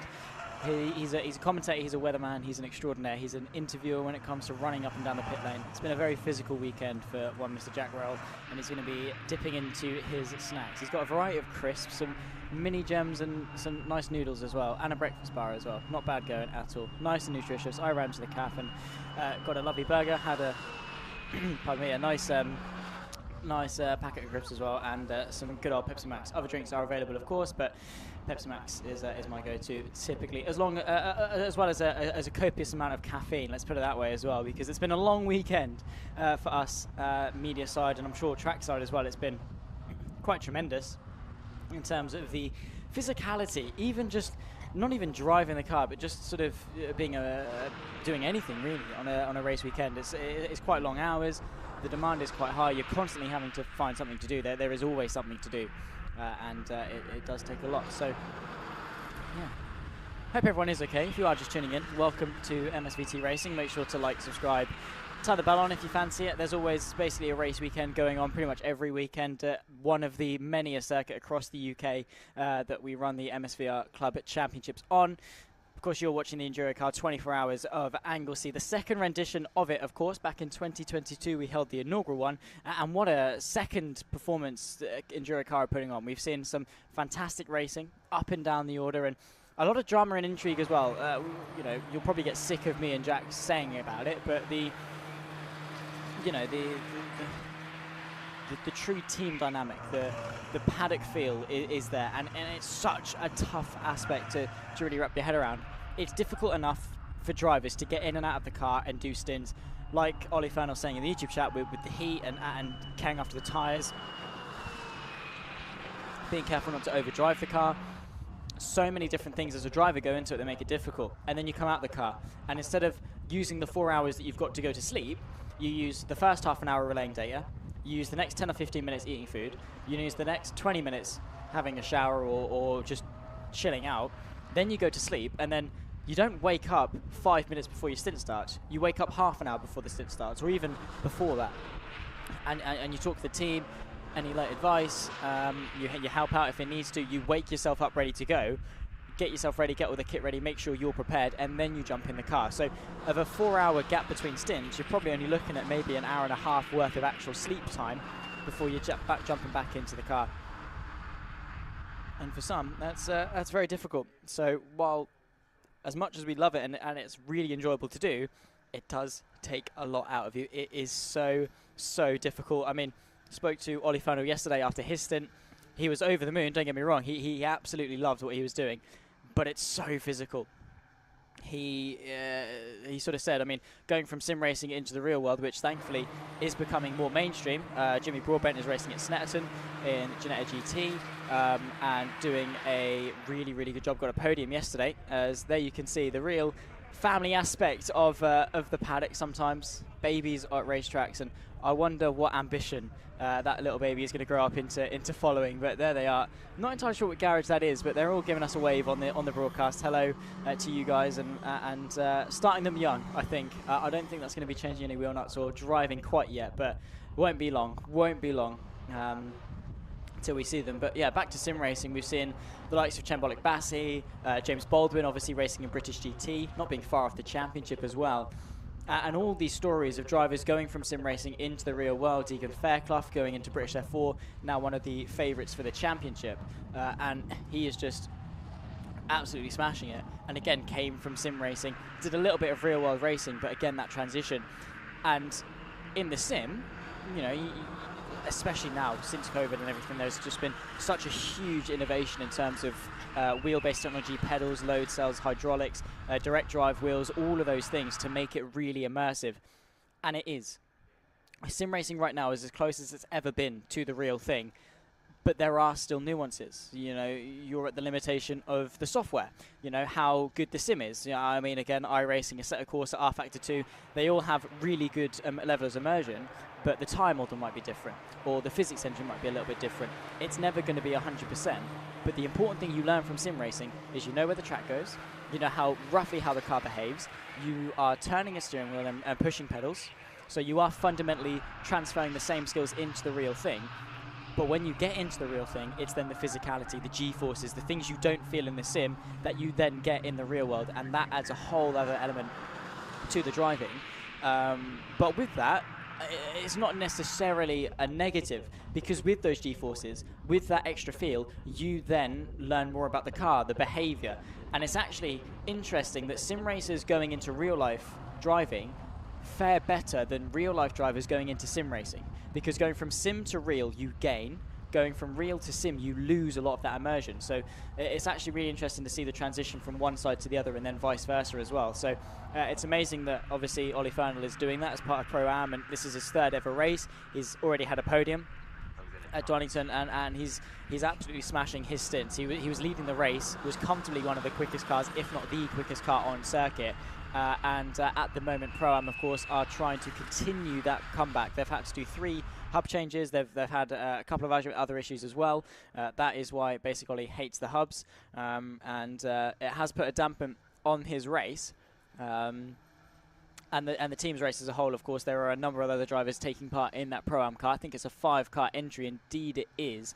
Chris Dunster, who's at the wheel at the moment. Then, of course, you've got Nicole Draught, who's just come out of the car. Ollie Fernell, we all know him. Scott Parkin and Lucas Ticini, both of whom are very successful racing drivers in their own right. And it is just amazing to see that Pro-Am car, again, even with the issues, and for a lot of the other cars that have had issues, they've not given up. The only retirement that we've had is Burton Power, and I think that is because it was just a significant issue that they can't continue with. We don't really know what the issue is, but even teams that have had to swap engines and swap cars and had coolant issues and head gaskets leak, they've still fixed those issues. It's taken them a couple of hours, but then they're back out on circuit, right? It's amazing to see that level of perseverance from a lot of the teams, because getting to the end is half the battle, and that's half the reason why they get up. Winning is great, but seeing the checkered flag, seeing the relief, seeing all that hard work of all the mechanics, the teams, the family members, the fans, everything come together, it's exactly what you want. And that it's the best reward that you can get. If you get a trophy and a hat out of it, that's great. But for some, that's not necessarily the overall aim, and just a happy bonus at the end. 3 hours, 26 minutes left to go. Let's have a quick rundown as to how things are racking up in terms of the order. Just want to remind, of course, that you can follow along on TSL live timing. Just type it in. In fact, actually, I might be able to get you the good old link. I'm going to do it on Jack's laptop, so hang on, let me just find. Has he got the link copy and pasted? I don't actually know. Let's see. He does. Boom. That's helpful. So what we're going to do is you can follow along live timing here.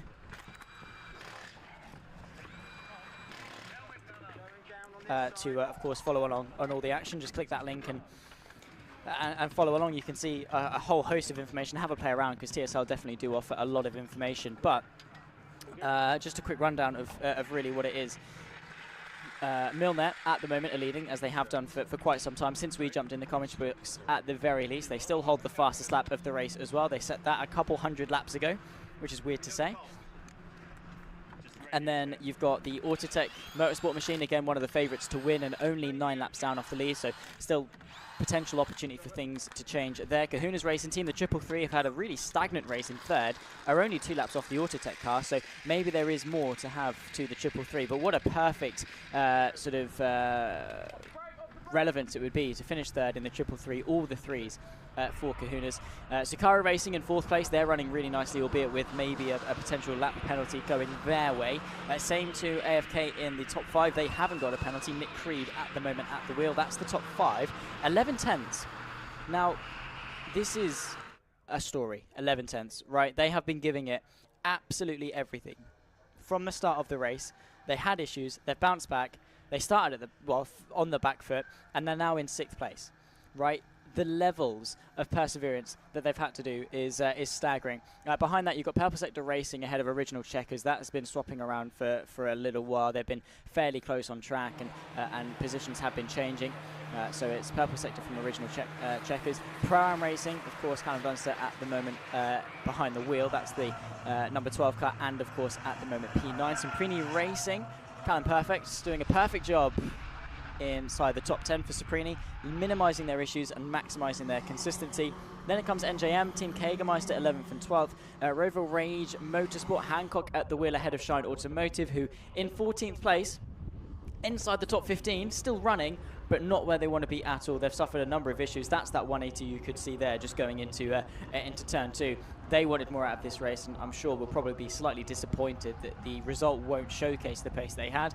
The Orca Sport Car, again, you'll look around at that Orca Sport Car and it will be battered, it will be bruised, it will have been battle scarred for the best part of the last 20.5 hours that it's been circulating. The 74 is in 15th, head of KNF for 21. They've had to do a lot of changes, even sort of do some transplants from a donor car into the race car. That's 16th, ahead of Cadoodle-Doo. Team Lifeline, Wingate Racing, which had to do a gearbox change ahead of LDR Performance Tuning, and MSVT, the 16 and 21st, the number 16, 21st place in this race, and the last of the current runners in this race, because Burton Power, of course, did unfortunately have a little bit of a DNF.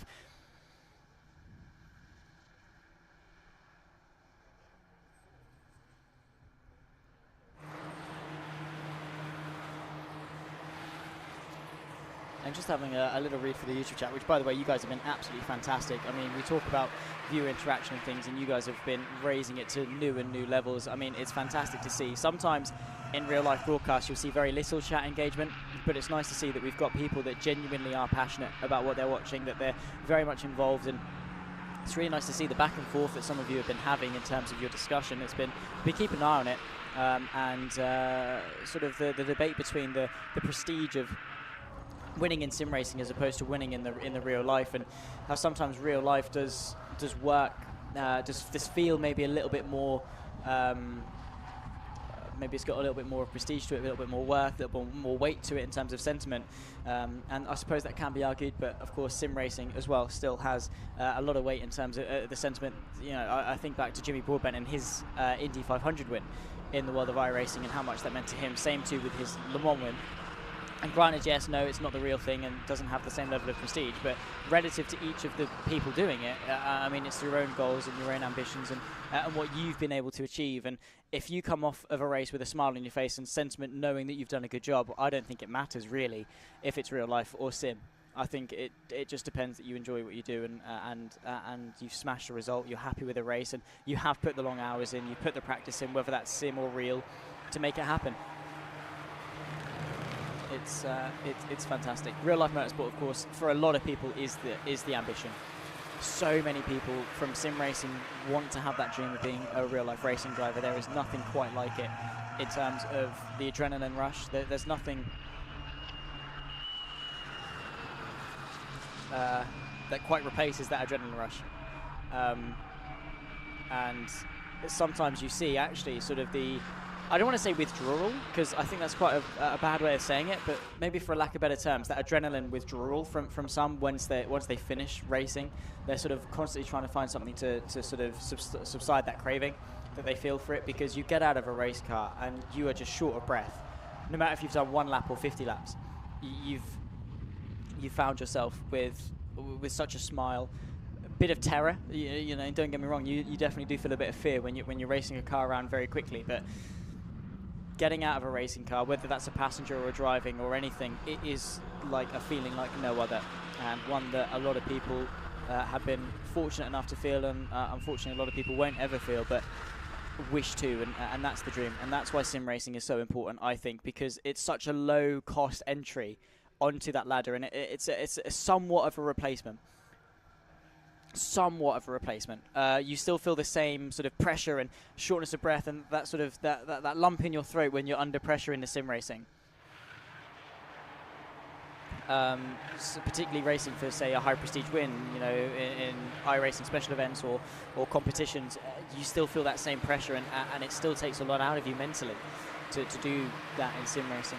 And then, of course, with so much backing behind sim racing in recent years, you've got big manufacturers. You know, IMSA run their virtual series. You had the likes of Racing Star jumping in to support British F4, and then of course with things most recently like Racing Prodigy just a couple of weeks ago in London. The Prodigy Racing Draft basically held a competition to sort of find and source drivers from all over the world from sim racing who have got it what it takes but maybe lack the budget, and then give them that opportunity in the real life in their own championship. And again, it's that extra step. It's allowing sim racers, if you can prove yourself in the sim, you can then fight in the real life, and it is just fantastic. And you're right, everyone in the YouTube chat, just seeing what you're all reading, and it's incredibly true. It is fantastic. Also about Jimmy Broadbent racing in the Ginetta Championship this weekend at Snetterton, supporting British GT, GB4 as well this weekend. Lucas Blakely is a prime example of that, a sim racer, Formula Esports world champion, and he's won a race in GB4 at Snetterton this weekend. He got a podium last year at Donington, I think it was as well, in his first round in GB4, which is effectively a Formula 4 car, just a slightly older model of it. And he won a race in that against some very competent talent who have gone on to do some really big and wonderful things in the world of motorsport. So it is amazing to see. And Jimmy Broadbent, of course, a big personality in the world of sim racing, really has been able to do and bring a lot of attention to it. So it is great to see. But there is a race going on, so we'll focus on that, of course. And in fairness, a lot of these guys you will recognise maybe from some sim racing competitions. Nick Creed raced in the EnduroKA Winter Sim Series and did a pretty good job in that as well. He, at the moment, is running P5 in this race. And talking about, I believe, the particular person, Redacted68 in YouTube chat, has got about Nathan Maximat in regards to the Gran Turismo racing on Gran Turismo. And he is fantastic. Competent on him in race room broadcasts as well. And he's done brilliant in terms of what he's been able to achieve across all different platforms, and of course, as you say, in Racing Prodigy. So it is great to see that so many different people from so many different walks of life are experiencing the same levels of success that they most definitely do deserve. 3 hours 16 minutes, by the way, left to go. We definitely are ticking down towards the latter portion of this race. Nearly 21 hours completed. It is remarkable how long these cars have been racing for. I mean, I went home about 9:30 last night, and they were driving around. I went home. I went to my hotel and put a film on, had a shower, slept, woke up about 6:30 this morning, got to the track about 7:30, and they're still racing around. They haven't stopped. It's crazy to think just how huge of an event this is and how much goes into a 24-hour race. We'll be hammering it on more and more. It's something that you really cannot underestimate. Is a 24-hour race. It takes another level to rise to. In terms of pit stops, I don't really think anyone has been coming in for quite some time. We're probably going to see them, I would imagine, in around about an hour or so. We'll see the first of the last come into the pits. The likes of Milner Racing are going to be able to go quite long, actually. They stopped not too long ago. Relative to the time left in the race, you're probably going to be looking for 2 hours 20 in terms of a race stint. They pitted with around about 4 hours left, so 2 hours 20 leaves them with an hour and 40 left in the race, which gives them a shorter stint. So we're probably going to see that. There's no mandatory pit window, but the pit window we're going to make up to try and sort of juggle who we expect and when. Probably going to be between 2 hours 20 left to go, and between an hour and 40 left to go. That's then when the final sort of pit stops will be brought in. Very busy racetrack though as well, it must be said, with what's going out on circuit. 3 hours 15 left to go, and all of these drivers are on completely different laps,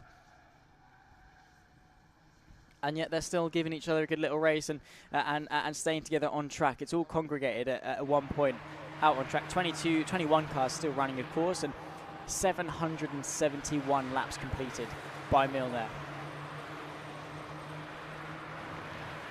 That is ridiculous. I reckon I don't know if we're going to break the 1,000 lap barrier. I don't know. They'd have to average, what, they've got 229 laps until they reach 1,000. They're running 1:30, and they've got 3 hours and 14 minutes left. I reckon we might be somewhere in the 900s. I don't know if we're going to break into the 1,000. Maybe we will. Hopefully we will, because that would be an absolutely huge milestone. In fact, actually, I'm going to check the TSL information and see just some interesting stats in regards to the to some of the information. Let's have a look. Statistics. do like having a little play around with this. Let's have a look. Total distance covered, by the way, from everyone in total is 23,893 miles. For reference, one lap around the Earth at the equator is around about 24,900 kilometers, or 24,900 miles. So we've basically been able to do about 90% of a trip around the Earth with how many miles these EnduroKAs have been able to turn around down in Anglesey. So absolutely amazing in regards to the mammoth task. And again, we can get the distance covered on so far this race and wrap it around the world and nearly ever so slightly miss out on going all the way around. And there's still 3 hours left to go.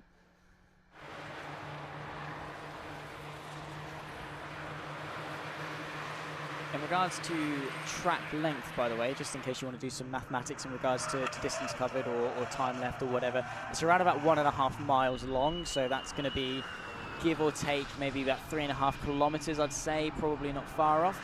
Black and white flag being shown to, not entirely sure as to who it is, I think it might be the 49, it is the 49, got shown the black and white flag, and that basically means that they've been given a warning for driver conduct. So that could be for driver conduct in terms of driving standards. When it comes to, you know, battling side by side with another car, they could have maybe had a bit of contact, or most commonly,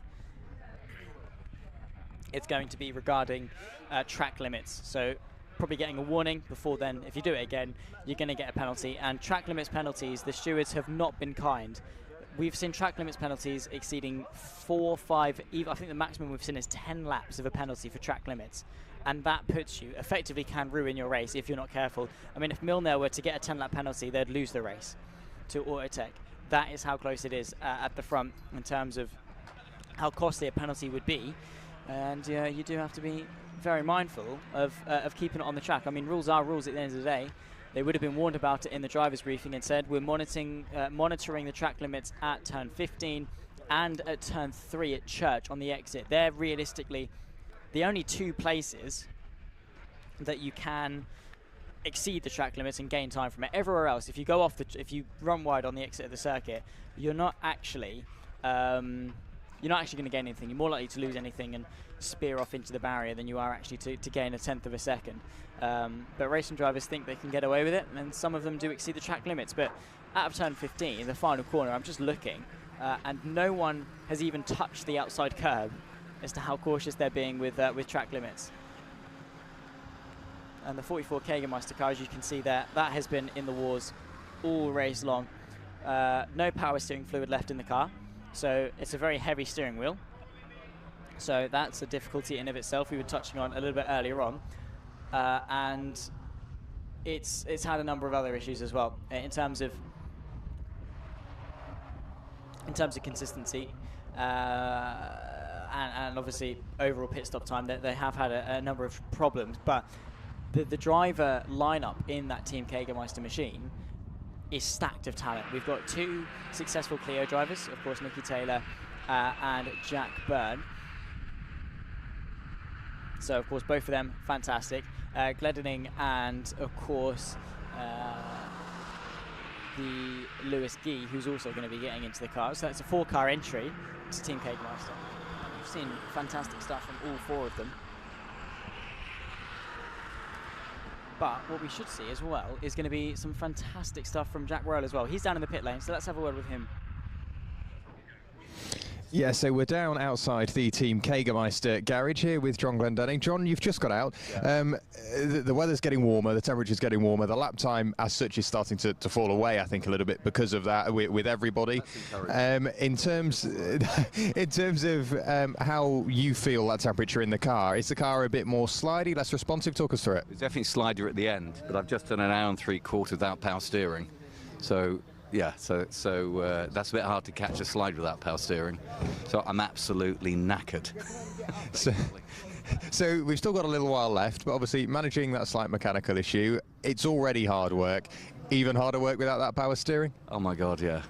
I didn't think I'd get through it, in all honesty. But yeah, actually in the end you kind of get used to it.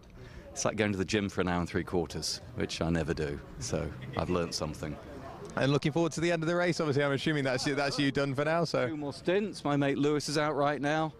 I think Sean is watching right now. Sean, thanks for your encouragement. So he's got to bring it in, and then we've got Nicky, and we just want to get through it, quite honestly, and that's the idea, isn't it? Just get through it. Well, that's the plan. You've done a brilliant job so far, so best of luck for the rest of the race. In the meantime, Zach, the pit lane's got very busy, so back up to you. Thank you very much, Jack. Yeah, we've seen a couple of drivers and teams come in. K&F Racing, that 21 machine is in. I think that is just for a fuel stop. You've also got Wingate Racing, the number 3, into the pit lane as well. Of course, they've suffered some issues. They had to do a gearbox change during the night, which probably would have been a very unwelcome sight to the mechanics. Very big job that they had to undertake, but still running along, and with only 3 hours left to go. It's almost to the point that it's a case of, you know, you just might as well get to the end, right? You've come this far, you've done this much, get to the checker flag. And we're clicking closer, actually, very scarily towards the checker flag, because you start the race yesterday at 4 o'clock. You start it, and actually, hang on, that team. Oh no, sorry, that's the MSVT. I saw the orange bonnet and thought it was the Team Cakemeister car. It's not. It's the MSVT racing machine, which again has had issues. We'll probably say that about each and every single car on the field. But yeah, back to what I was saying about, you know, we start the race yesterday at 10 past 4. 24 hours on the clock, and you think that's never going to run out. There's so many hours. The seconds tick by like minutes. The minutes tick by like hours. Sometimes, particularly when it gets to that lower portion of the slower portion of the race where things die down ever so slightly. And yet, we're already here with 3 hours left to go. We've been in the commentary box for the last 4, and we've only got 3 hours left. So we're over halfway through our stint, and we're closing in on the checkered flag, bit by bit. And I'm sure the teams and drivers, like we said earlier, they're probably going to be happy, sort of sad to see it end, I suppose, with how fun the racing is, but at the same time happy to see the conclusion, because it's a relief of the stress. They get the rewards, of course, of 24 hours of racing, of 1 lap around the earth in terms of distance covered. And they reap the benefits of that. They get the relief, they get the satisfaction. It's all worth something. So I'm sure the checker flag is probably going to be a nice welcome sight for some. For a lot of officials around the circuit, teams, drivers, commentators, it's going to be a welcome sight, because it's been a very, very long weekend. I hope everyone at home has been watching along. If you are just joining us, of course, here on MSVT, make sure to like, subscribe, and all of that malarkey to stay up to date with all things motorsport. Realistically, here in the UK, we cover absolutely everything. We're here at Anglesey for the EnduroKA 24 of Anglesey. My name is Zach Swinney. Jack Rowell is working his way back up to the commentary box. After a brief break, we managed to swap. We look after each other. I took 15. Come back, he takes 15, and then goes and straight away does a pit interview as the commitment that that man has, Mr. Jack Rowell.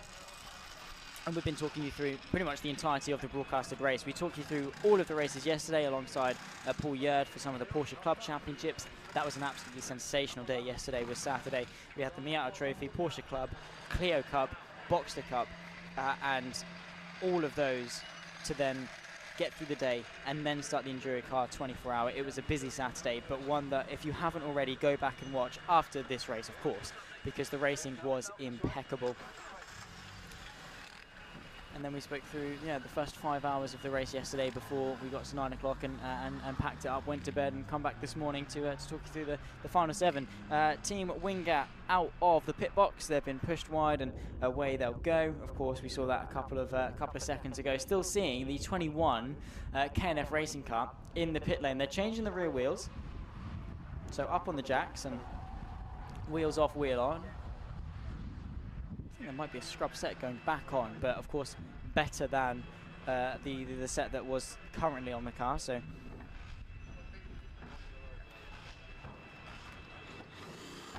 and just a reminder, of course, you can follow everything live on the live timing supplied by Timing Solutions Limited, TSL as we more commonly refer to it as, and that gives you a load of information, a load of statistics. loads of information, and of course the live timing running order of how things are going, so you can check up with your favorite drivers, you can see the car numbers, the team names, and actually who's currently in the car as well. Couple that with the virtual spotters guide found on the MSVR website, and you're absolutely laughing in terms of following this race, because trust me, I understand it's a difficult time. It's quite overwhelming the first time going to a motorsport event and looking at cars and going, well, who's doing what? Who's winning? Who's good? What am I looking at? And TSL and Spotters Guide are always a really good way of doing that to assist you in following the narrative of the race, because it can be quite difficult. As I said, there's a lot of cars going on the circuit. The 48, the only cars, of course, that's the LDR Performance Tuning, is going up the back straight towards Rocket Inn, and did look fairly slow, but I think maybe just relinquishing some places to cars that are going to lap them. Out of the pit lane, by the way, came a couple of moments ago the 21 KNF machine, and out of the pit lane as well comes the 16 MSVT car, so again trucking along quite nicely. And Mr. Jack Wells back from his adventure. He had a little break. He's back in the commentary box now. And you got any news for us down in the pit lane? Yeah, a brief chat with Toby Owen, of course, driver of the number 65 Autotech car, Joey DePrato behind the wheel. He suggests that the pair of those two, come the end of this race, will be fighting each other. They're both ran out of the same garage. Both cars are ran by Autotech Motorsport, albeit under two separate names. So we're going to see either a battle or the pair of them working together. I've got a feeling it will be the prior to the latter, because they're 10 laps away from the race leader. They're 8 laps ahead of Sucre Racing and Tristan Judge. So I think we're going to see the two Autotech Motorsport ran cars fighting away till the end.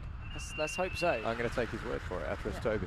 Yeah, in Toby we trust. There's no reason. He's always so smiley. There's no reason not to trust him. We spoke to him yesterday after his stint in the Autotech car, and again he's just so happy, and you know, it's such a nice person to be around. Of course, he does a lot of stuff behind the scenes for MSVT and the EnduroKA Winter Sim Series, and yeah, at the moment has been driving a really good stint, of course, or stints he's had in the Autotech car. At the moment, Joey DePrato at the wheel, and only 1 lap ahead of the 333. Now the gap has been fairly equidistant. It's not been opening or closing for quite some time. I mean, it's fluctuating a little bit, but it's not closed a tremendous amount. However, it could definitely close, because there's still 3 hours left to go. A mistake for the 65 Autotech car could bring in the Kahuna's race team, or another mechanical issue or whatever, and straight away they're back on it again. So hopefully there's a nice little battle to indulge into as we're very much sprinting towards the end. Yeah, the Kahuna's car will be an interesting one to keep an eye on, because Costa Kriatsis has got out of that car. Phil Truman in at the moment. Ian Perkins presumably will be the driver to bring that car to the checkered flag. And whilst chatting with Toby, he said some of the mechanics and some of the team members are thinking, oh, this is long. Like we've been racing already for 21 hours, and they may have had repairs to do during the night, and it can be very, very hard work for everyone involved. But what they've said is, let's be honest, we look out of our garage, we've got beautiful sunshine, we can see the sea, we can see the mountains, and the wind has been fairly light throughout today. It's very much lighter than it was yesterday. So there will be no complaints, view or weather-wise, regardless of result. If they see the checkered flag with this view, with this weather, they can go home with a smile on their face. They can. There's a lot of positives to take. Just coming here, doing all the prep, doing qualifying for 2 hours, waiting your turn through all of yesterday to then start racing and be here. No matter what happens, if you see that checkered flag, you've got so many positives to take, because all of that hard work finally comes together. It's the cherry on top of the cake, right? It's the icing on top of the cake, the cherry on top of the pie, whatever way you want to put it. And it's just that extra bonus, the checkered flag. It just brings it all together and makes it all worth it. Whether that's with a trophy at the end for a P1, P2 or P3 is irrelevant. It's a happy bonus, of course, if you are able to win and come home with a podium for championships and individual races. Winning, of course, a 24-hour race, there's nothing quite like it. But for some teams, some drivers, it might be their first outing ever in a KA. Just finishing the race, just having that satisfaction is enough. Yeah, it is, and they might have a bit more hard work to do by the time they get home, whether it be rebuilding the car from the ground up or just replacing parts that are crucial to that car's performance in the future.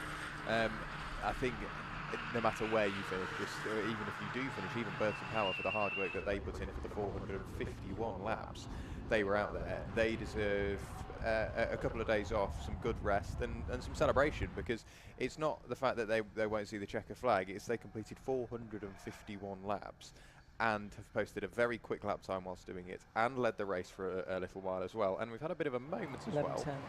Yeah, for that 11/10 car. Did you see what happened on the run into Rocket Town? No idea.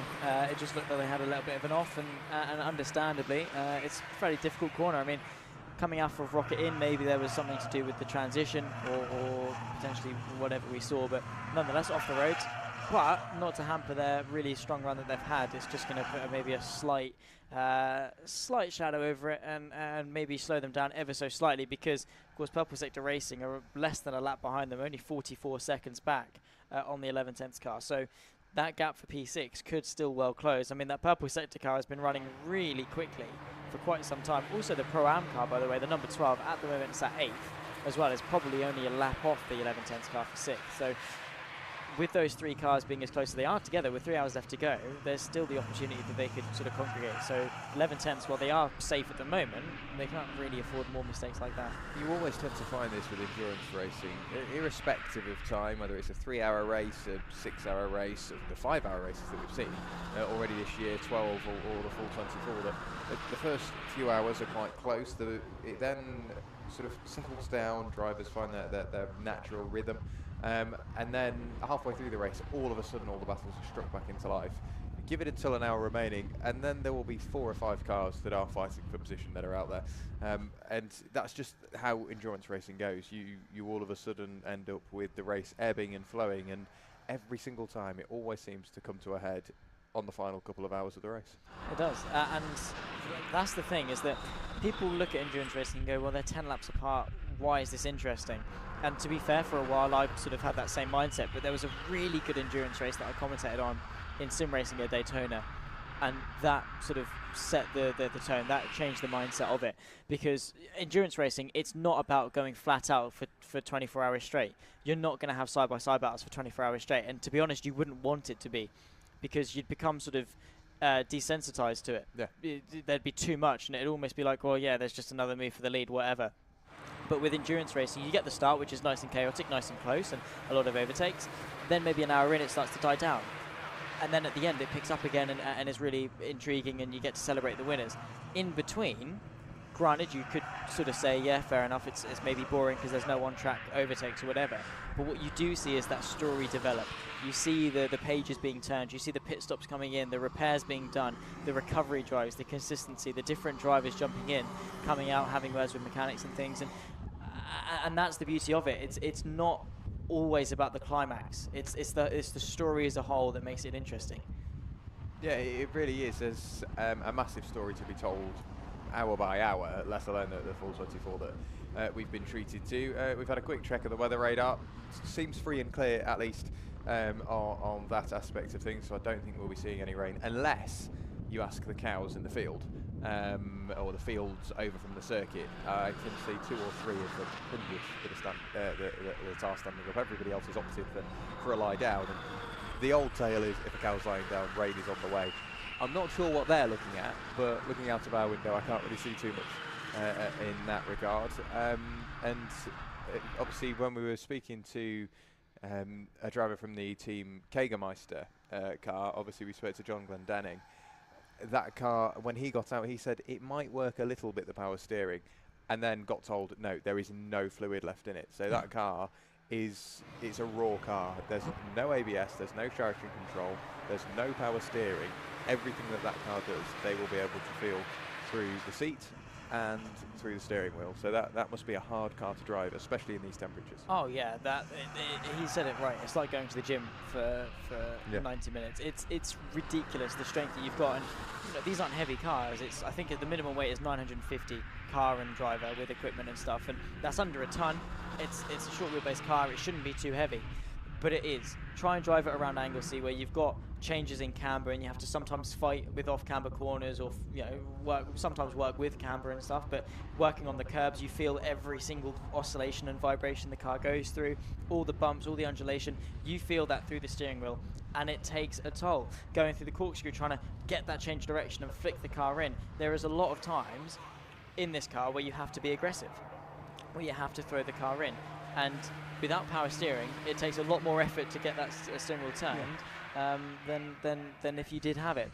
I always remember when I was working at a garage and we had cars with dead batteries, and then you'd sort of turn the key to sort of get the steering look off, but there would be no power steering, and trying to push that car into the ramp was dreadful, because it's going at a slow speed, so you're feeling all of the weight of the car, and you're there trying to shuffle the wheel and turn it, and it takes a lot. Obviously, the faster you go, the easier it becomes with the steering, but even then, it's a lot to get rotation. It's one thing to drive it without power steering, it's another thing to drive it quickly without power steering, and in fairness, they're not doing a bad job of that by any means. No, I think it is more tyre as well, because if you're running a standard sort of road treaded tyre, the contact patch isn't that brilliant, because it is made to obviously disperse water as well as be quite an economical tyre. So they don't want too much rolling resistance, where when it comes to the sort of cut slicks or the semi-slicks effectively that these cars are on, a lot of rubber is making contact with the ground, so it becomes a hard work. And I remember having tested a Ford Puma at Donington Park, the GP layout as well, which was a nice treat, being able to do the full GP layout. That had no power steering because the championship allowed it, and it was, you would gain more from saving the weight out of the car. So you just had to hack at the wheel and try and expose some of that pace. But going into the old hairpin, you're on the brakes, you're putting all of the weight on that front left, so you're then fighting with the weight of the car, gravity, which is pulling you into that corner, brakes, which is putting even more weight on the front of that car, and then trying to change direction. It's hard work, you really do. It is a physical job. We've got Cadoodle-Doo back in the pit lane. That just looks like a standard stop to me, changing tyres. They've already filled up with fuel, and they'll be doing their driver change as we speak. So getting out of that car will be Clive Taylor. Looking down there, I think that was Ross Folds that has jumped in. No, Ross Folds, by the looks of it, is stood outside the car, so I'd imagine that will be Lee Taylor that is about to jump in that car as the car is getting pushed back, and we'll get back into this race. The number 95 machine down in 17th place at the moment, albeit that will put them on the same lap, if not very close to, the Team Lifeline car. That's the 275 machine. That's got Lockpreet Baines behind the wheel, and I'd imagine we could see a little battle develop there. Again, it's going back to what we mentioned earlier. All of a sudden, these battles will start to emerge. Orca Sport and Shine Automotive 16.6 seconds apart. Cadoodle-Doo and Team Lifeline won't be too far away.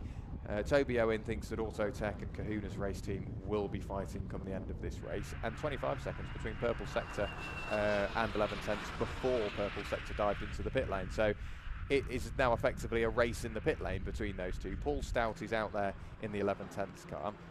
Mark Matthijssen is in the pit lane at the moment, probably getting out of the Purple Sector car.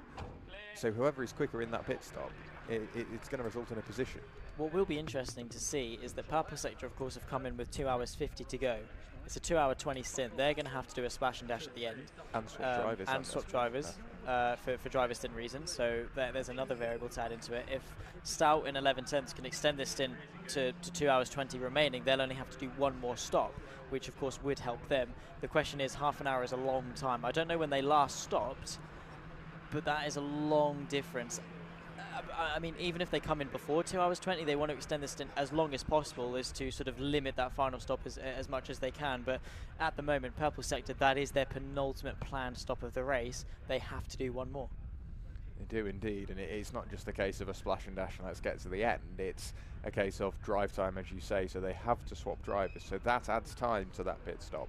So in the next half an hour, we will be at that point where anybody that pits after that point should be able to carry on to the end of the race, should fuel allow as well, because obviously the engine is running hotter, so to regulate itself, and I mean, it will want to produce as much power as possible, but in the hotter temperatures, everything is having to work harder, so the car effectively becomes less economical, albeit in the hotter temperatures, does the fuel tank very slightly expand, meaning you can squeeze a bit more fuel into the car? Yeah, that's true. Very much so, but also the fuel itself will expand, won't it? It will. So the 6 of one and half a dozen. yeah, of the other, exactly. really, isn't it? So it's kind of just cancels itself out. But no, you're right. If it was the case, if they're able to keep the fuel cool, then they can put it in before it expands or whatever. I don't know. You're probably only going to gain. GT strategy. Yeah, I know. There, There's too much for EnduroKA, and you're probably not going to gain too much of it anyway. To actually reap much of a benefit from it, regardless. But yeah, no, you're right. Everything's going to have to work harder. You're going to dump more fuel in. All the fuel injectors, all the spark plugs, they're all going to be working overtime, and you've got to be careful because when things get hot, things go wrong. I mean, you've got to have a nice, cool temperature window, and I don't know if you've ever taken up the bonnet after your car's overheated, but it gets warm. it does. I've seen it firsthand. The usual mistake is, oh, my engine's hot and the radiator's hot, so I'm going to let some of the water out. Don't touch it, because the pressure in that system I've is seen horror stories. monumental. I've seen it happen, not in the EnduroKA series, but in another endurance series, and the mechanic was far from comfortable after making that mistake. Easy mistake to make, apparently. It happens quite a lot, but the pressure in that system is monumental, especially when they've been racing, let alone just driving on the road. I used to be really scared. Whenever I do coolant checks, if I've only just driven the car in, I'll give it 5 minutes, because I'm not going near that. I'll go to do it and I'll stand back and I'll have my arm reached out before I turn it, and you'll hear it get tight and then like fizz, and then you'll know that's the pressure releasing. But I got always scared, because you've seen them, haven't you, with the pressure. You undo the cooling cap and it just spews up with the pressure. Bye-bye cooling cap. Yeah, it exactly. disappears, It's so scary, but it can happen. And when you're a mechanic rushing to check coolant, you don't have the time to wait for the engine to cool down, because it could be 5, 10, 15 minutes until it reaches a safe level. Yeah, that tends to be the case when they're in a rush to get that car back out. You tend to see that in doing that, they do sort of just go, right, I'm going to risk this scalded hand and get that car back going. That's how much it means to some of the teams. They are willing to do that. Still in the pit lane is the number 48 purple sector car. Mark Matthijssen has jumped out. It will be either Mark Gent or, I'd imagine, Henry Mann to get behind the wheel of that car. Looking further down the order, they have actually lost places, because 11 tenths have pulled away. Pro-Am Racing have gone by, so too have Original Checkers. Semprini Racing and Callum Perfect are a few laps off them, so I think they'll be safe for at least another, 5 or 10 minutes before they lose another place. But it seems like quite a long pit stop from the purple sector team. Yeah, it does. Well, it was. They're just rolling down the pit lane now. Yeah, no, yeah. I don't know. It didn't seem like they were doing anything out of the ordinary. Of course, they've got 2 hours 46, so they're going to have, 26 minutes of driver time to swap. Is it driver time in the sense that it's 2 hours 20 between pit stops, or is it 2 hours 20 consecutive driving? I don't know whether it's they have pit to out swap? to pit in. So they have to, for their drive time is 2 hours and 20. I'm guessing there is a minimum rest time you need between your various stints before you can go back out, just for safety more than anything. Who will be safest by that regard? Most recent car to pit obviously is purple sector, so it's now we need to be looking at cars that almost pitted an hour ago, an hour and a half ago, that should land their strategy absolutely perfect, and they'll be able to run to the end. Through and past that purple sector car now, up the hill towards Rocket Inn, is Declan McDonnell, who has spent quite a while behind the wheel of that Milner car. He will be handing over to George Wright, as Jack Wright has jumped out, and he said that he expects his dad to be finishing that car. We've seen Johnny Milner in most recently, Declan McDonnell behind the wheel now. In about 25 minutes, or at least they'll be hoping for, Declan McDonnell will bring that car into the pit lane and hand over to George Wright to bring that car to the end. And that car's been lapping very quickly, but doing so with ungodly consistency. Yeah, and that's the thing. It's all relative. Everyone's gone slower because of the temperature increase. Ollie Ferner was in the YouTube chat saying that with the tyres being so hot, you're probably losing about 1.5, 2 seconds a lap relative to the pace you were doing. So, of course, all of the lap times have slowed down. But of the lap times that have slowed down, theirs is the quickest. It's a 32.4 last time by. Autotech, Joe DePrato has just said a 34.8. So nearly 2.5 seconds quicker is Milner. And that is remarkable pace, remarkable consistency, and they are just churning in the laps, lap after lap. And I've got to be honest, I'm surprised we've not seen more mistakes, because we've had so many drivers pushing ridiculously hard, but doing so faultlessly. Yeah, it's nice to see that the driving standards and the quality of drivers out there has been absolutely fabulous. Again, further comments from Toby Owen about this morning, just it was around about sort of 2 or 3 a.m. when the sun started to rise. You know, where it's that weird light where the sky is starting to light up, but there's no sort of direct sunlight that would blind you. That's when they said the drivers were at their bravest, for lack of a better term, because the visibility was increasing, but effectively the track was still in night conditions because it was still nice and cool. The air was nice and cool, so the cars were running nicely, and the tyre temperatures were good, which I think is why we saw, or why we can see it at least on the timing screen, why so many cars set their personal fastest laps between laps 300 and 500, because that's from about midnight going into sunrise, which is when the cars ran at their optimal. Yeah, and they won't beat them times unless they just go and push and really give it some. But even then, I don't think they're going to be able to get close to it. Obviously, the fast lap of the race, 1 minute 30.854. That's, of course, by this car, the 46 of Milner. And McDonald, I don't know who was in the car at the time, but they're not going to be able to get anywhere near to that. And that was on lap 518, one of the more recent ones, so really towards the back end of the night stint. But they're not getting close to that at all. I'd be surprised if we see another lap time inside the 131s. For me, I don't think we'll see many in the 32s from now on. We might see obviously the sort of repeat offenders in those 32s, but I think for the most part 33s, 34s and 35s are the safe bet to the end. Yeah, they very much are. So yeah, probably mid 32s if you're quick. You're not getting any lower than that, and if you do, you've taken so much out of the tyres. You're watching there the Orca Sport. That's the 74 machine. They've had a lot of problems, as you can see, held on by gaffer tape. That front, which side was it? I think it might have been the near side, the passenger side, was hanging off.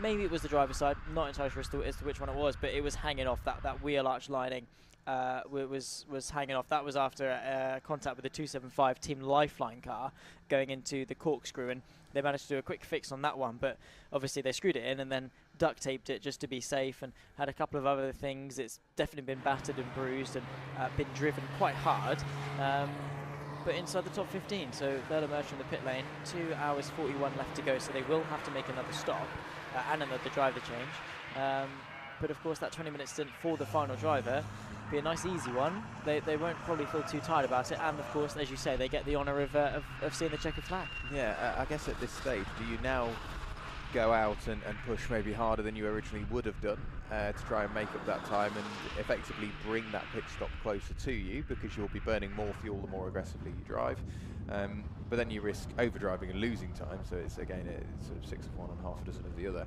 So if it was me and I was jumping behind the wheel of that Orca Sport car, I'd push harder than I would, but still within sort of reason.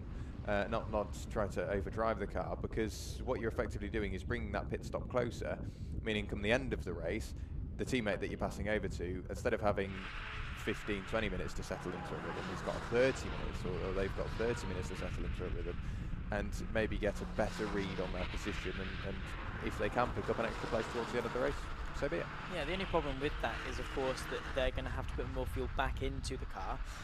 Therefore, it will be a longer stop, and the car will be heavier. Yeah, I mean, you're right. It takes time to acclimatise and find yourself into the rhythm of the car, find that groove, especially a circuit like Anglesey, with how demanding it is. You know, you can't just get in and be quick. It does take a little bit of a toll. Ollie Fernell, of course, predicted that he would be coming in to the car to finish it. Of course, that final stint, it's 1:30 at the moment here in Wales. He said he'd probably be in around about 2 o'clock-ish. That would be bang on time to go cleanly to the end. Yeah, absolutely. That will buy him sort of 10 minutes of sort of leeway prior to the end of the race. So we'll see what Pro-Am can do from here on out. Callum Perfect, since getting behind the wheel of the Samprini car, seems like he's stroking it home, managing the pace very well indeed. The leaders are still one of the only cars in the 32s at the moment. Last time through, Cadoodle-Doo, that number 95 car, currently has Clive Taylor behind the wheel. Clive Taylor's raced, I think he's raced McLarens previously and bits like that, and that experience is showing. Last time through, a 1:32.452, the fastest car out on circuit, and they're down in 18th place. Only one lap behind Team Lifeline. There could still be a position for the taking there. I think so. Of course, they're going to look at that and say, yeah, we can go and get that, we can attain it. Of course, last time I was 2 seconds quicker, 37.9 seconds off, so it's only going to take them 19, 20 or so laps in order to go and catch. So it's not unattainable. That is a very realistic target, especially with how long left we've got in this race. They can almost take their time with it in the sense of they're able to keep this pace difference up. So it's just going to be a walk in the park to pass Team Lifeline. Of course, that 95, got to give it to them. With the race they've had, they'd love to have a race for position for once. Yeah, they would indeed, and it's that point in the race where you can find sort of an occasional rival. You might find somebody that you are fairly equally matched on pace for, somebody that agrees with you, thinking, you know what, let's have a little race, let's give it a go. But then every now and then you might come across somebody and go, oh wow, this is a race for position, and we need to sort this out. And then that adds in the other aspect. Do you work together for a bit and try and draw somebody else in? So it's instead of just the 2 of you, it's 3 of you all fighting away. We are almost 90% of our way into this race. Not far really until that point now. So it's just, again, as a team, as a driver, you're ticking off those laps and hitting your marks, making sure you're nice and consistent, and getting to the end. So the final, 2 hours and 38 minutes of this race. Temperature will continue to rise. I think pressure is effectively leveled out really now. There's not too much pressure on too many people, aside from Nick Creed and Tristan Judge. They're 8.5 seconds apart. There's nothing in it.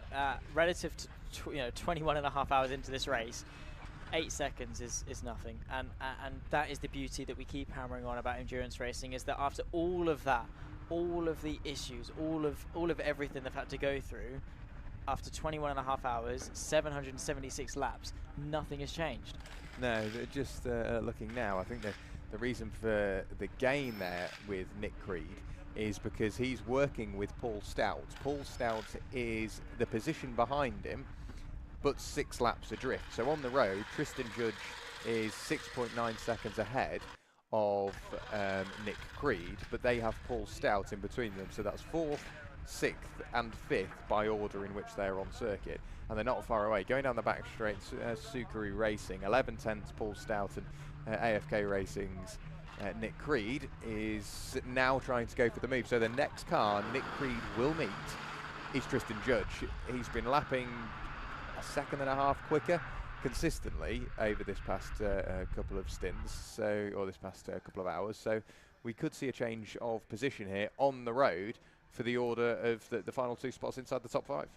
Yeah, let's bring it on. I mean, to be fair, points aside for the championship, P4, P5, it's both a top 5. Is there much difference in terms of what it means? Like, you're inside the top 5, yeah. P4, P5, to me it's the same thing. No, I would. That's just a racing driver, and I'd rather finish 4th than 5th. Well, yeah, of course, naturally, but long run, I don't think it will make too much of a difference. But in terms of both teams, neither one of them will want to supersede a position. Over the line goes Tristan Judge. Is Nick Creed any closer this time as he breaks the beam? 5.7 seconds with an overtake involved. He's gaining, and it's that typical thing. We're getting closer and closer to the end of the race. Everyone somehow starts magnetising together. Yeah, it's racing. It's the great thing about it. There is the 11/10 car, by the way. They're cruising around in P6, and granted, they're 6 laps off the top 5, but that's probably such a much better result than what they were probably expecting after the first sort of hour or so into this race. To be up there firmly inside the top 10 shows that determination, consistency and perseverance definitely pays a lot more to the overall narrative of the race. There is Nick Creed as well, closing in lap by lap onto the Sucre Racing 555, probably one of the most recognisable liveries on the field, bar the Carlbrook car potentially, and only cans of course, but you definitely won't miss that 555, so you will be able to see when it is closing in, and just trying to see where each of them are relative to each other. Of course, on circuit it's not very far at all. Let's see what the gap is going to be this time by and see how much the gap is closed, because I don't. It's not a case of if it's closed; it's by how much it's closed. Yeah, it's looking as well. Chris Dunster, Pro-Am Racing, currently sat in P7. They are now within a minute of Paul Stout on the 11-ton motorsport car. Last time through, Paul Stout for 1:36.090. Chris Dunster 1:33.172. So that's almost a 3-second gain on the lap prior alone. Granted, Paul Stout did have a bit of a battle with Nick Creed, and now they're 4.5 seconds apart. Nick Creed will have that visual reference to aim for, seeing that Tristan Judge is just up the road. Paul Stout over the line with a 1:36.001. Chris Dunster, he will come through in around about a minute's time and potentially get a bit closer. Separating the pair of them is a number of cars, one of those being the race leader, Declan McDonnell, who goes over to post a 1:32.448 at this stage in the race. To be that far into, I mean, to be in the 32s regardless, but to be that far into the 32s, that's very impressive. Oh, it is. Yeah, I was not expecting anyone to be sub 32.5, and he's done that with a 32.4, which is a crazy lap time. Is it taking too much out of the tyres, or is it sustainable? Because it's all good putting one lap in, but you're better off doing 33.0s lap on lap than 32.4 one lap, and then destroying your tyres and not being able to run consistently well for the rest of it. So it is that ebb and flow, the balance more than anything that is going to be sort of invaluable. But Milner, you can't fault them this race. That they had the issue with the exhaust, they put them off sequence, and they haven't looked back since that point. They are so strong in this race. Yeah, they've had a couple of very, very minor mechanical issues aside from the exhaust, but they've approached it sort of professionally, got everything within a window in which it needs to be, and it's working for them well and truly. Looking at the cars around them, Pro-Am Racing and Chris Dunster, again, another 3 full seconds gained on the lap prior. That's closing in. Nick Creed and Tristan Judge continuing to get closer. That was only 0.8 gained on the lap prior, but Nick Creed is now 3.7 seconds away, and that visual reference is getting larger and larger, as too is the visual reference for Tristan Judge, seeing Nick Creed getting larger and larger in his rearview mirror. Paul Stout will hopefully try and stay in the wheel tracks of Nick Creed, but he's fighting a losing battle. Chris Dunster's on his way, isn't he? So we've got the battle for 4th starting to evolve and get closer, and the battle for 6th. Yeah, I cannot wait to see what happens. Looking at the gap between them, going through, of course, the limelight of shot now. We, of course, have got the Sakari car closing in 3.7 seconds back to AFK in that 22. There is nothing separating them at all. I mean, 3 seconds is one mistake, right? That is a bit of a slide, and there is actually the 555. There is the 22 in shot. That gap is closing in, and it goes back to what we were saying, that visual reference of Nick Creed. He sees Judge and is going, all right, we're closing in bit by bit. The gap is coming down. P4 is mine. Yeah, and last time through as well, Chris Dunster, yet more time gained, another 2.5 seconds. They're now 48.5 seconds away. Both of them have pitted 11 times, so this is going to go to the end now. Pro-Am Racing and Chris Dunster yet to come in and hand over to Wally Fernal.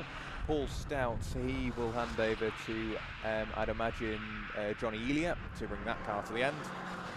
So that will happen in probably about 10 minutes, maybe just over, to get the team the right side of 2 hours and 20 minutes. The marble line on the outside of the circuit is becoming thicker and thicker. Last time through, Nick Creed and Tristan Judge, 2.5 seconds apart. This is the battle for 4th and 5th, absolutely together now, the closest gap that we've got out there. And we've still got Chris Dunster and Paul Stout getting closer together. There is so much to enjoy, and if you're only just joining us, you've probably joined it at the perfect time. Realistically, if you've come back after a little time away, a couple hours away, you've jumped back in right at the perfect time. There is so much still to uncover in this race. Battle for P6, battle for P4, and also potential intrigue maybe in a fight for second between Autotech and Kahunas, but that is a little bit of a slow burner until the end of the race, we'd imagine. 2.4 seconds is the gap visually. There's nothing. They are the next car in front of them. The apex of the 555 reaches the apex of Rocket Out. The 22 is about a second or so behind, and they've got a bit of traffic to contend with. Nick Creed, obviously he's not going to be doing it literally, but he's going to be rubbing his hands and loving the sight of a P4 right in front of him. Yeah, that is again that visual reference. He now can set markers and go, right, he's turning in now, I'm turning in now. That's a second. There's nothing in that at all. So that will further motivate him through the final corner. They come through absolutely together. So Tristan Judge goes through to go on to what will be lap 782 of his race. Nick Creed goes through and does the same, exactly a second back. It might be a rather short battle here. It's been brewing and brewing and brewing, but as soon as Nick Creed gets there, I've got a feeling as soon as the door opens, I'm afraid Tristan Judge will be left behind. Yes, I'd assume so, especially with the lap traffic there as well, running through turn number 2, and it just seems that Nick Creed has got that car a little bit betterly poised, gets the foot down. Look at the closing speed by the time they get to Church. If he just takes the back, lifts off a little bit earlier, and then puts the power down a little bit earlier to try and get the momentum off of Church, it should be a fairly easy affair getting the move done. Of course, they have got the 37 of Semprini Racing to negotiate, but already side by side. A change of position then with just 2 hours and a half left to go. An easy pass for Nick Creed, who takes 4th place away from Sakari Racing. Yeah, there you go. Nick Creed in front of Tristan Judge, Paul Stout and Chris Dunster. We will get an update on that time now. They're 43 seconds apart now, so that gap is well and truly coming down between Pro-Am Racing and 11 Tenths Racing. They are closing in, so 6th and 7th respectively. Car number 11, car number 12, they are getting closer with just under now 2.5 hours of this race remaining. We still have anybody that pits within the next 8.5 minutes will have to make another stop purely due to drive time, but give it 10 minutes time, anybody that comes in, that should be the last time we see the car in the pit lane. So that means I'll probably do a quick run down to the pit lane and try and grab a word with maybe some of the drivers that will be finishing the race. Yeah, exactly.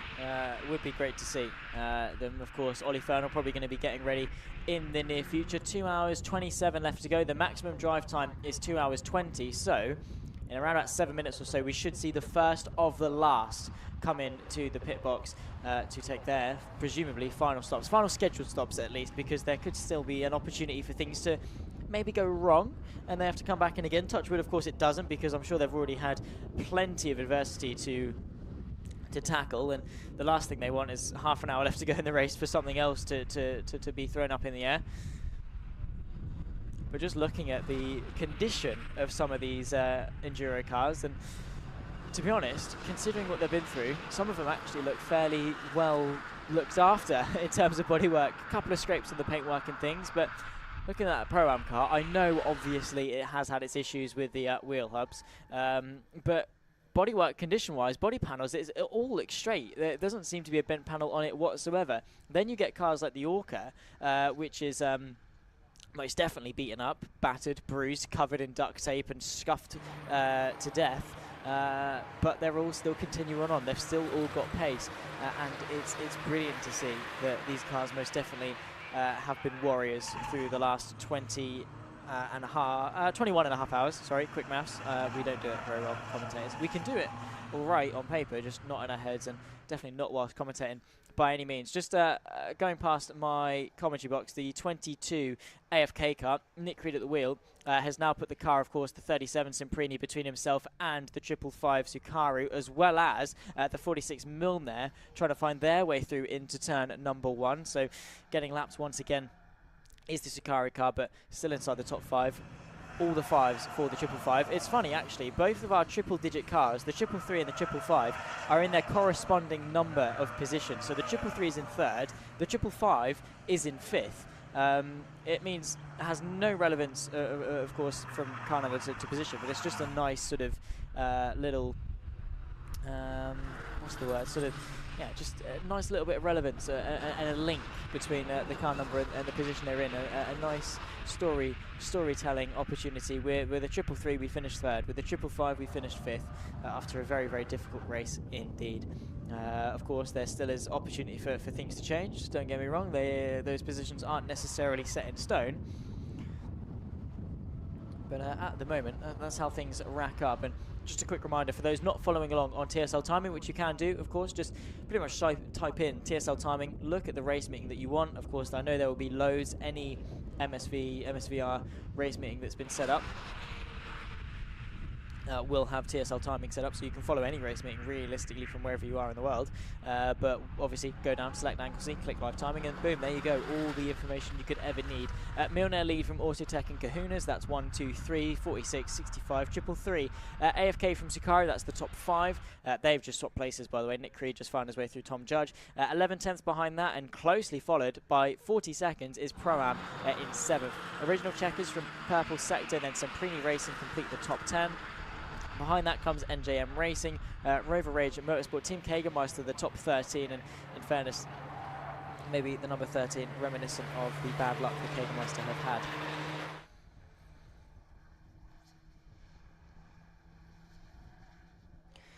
Behind that, of course, you've got the Shine Automotive Machine, Orca Sport, KNF, Team Lifeline, Kadoodle-Doo, Wingat, which of course have had some gearbox problems they've had to change, but again, still out there, still running strong. LDR and MSVT, 20th and 21st place respectively, and they're the final runners still. We did unfortunately lose Burton Power from this race. They're packed up and unfortunately won't be returning to the circuit after just completing 451 racing laps, which is still a decent chunk into this race. Also, look at that, the Pro-Am car getting very dicey with the number 2, which is of course NJM Racing, Paps at the wheel in 11. But Jack Rowell said he's going to take a wander down pit lane. Let's go and have a see what he's found. Yeah, so down here in the pit lane with Autotech's Taylor Norton. Taylor, you started the car. The plan is you're going to finish the car, so there's a fair amount of weight on your shoulders. But what have you been told maybe by the team, and what's your plan going into the final, 2 hours and 20 minutes of the race? Well, bring the car back in one piece, the main thing really, and just try and be consistent with the pace. I've heard that the track has got a lot slower, so it'll be interesting to see what like differences it's made. But yeah, the main thing is to keep Kahunas behind us, you know, because they're running under the same garage as us. And yeah, if we can keep a higher place than them, it'll be even better.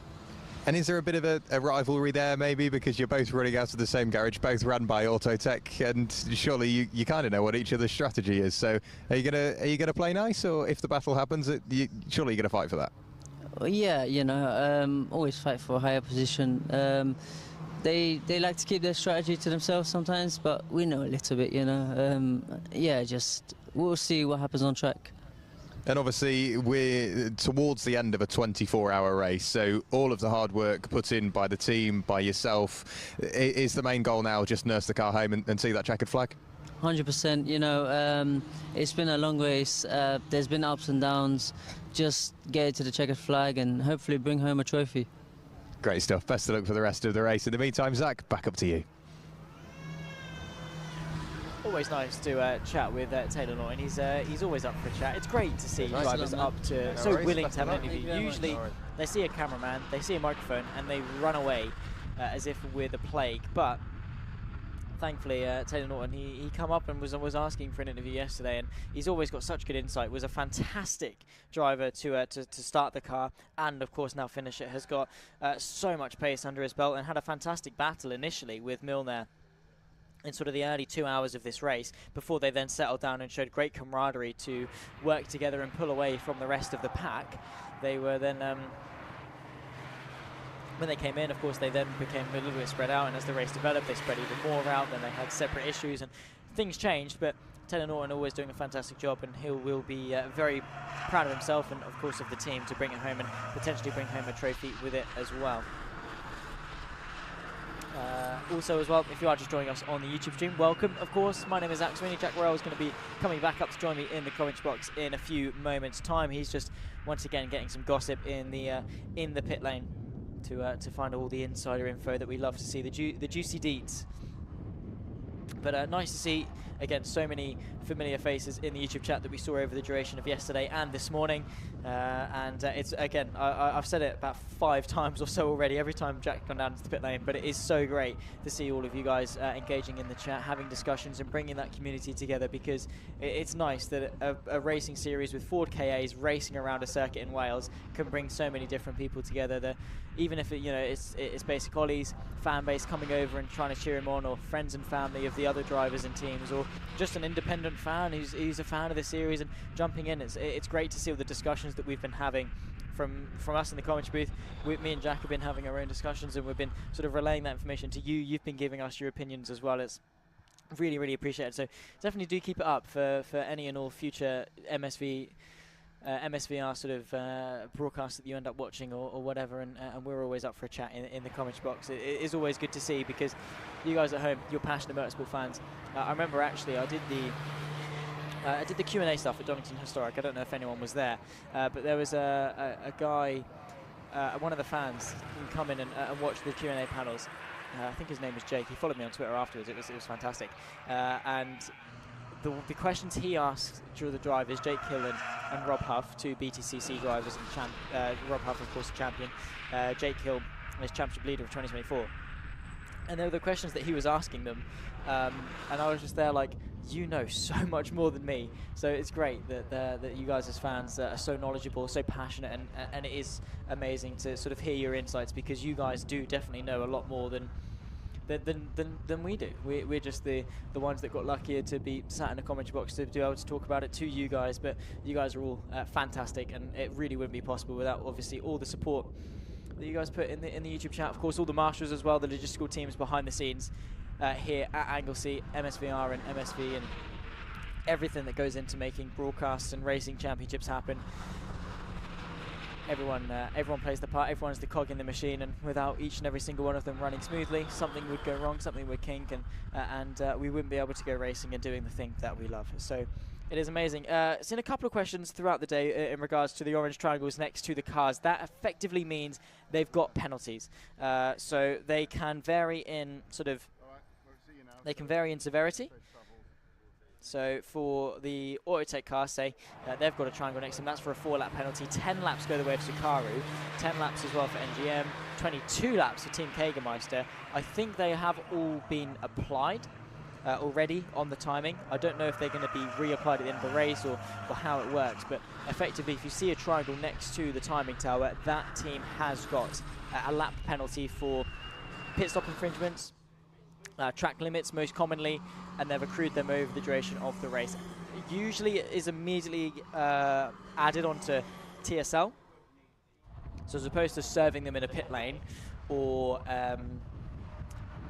adding it on the end of the race, what they'll do is they'll just add laps onto that respective car and then see that as penalty served.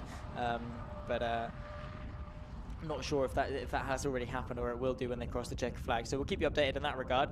2 hours, 17 minutes left to go. It is the sprint to the finish. We very much are towards the back end of it.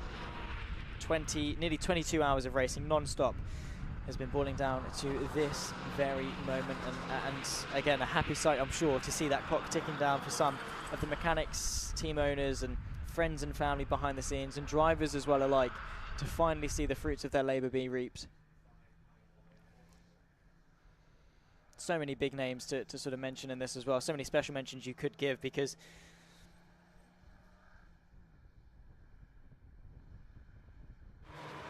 you could give pretty much a special mention to every driver that's gotten into a Ford KA today, because they've all, in their own respective rights, done something special in their own right. But you've got things like teams like Team Jägermeister, who have had problems, power steering, one of the most difficult problems you could have as a driver, and they've been able to conquer it really well. You've got teams like Semprini, who have pretty much ran a near, or as close to as a perfect race as you can get up until this point. Pro-Am, of course, for their difficulties with 3 wheel hubs needing to be changed, still running in P7 and closing in onto P6. 11 Temps, their problems, they're in 6. Yukari inside the top 5. So many different narratives have been displayed in this race, and it's been amazing to see each and every single one of them unfold as the timer ticks down and as the laps tick upwards. A man returning from his travels once again down into the pit lane. He very much is getting his steps in today. You need to get a Fitbit, mate. You'd set records. Yeah, no, well, yeah, I was just chatting to Barry, our wonderful director at Digitex. We're doing a bit of admin, figuring out what's going on with the podium and what have you, and whether that's something that can be done straight away as soon after the race, but we know herding race drivers is like trying to herd cats. It just doesn't happen.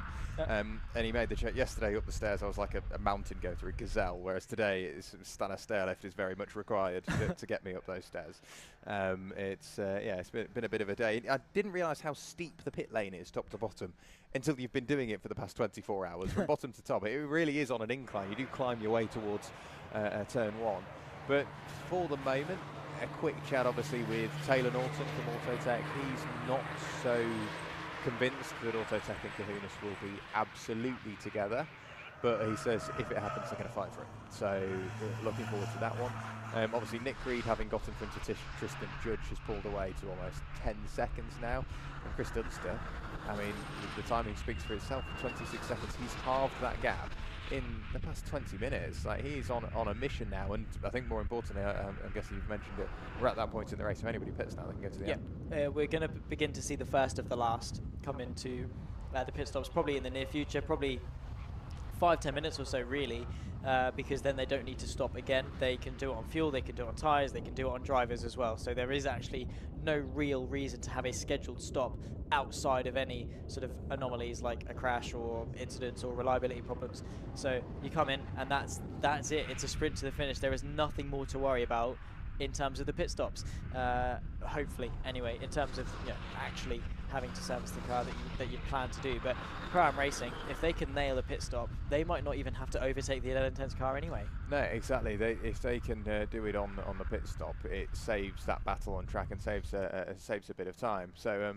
I was just looking further down through the order, and it's one of those where Pro-Am Racing are at that point where their time is being made on the circuit, and their pit stop, sort of their pit team, is very quick indeed. So, as you say, they might make that in the pit stop, but it's the drivers further down that are still lapping very quickly indeed that I want to keep an eye on. So you've got Orca Sport and KNF Racing.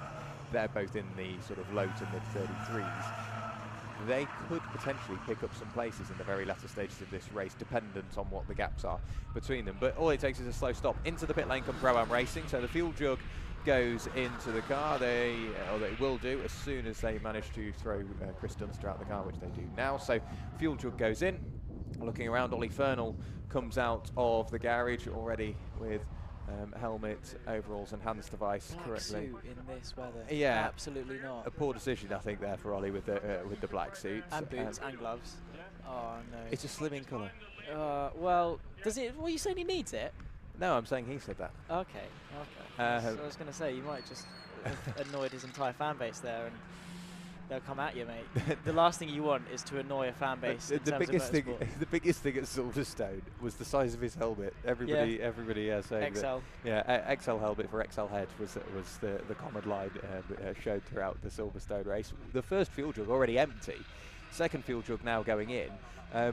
By the time we see the arrival of the 1110's car, which is just going past the start-finish line now and remaining out, that's a lap ahead of Pro-Am, they will go. If they can continue the sort of momentum that they've had through the night, it could shape up to be a good race. It all depends on how quickly they can get Paul Stouts into the pit lane, out of the car, pit sort of stop completed, and then the car back out. I would like to see the overtake on the road. If it doesn't happen, it will be a bit of a shame. Yeah, it does. I do love how brutal, by the way, Ollie Fernal's chat is. It is. They do not hold back. Exclamation mark head. Just as if it's a chat command. I love it. I do love it. I love it because it's nice when they can have banter. There are so many fan bases, Jarno Watmere, who get so pressed about everything, absolutely everything, and they'll come at you as if Jarno Watmere is their firstborn child. So, Ollie, thank you for raising a good chat. Oh, absolutely, it's such an amazing group of people, and it's nice to see that it's bringing new eyes to EnduroKA and MSVR. It's bringing a potentially a younger crowd in as well, which is great to see, because let's be honest, the younger crowd that comes in is what will enable us to continue racing far into the future, which is of course what we all want. So there is a Pro-Am team already just changing that front left and making sure that Ollie's got a fresh boot on that car ready to drive his way into this next stint and drive his way to the checkered flag. So Jack gets released, the wheel nuts have all been torqued, and already they're preparing to push that car back into the fast lane of the pit lane, and they're not just torquing the nuts on the wheel they've changed, they're going around doing it on all of them, making sure, again, preventative maintenance, all the wheel nuts are correctly torqued, and they can get that car to the very end of the race. So looking at the time remaining, 2 hours and 10 minutes. As we said, there should be around about 10 minutes leeway that Pro-Am Racing and Ollie Fernal will find. Original Checkers Racing have gone through. That's car number 67. They've gone through and broken the beam already and picked up that place on Pro-Am Racing whilst they've been in the pit lane serving their time. But Pro-Am Racing, into the pit lane, out of the pit lane, driver change completed, away they go. Simple as that, easily done, and nicely done as well, very, very effective indeed. And now it is a race against time, effectively, as to what they can do relative to 11/10ths, because that is all the all-important time trial, isn't it? It's the race against time. What was it? 26 seconds back, well, in front to 11/10ths. Yeah. It was a quick stop. Let's see if they're able to go and beat them. We'll see what the pit stop time is on the Pro-Am car, and hopefully for them it's going to be a nice small one. It's just going to refresh on TSL, and we'll update you when we can. But 11/10ths, they need to beat it, or at the very least be less than 26 seconds slower. Yeah, we'll have to wait for them to come around. They're just heading up towards Rocket Inn now with Ollie Fernal behind the wheel. As soon as we get that updated pit stop time, we will be able to bring that to you. Paul Stout goes through and ticks another lap in the book, 1 minute 34.887. So it's one of those 11/10ths racing, all eyes on them. When will they come in? In for their final stop, Autotech Motorsport. Joey DePrato has handed over now to Taylor Norton, so the man that started the car will finish that car and bring them to the checkered flag. Whereabouts is Milner Racing and Declan McDonnell? Have they come through? They have come through a little while ago. I'd imagine they will be coming through in a few moments' time. Here come Pro-Am Racing, so we'll just flick the screen over onto the second screen. TSL again providing us all of the information that we need. Over the line goes Pro-Am Racing. Their pit stop time was 3 minutes and 28 seconds. That's about average, but of course they added on potentially 20-30 seconds going round, making sure that everything's torqued, and it was slightly slow on the fuel jugs, but just making sure that preventative maintenance is done. They gave up a bit of time, but clearly they're confident enough that Ollie, with the previous performance, can make that back up. Yeah, easily. I mean, again, it's what we were saying earlier in terms of under-fueling, right? What can you gain versus what can you lose? You go around and check. It takes you 20 seconds to torque all 4 wheel nuts, 20 wheel nuts, right? It takes you 2 clicks, make sure it's all tight, make sure it's ready to go, make sure it's checked. Loses you 20 seconds, definitely. You go out there and one of those wheel nuts isn't torqued and your wheel becomes loose, even if it's just one wheel nut, you'll feel it, it will start shaking, and will sort of, and then with one being off, it will sort of maybe shake the other three off. It will stress the others and cause them to potentially break or come off. So the last thing you want is to lose the race, or at the very least injure your driver, or have a crash, or injure someone else, God forbid, because you've forgotten to torque the wheel nuts. There's a reason why everything has a torque spec, that you need to go around and be so clinical with it, is because that is the case. You can lose 20 seconds, or you can lose the last 24 hours, and it's your choice. Pick your poison. Yeah, absolutely. It's better just to give up that small amount of time to make sure that everything remains as tight and as in spec as possible, so they can get that car to the end of the race. The rather noisy NJM racing car goes back over the line, of course, with that leaky exhaust. So too does Ollie Fernal. His first lap in these conditions, a 1 minute 34.072. That's still quicker than the 67 original Checkers racing machine. They currently have Liam Wright behind the wheel. And is it quicker than Paul Stout?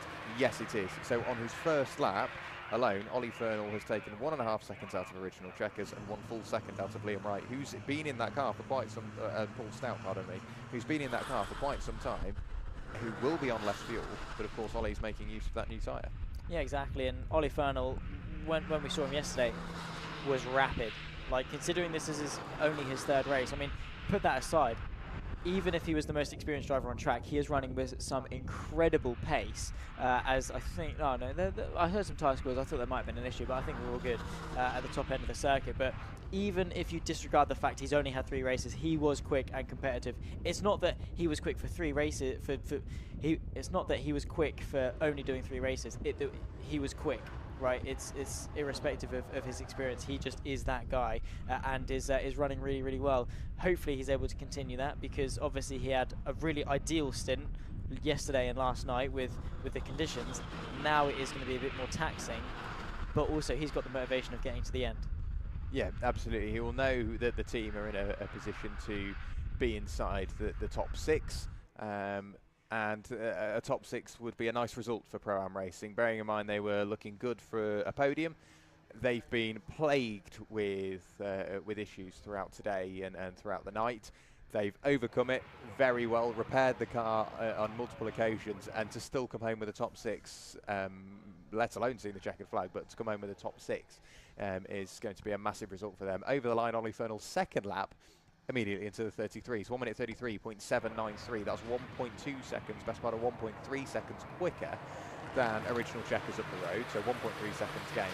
And in terms of the car they were battling coming into the pit lane, that's over 1.5 seconds gained once again. So once all is said and done, Paul Stout, if they have a very similar pit stop, will come out absolutely nose to tail. So it's all eyes 11/10 now. They need to make this pit stop as quick as possible to buy them as much time as possible. The pressure is on, but also it begs the question, if they do manage to nail the pit stop and come out ahead, can they defend for 2 hours? Probably not. It's a big job. Yeah. Unless you communicate with the driver, by all means go by, but I want to stick with you. Let's work together for the final hour. And then race. Then sort of, yeah, gloves off, let's race. Yeah, but again, does whoever the driver that's going to get into the 11th car have the pace to stay with Ollie Fernall? You'd assume maybe so if they swap it's tyres. Johnny Elia, yeah. Yeah. Yeah. I suppose time will tell in that regard, but depends if Fernall's able to keep up that momentum and obviously the longevity. He's got the fresh front left, and I'm sure 11/10s probably will have as well, so it should hopefully be a fairly equal running between the pair of them. That's if 11/10s can get in and out of the pit lane with no issues, which is going to be a tough job in of itself. But we have just got 2 hours of this race remaining. Time is of the essence. You know what will happen now? We've gone through all of that, all of those scenarios, how they come together, when they come together. 11/10s will either be insanely quick in their pit stop and leave us with no battle, or potentially slightly slower, and mean that Ollie Fernall's already through and by, and that the battle that we're hoping to see might dissipate before we even get there. But over the line, we've already seen Declan McDonald. He's just going through the exit of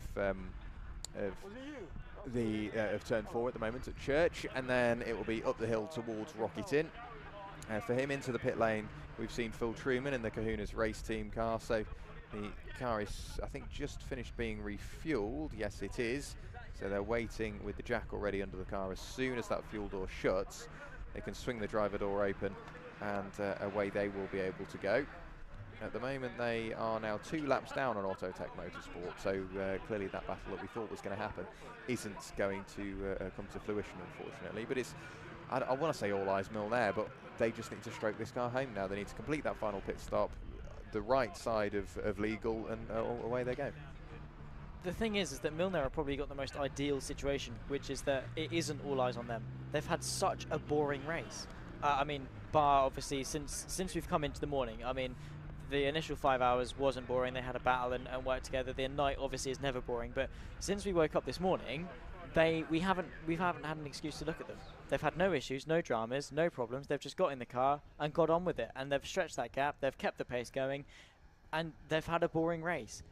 But that's the kind of races you want if you're going to win.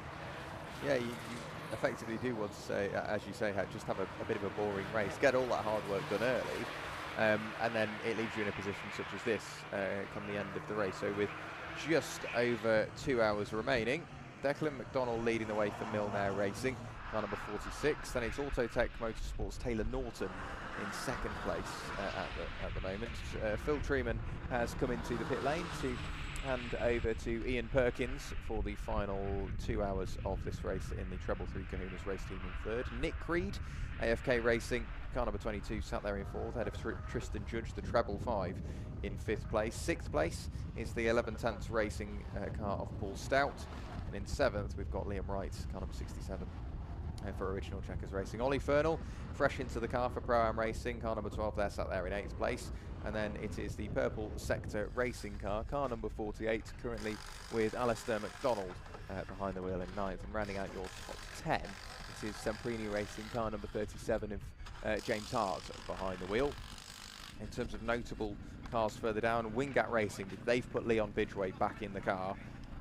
Car number 3, 19th place, 10 laps to make up. I don't think it's going to happen, but keep an eye on that car. That will just be churning out those very, very quick laps, wanting to capitalise on anything that may happen over the next 2 hours. Yeah, exactly, and that's all they can do really. They've sort of, unfortunately, any issues have had they've had problems with, and it's set them back. But now, they've got 2 hours. What can we do with it? Can we gain any more places? They've got 10 laps up to Team Lifeline, which again, if Lifeline have a poor pit stop or issues, 10 laps is easily made up as the Kahunas car, the 333, leaves the pit lane for the final time. And we get Truman at the wheel to bring that to the end. So it's going to be him versus Taylor Norton in terms of pace between the two Autotech ran cars. Of course, both of them separate entries. Autotech is the name car, the 65. The Kahunas is the 333, but they're both run under the same banner.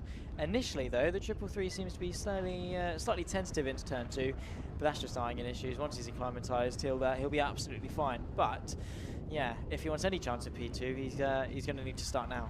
Yeah, just a dab of the brakes there from Ian Perkins, who's taken over that car. He was letting Nick Creed by, which would have been a position overall, albeit they are 3 laps apart, the pair of those two, third and fourth respectively.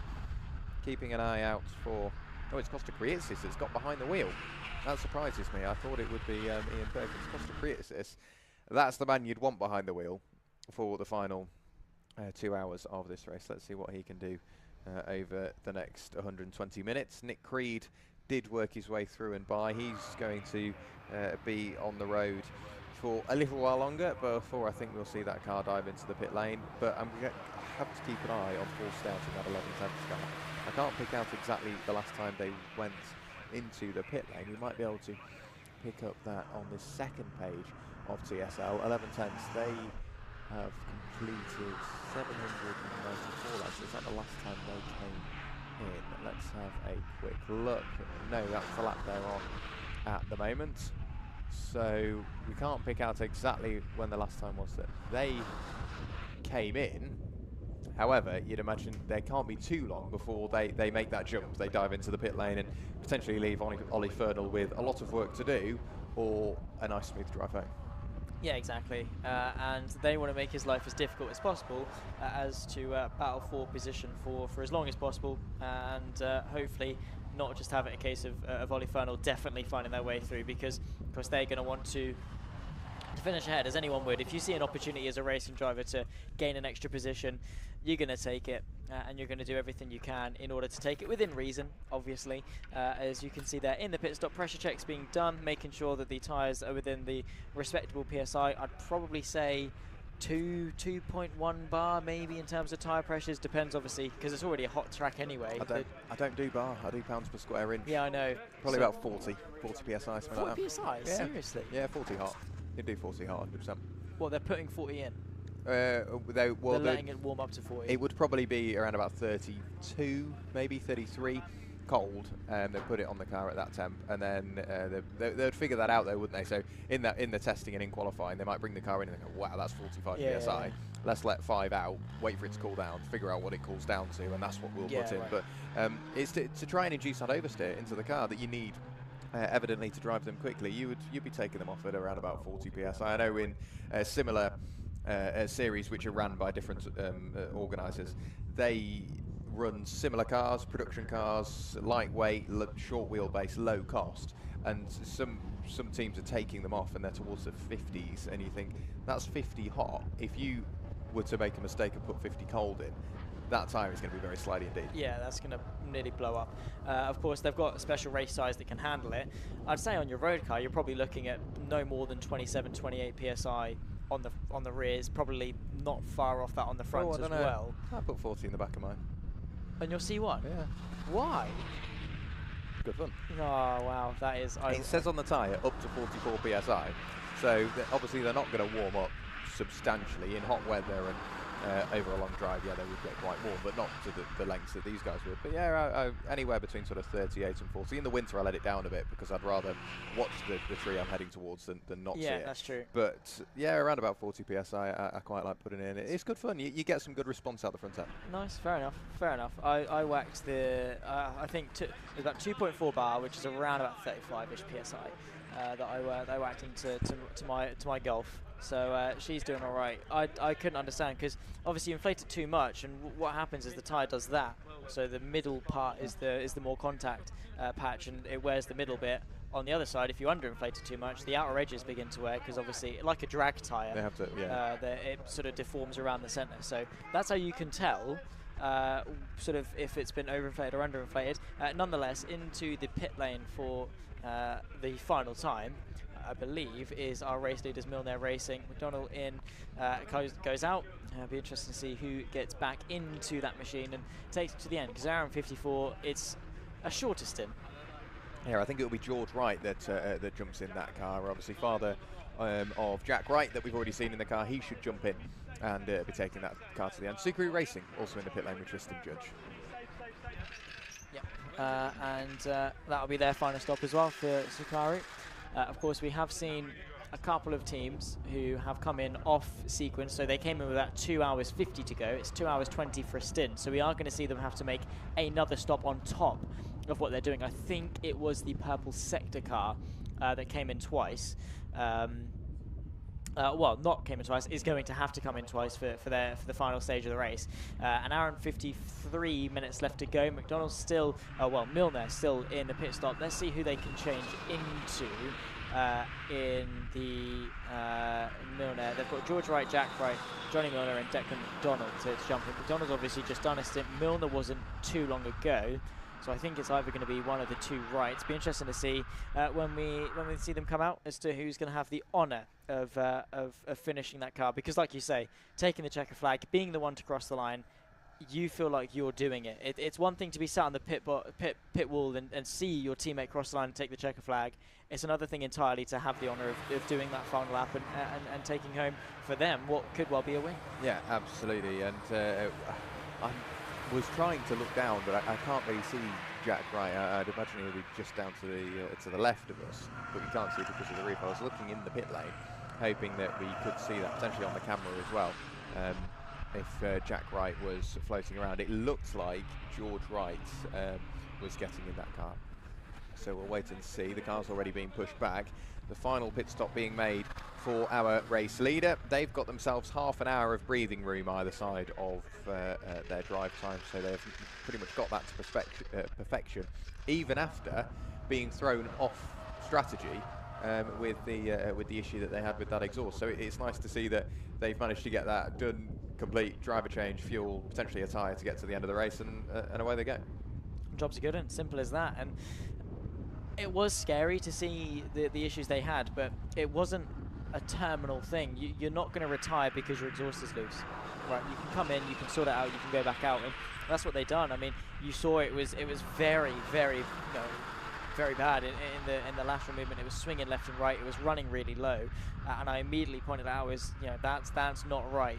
And then what happened was, because of the movement, something at the top end of the exhaust out of the manifold into the cat wasn't quite clearing the exhaust gases, of course, of the combustion. So all the carbon dioxide, the carbon monoxide, some nitrates as well, trying to get out of the combustion chamber. You need to clear those excess gases so you can get the nice fresh ones in. They need to be cleared, and if you can't do it quick enough, it clogs up and you get less power, and they were suffering with that for a good 20 minutes before they came in.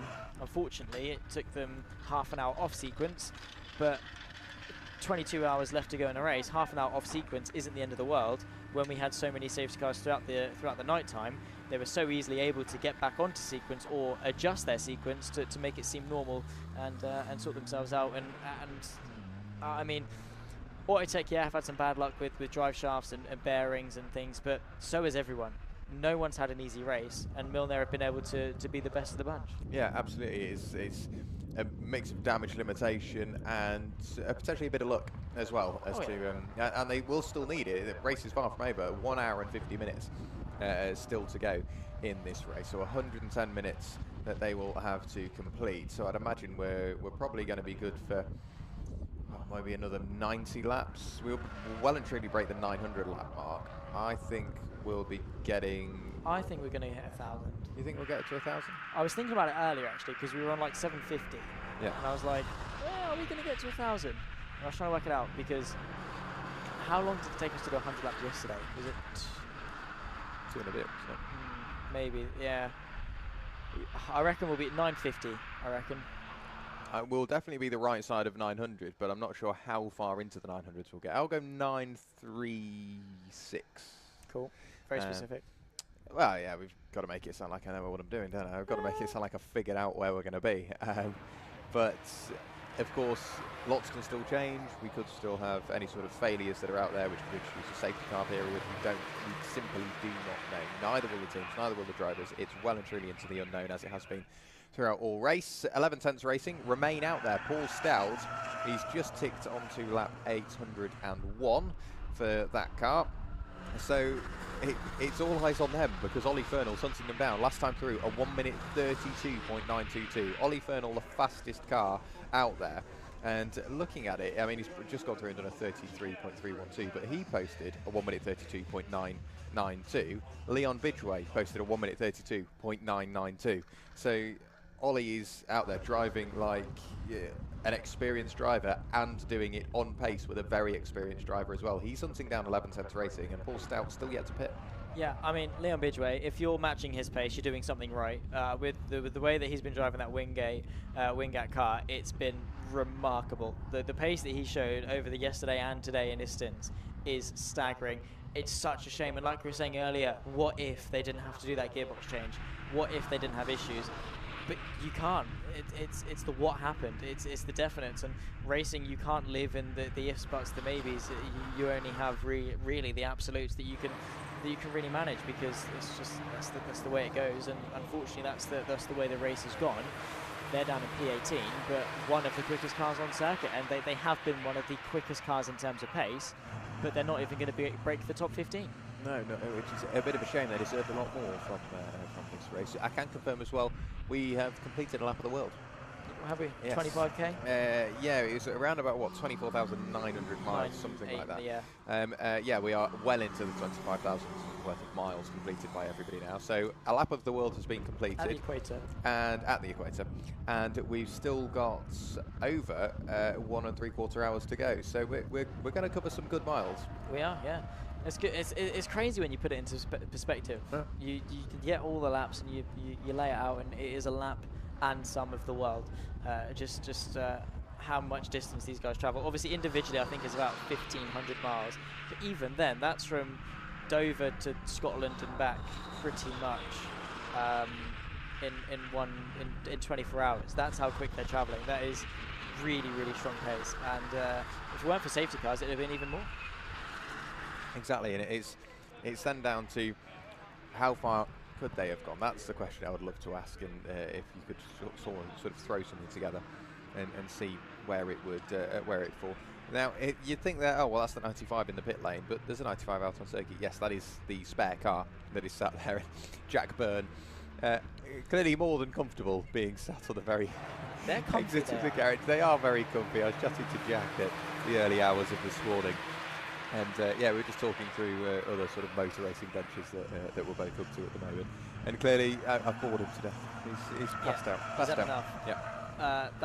I'm sure the chat's going to slow down in the next 46 minutes, because they've all fallen asleep. We've bored them to death, because they had 5 hours of us last night. They're going to have, well, they've already had 5 hours of us today. They've still got 1 hour and 46 left of us. They're the poor things. They're going to be so bored of hearing our voices, I'm sure. But they're all here cheering on their respective teams and drivers. But yeah, those beanbags are really good.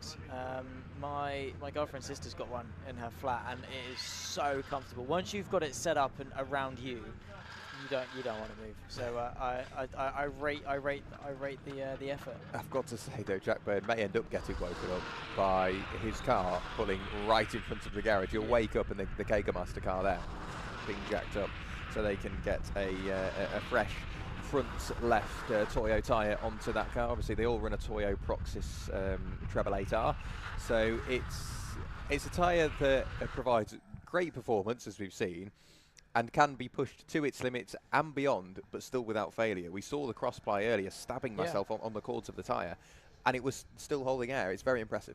Yeah, I'm very impressed with the quality of the tyres, because they're so skinny as well, because obviously they're on Ford KAs. They look like bicycle tyres with the width, and yet there's such a small surface contact patch. You'd think they'd wear down significantly quicker, but they haven't been. They've been really hanging on. I mean, they do, what, 2 hours at a time, and in that time do 100 laps, so probably upwards of 155, 156 miles a stint. That is good going when you've got so much demand on the front tyres. They're being driven, they're steering, they're having to be chucked around. It's not like they're cruising. They're being hammered, and they get all the way to the end, especially in hot conditions. So to see the cords, which is an MOT failure, of course, it is dangerous. They haven't popped or deformed or exploded or anything. There's been no issues, no bulging, no cuts. It's been really good, and of course the tyres, like we said earlier, ideally are your only 4 points of contact on the road. You need them to be strong. Yeah, absolutely. Sorry, I was just ignoring the serving recommendation on my sweets up here, just to get some sugars back in the system. Nice. And apparently 11 is a serving. I completely ignored that. Whatever. Yeah, 11 at once. 11 maybe. handfuls. Yeah, exactly. But back out onto the circuit. May I note, Costa Krietsis. That car's already been in, done its driver change, done the fuel, and done the tyre.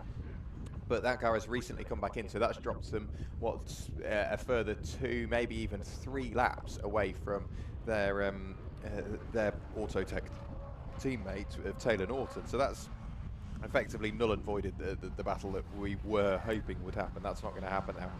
Curious as to why that car came in at this stage in the race. You'd have thought it would have had enough to get to the end, unless they picked up a penalty that we've not yet been informed of. AFK Racing and Nick Berg, they've dropped down into 5th place. That's not a position that's changed on circuit. I think we've had those cars in the pit lane, or one of them at least, that swapped the order around. Paul Stout, 11 Cents Racing, still yet to pit. Over the line they go once again, and they've got Taylor Norton just trapped up behind them at the moment. That's a good little train of cars that the leader's approaching. So too is Ollie Fernal. Ollie Fernal's approaching that battle as well. So we've got pretty much 4 or 5 cars that are inside the top 10 at the moment, all in that little battle pack. Unfortunately not all on the same lap, which would have been ideal, but it's nice to see that once again, even though they're on different laps, they have all magnetised together and are going to be maybe bringing it home and not too distant from each other. I did see a couple of comments in regards to retirements and things. All but one cars are still running. The Burton Power Racing, unfortunately the number 1.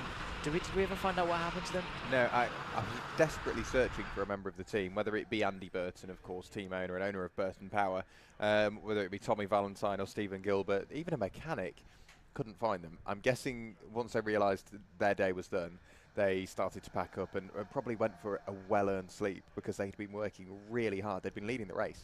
Yeah, their pace was good. And again, it's one of those teams of a what if. But unfortunately, again, reliability and mechanical issues, you're never too far away from it, and that unfortunately is what cost them in the end. We have seen teams in the pit lane for quite some time, and maybe at first glance you'd assume they'd have retired, the likes of LDR Performance, Goodoodle-Doo and MSVT, the bottom 3 teams, 19, 20 and 21st, the 95, the 49 and the 16 numbered cars. They were in the pits for hours on end, but swapped T-cars, took out engines, swapped engines just to get back out on track, and that is getting very busy in terms of lap traffic. And Ollie Fernal, if you didn't have much experience in traffic beforehand, you will do now, mate. Purple Sector Racing diving all the way around the outside of the 11 tenths car. They, in turn, have both been passed by Taylor Norton in the Autotech car, currently sat there in 2nd place. Everybody's being approached by race leader George Wright. The big loser out of all of that was the number 49 LDR Performance car. Whereabouts are they? They're down in 20th place. That's David Bywater that will be behind the wheel. He's jumped out of the way very kindly of everybody else. A flash of the lights from George Wright to let everybody know that he is on his way. There are yet more cars that they need to try and negotiate, of course, but George Wright towards the tail end of that battle. Ollie Fernal, so late up the race, he's diving up the inside of the race leader, trying to get a lap back. And he's just about done it as well. Yes, he has. He has worked his way through and past George Wright. So, I mean, fair play to Ollie. If he's got the pace, why wouldn't you unlap yourself? Yeah, and the title is going to be I overtook the race leader with less than 2 hours to go. It was to get a lap back, not for position, but nobody needs to know that. Get what you can. It's like that PowerPoint they did for the F1 rookies in 2019. Yeah. George Russell, here's a picture of me overtaking Lando Norris or whatever, and it wasn't. It was him being lapped. But take what you can, put it out of context, and get the content. But he's driving so well as Ollie Fernal and negotiating with the traffic really well, and that's something he'd have learned from sim racing, isn't it? Yeah, I mean, it's that confidence that you tend to see in sim racing, maybe more than you should really expect to see, purely because if you're racing in this race, you bend it, you buy it, kind of thing. Damage costs money, and you can't exactly just sort of hold escape and get straight back to the pit lane. You've got to, no, exactly. Anything that goes on takes time and money and hard work, not just from yourself, but also from the team. So to see that sort of confidence being applied in this race, and look at the run he's got coming out of Church on Taylor Norton. He's going through and passing second place now. Ollie Fernal is absolutely flying.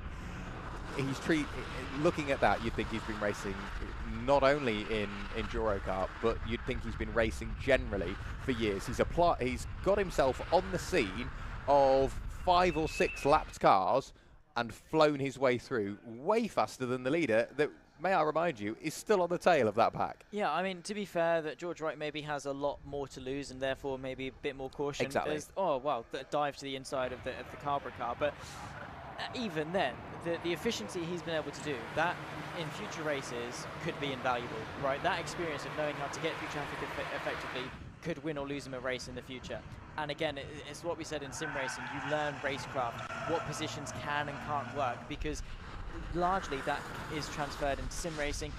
He's done a lot of endurance racing on iRacing, of course, one of the main platforms of sim racing, with special events and things, and that will teach him. He's done a lot in prototypes and therefore is having to go negotiate a lot of traffic. As just getting a look on the broadcast, actually, the 67 was sideways going into Rocket In, doing his best Nicky Taylor impression, I think. Yeah, that's Liam Wright for the original Checkers team, right in front of the race leader. So I'd imagine a fairly scary moment there for George Wright, seeing Liam Wright just up the road. No relation between the pair of them, but seeing Liam Wright pitch the car sideways and thinking, I'm slap bang behind you, if I pick the wrong way, that could be race over. Yeah.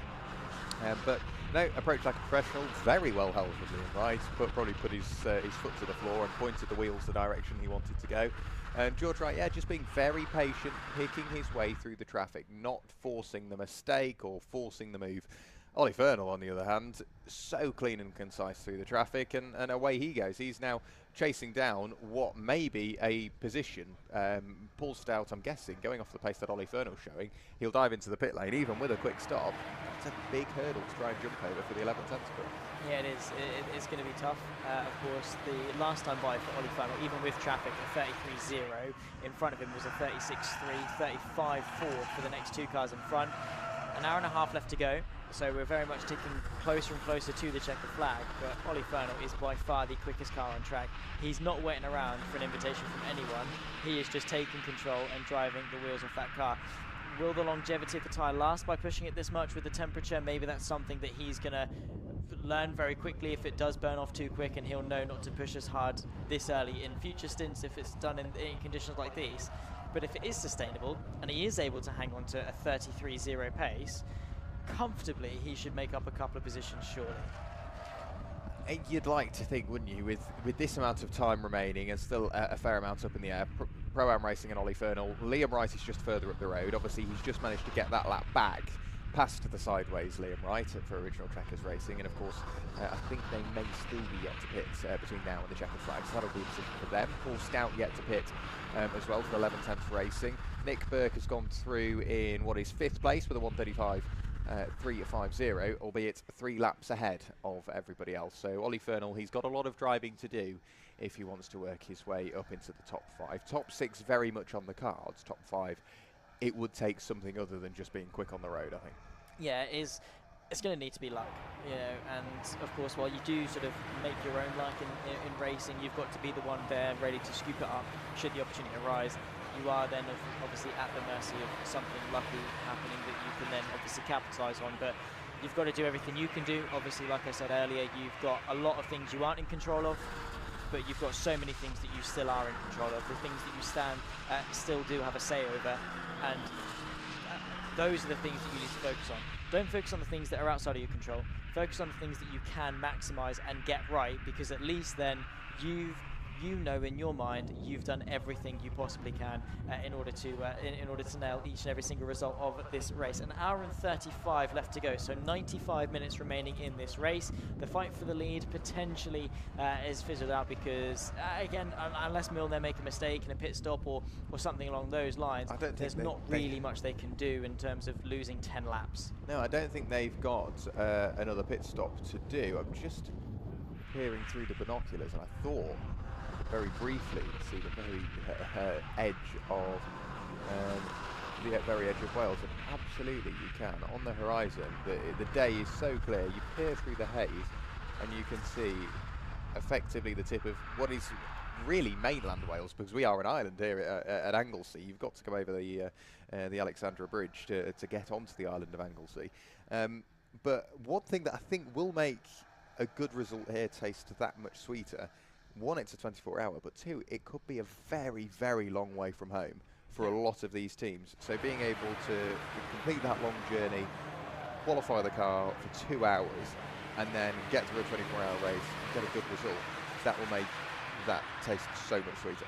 Yeah, exactly. I mean, there's something about a home race that does taste lovely, and victory at a home race is exactly what you want, but also going so far from home and having these opportunities is, oh my word, they're not racing, are they? Going into nearly 3 wide, then on the scene comes a Ralva racing car as well, 3 wide as they approach in towards turn number 1, just trying to clear the traffic as best they can. The 41 on the inside, that was cleverly done with the open gap. Obviously none of it for position, but track position nonetheless, and they're still having a good fight, good little bit of fun. But you're right, you've come all this way.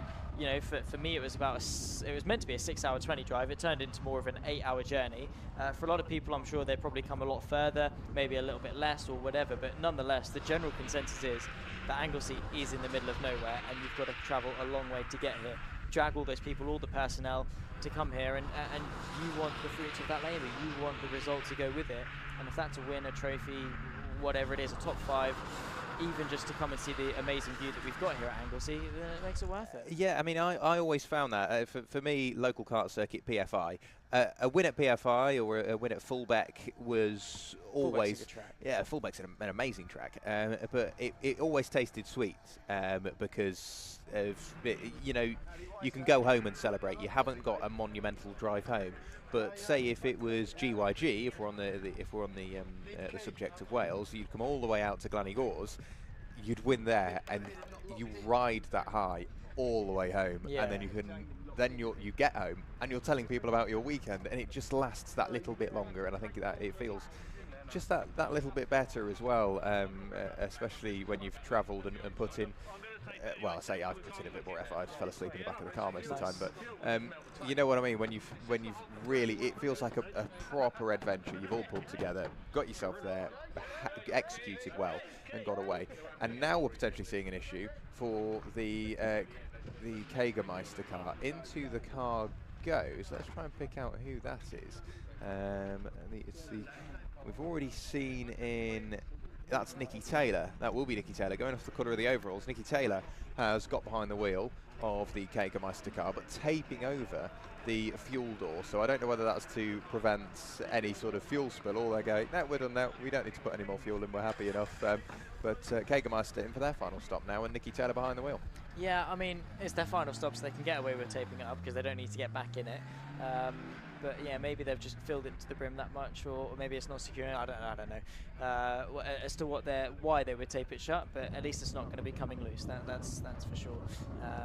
Doesn't it have a valve though to prevent fuel from coming out of the? No. No, I've seen it. We saw it a couple of years ago at Silverstone, where you see it commonly on GTs, but we saw it in this where they were turning through the very long right-hander at Brooklands and Luffield, or going through that section, through the right-hander at Luffield. There was fuel gushing out of the filler neck. So they do have, naturally, the actual fuel cap that you would put on, but sometimes maybe that doesn't quite seal, or the filler neck itself just cracks around the bottom, and it causes a bit of fuel leaking. Paul Stout last time through, 1 minute 37.155. Ollie Fernal, 1 minute 32.826. Wow. By far and away, one of the fastest cars out on circuit. I think the second fastest car out there on circuit at the moment. A few of the drivers further down are starting to threaten that. But that's almost 5 seconds gained in the space of one lap for Ollie. 11.10s, they better get their thinking caps on. What are they going to do about this pit stop? It will be a shorter stop time-wise because they have to take less fuel, but the longer they've spent on circuit, the more time they've lost anyway, but they're losing it at a slower rate than what they would do in the pit stop. That's where strategy gets really, I think, quite interesting, figuring out if you pit early and change driver, once that happens again, would you be in a better position?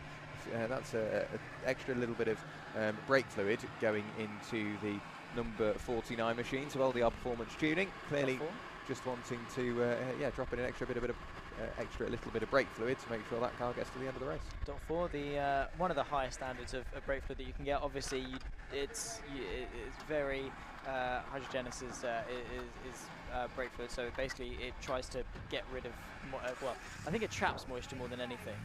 So you have got to be really careful with putting it. It always comes from a sealed container straight into the brake fluid cap. You never unscrew it and leave it. So you've got to be careful not to get any moisture into the brake fluid reservoir, because water boils, and with water boiling comes oxygen, and you can squish oxygen, and that makes for a very bad brake pedal. So they have very clean, lack of contaminants brake fluid, which is always good to see, and making the brake pedal nice and firm, especially with no ABS as well. It does go a long way. The brakes do help in having a car go nice and quick. An hour and a half left to go. It's funny that, isn't it? Making a race car go quick is based on how effectively you can make it slow down. Yeah, you have no idea how crucial they are. I mean, to a slower car like the Enduro cars, it's not about how you use the brakes, it's almost how little you use them, but without scrubbing speed. Do you scrub speed by using the brakes on the way into the corner and then pick it up on the exit, or do you scrub speed on the way in by almost pitching the car slightly sideways and scrubbing it on the tyre? Both have their various advantages and disadvantages. I remember testing the Ford at Donington. We did the brake pad change whilst the safety car was out, and then forgetting to, as pit lane was closed, I should have been there pumping the brake, building the pressure back in the system on the new pads. Completely forgot to do that. Arrived at Redgate, put my foot down, and it effectively felt like a clutch, the brake, and it just hit the floor. So then sat there frantically pumping the brakes. But then you've got to bed them in, so you almost trail brake a little bit more than you would and really stand on them. The performance you get, we were 2 seconds quicker a lap. We were lapping well under 2 minutes. Before that, we were sort of floating around the 2 minute mark. We were in the sort of 1:58.5s on the GP lead come the end of bedding those brakes in and really getting the confidence up. And it just shows those little things that you can do during the race might just now unlock a tiny bit more pace in the car, because driver David Bywater and car performing better with more confidence with each other. Yeah, exactly. I just want to go back to a point. While you were down in the pit lane, I said about how knowledgeable some of the racing fans are, and they've just proven that in bucket loads in the YouTube chat by basically shutting me up about brake fluid. The most recent one about oxygen, that's where the confusion is. It's that steam is a gas, and gas is compressible as opposed to a liquid. It's not to do with the oxygen in water, it's to do with the fact that it's a gas, and gas can be compressed. And the term is hygroscopic in the sense that it can absorb water very easily, and you've got to be careful to make sure that obviously it doesn't, because the brake fluid is the bit that's being squished to push the caliper and press the brake pads against the discs and whatever. So the YouTube chat knows this stuff. They do indeed, and believe me, they'll be the first to tell you. Oh, of they know course. that stuff, 100%. So you've got to be quite careful. So you tend to ride the grey area. That's what Keep I it meant. as vague You as knew what I possible. meant. So over what's an hour and 25 minutes remaining. We're getting dangerously close to that point where it gets quite tense. You can tell me that it's not tense, but you go downstairs into the garages and you can feel it. You can feel the atmosphere is growing a bit tenser because there's an hour remaining. So the last thing you want is to get that car back in the pit lane with a problem. You just want to get it home. If it means that you give up a bit of time to the car behind positions, probably not. But if you can give up an extra second a lap and affordably do that, just to get the car home, you'll see that happening. Yeah, exactly. I was walking into the Autotech garage earlier on, about 8 o'clock this morning, just to go and speak to Taylor Norton and Toby Owen, and the tension amongst the mechanics and trying to get the car in, service it as quickly as possible. You know, they don't mean to be so tense, but it's just because the high pressure situation forces you to be so, and it's nothing personal when, you know, they start shouting at each other, telling each other to do stuff. It is just a case of they want to get the car in, car out as quickly as possible. They've got a job to do, and they're that passionate about winning that they want to do it as quickly and as effectively as possible. So it is a tough environment, very high pressure to be a race mechanic. So it's not for the faint-hearted. It's not an easy job by any means, and there is a big difference between a maintenance mechanic in a garage and a race mechanic, because the pressure is on. And to be fair, in both environments, granted, but in a race field more so, because you have got a lot of money, a lot of prizes, a lot of people on your shoulders to get that job done well. Yeah, absolutely. There's a lot of eyes on you as well, isn't there? That will be watching. I'm just looking back into the pit lane from the MSVT crew, car number 16. So they've come in from what is 21st place, number 16. The new front right and front left going on that car. I will run downstairs and try and grab a word, maybe with a mechanic, or at least look over the tyres to see exactly how they're shaping up with an hour and a half of this race remaining. Amazing stuff. I'm glad you were the one running down pit lane and doing the exploration, because the incline is not something I really fancy dealing with. So once again, chat, you're dealing with me. I do love all the stories as well, the anecdotes that you guys have got. We go off on one thing, we mention one thing about brake fluid, and you guys go off on all these wonderful stories about different things that you've had experienced, and I love that about racing fans. Again, they've got the knowledge, that they've got the experience, and you guys know your stuff. It is remarkable. Also just been fed some information. At the 830 lap mark, the race leader travelled 1,200 miles. 1,246 or something in that vein since the beginning of the race.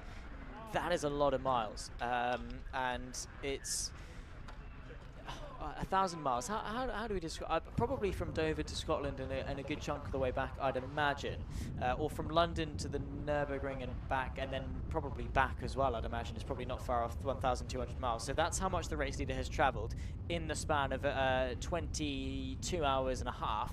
Since the race started. They've still got about an hour and a half left to go, and probably some more miles to go with it.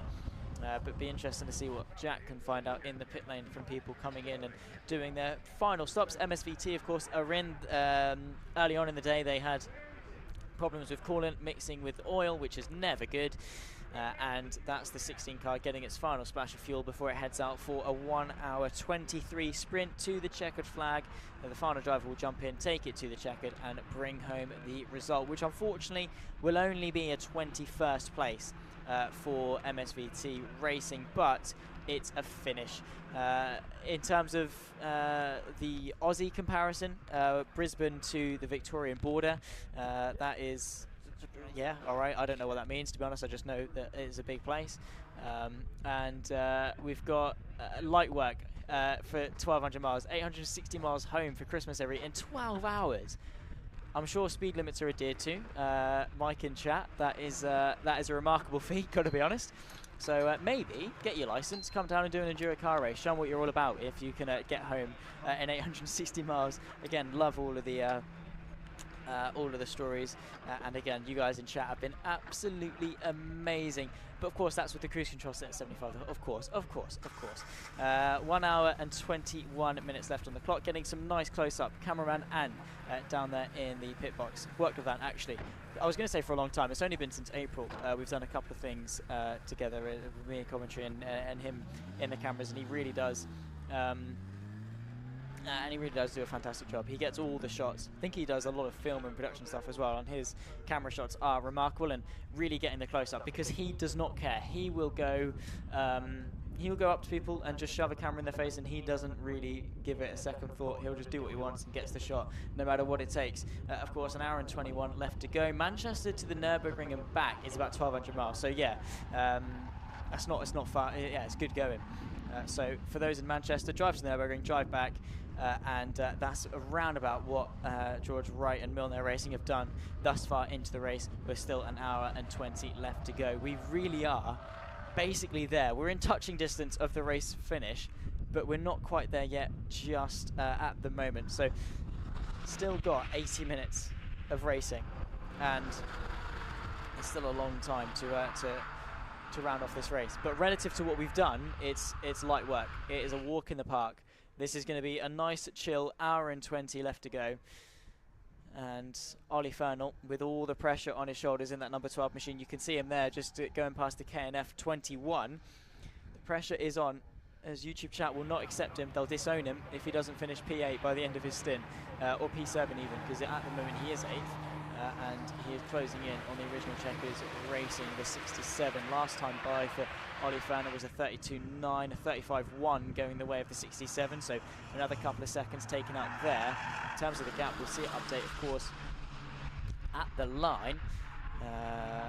It's still measured in laps as opposed to, of course, time, so can't give you the exact measure, but you can assume that it is coming down. A minute 8, so just under a lap between Ollie Fernal and Wright, and an hour and 20 left to go.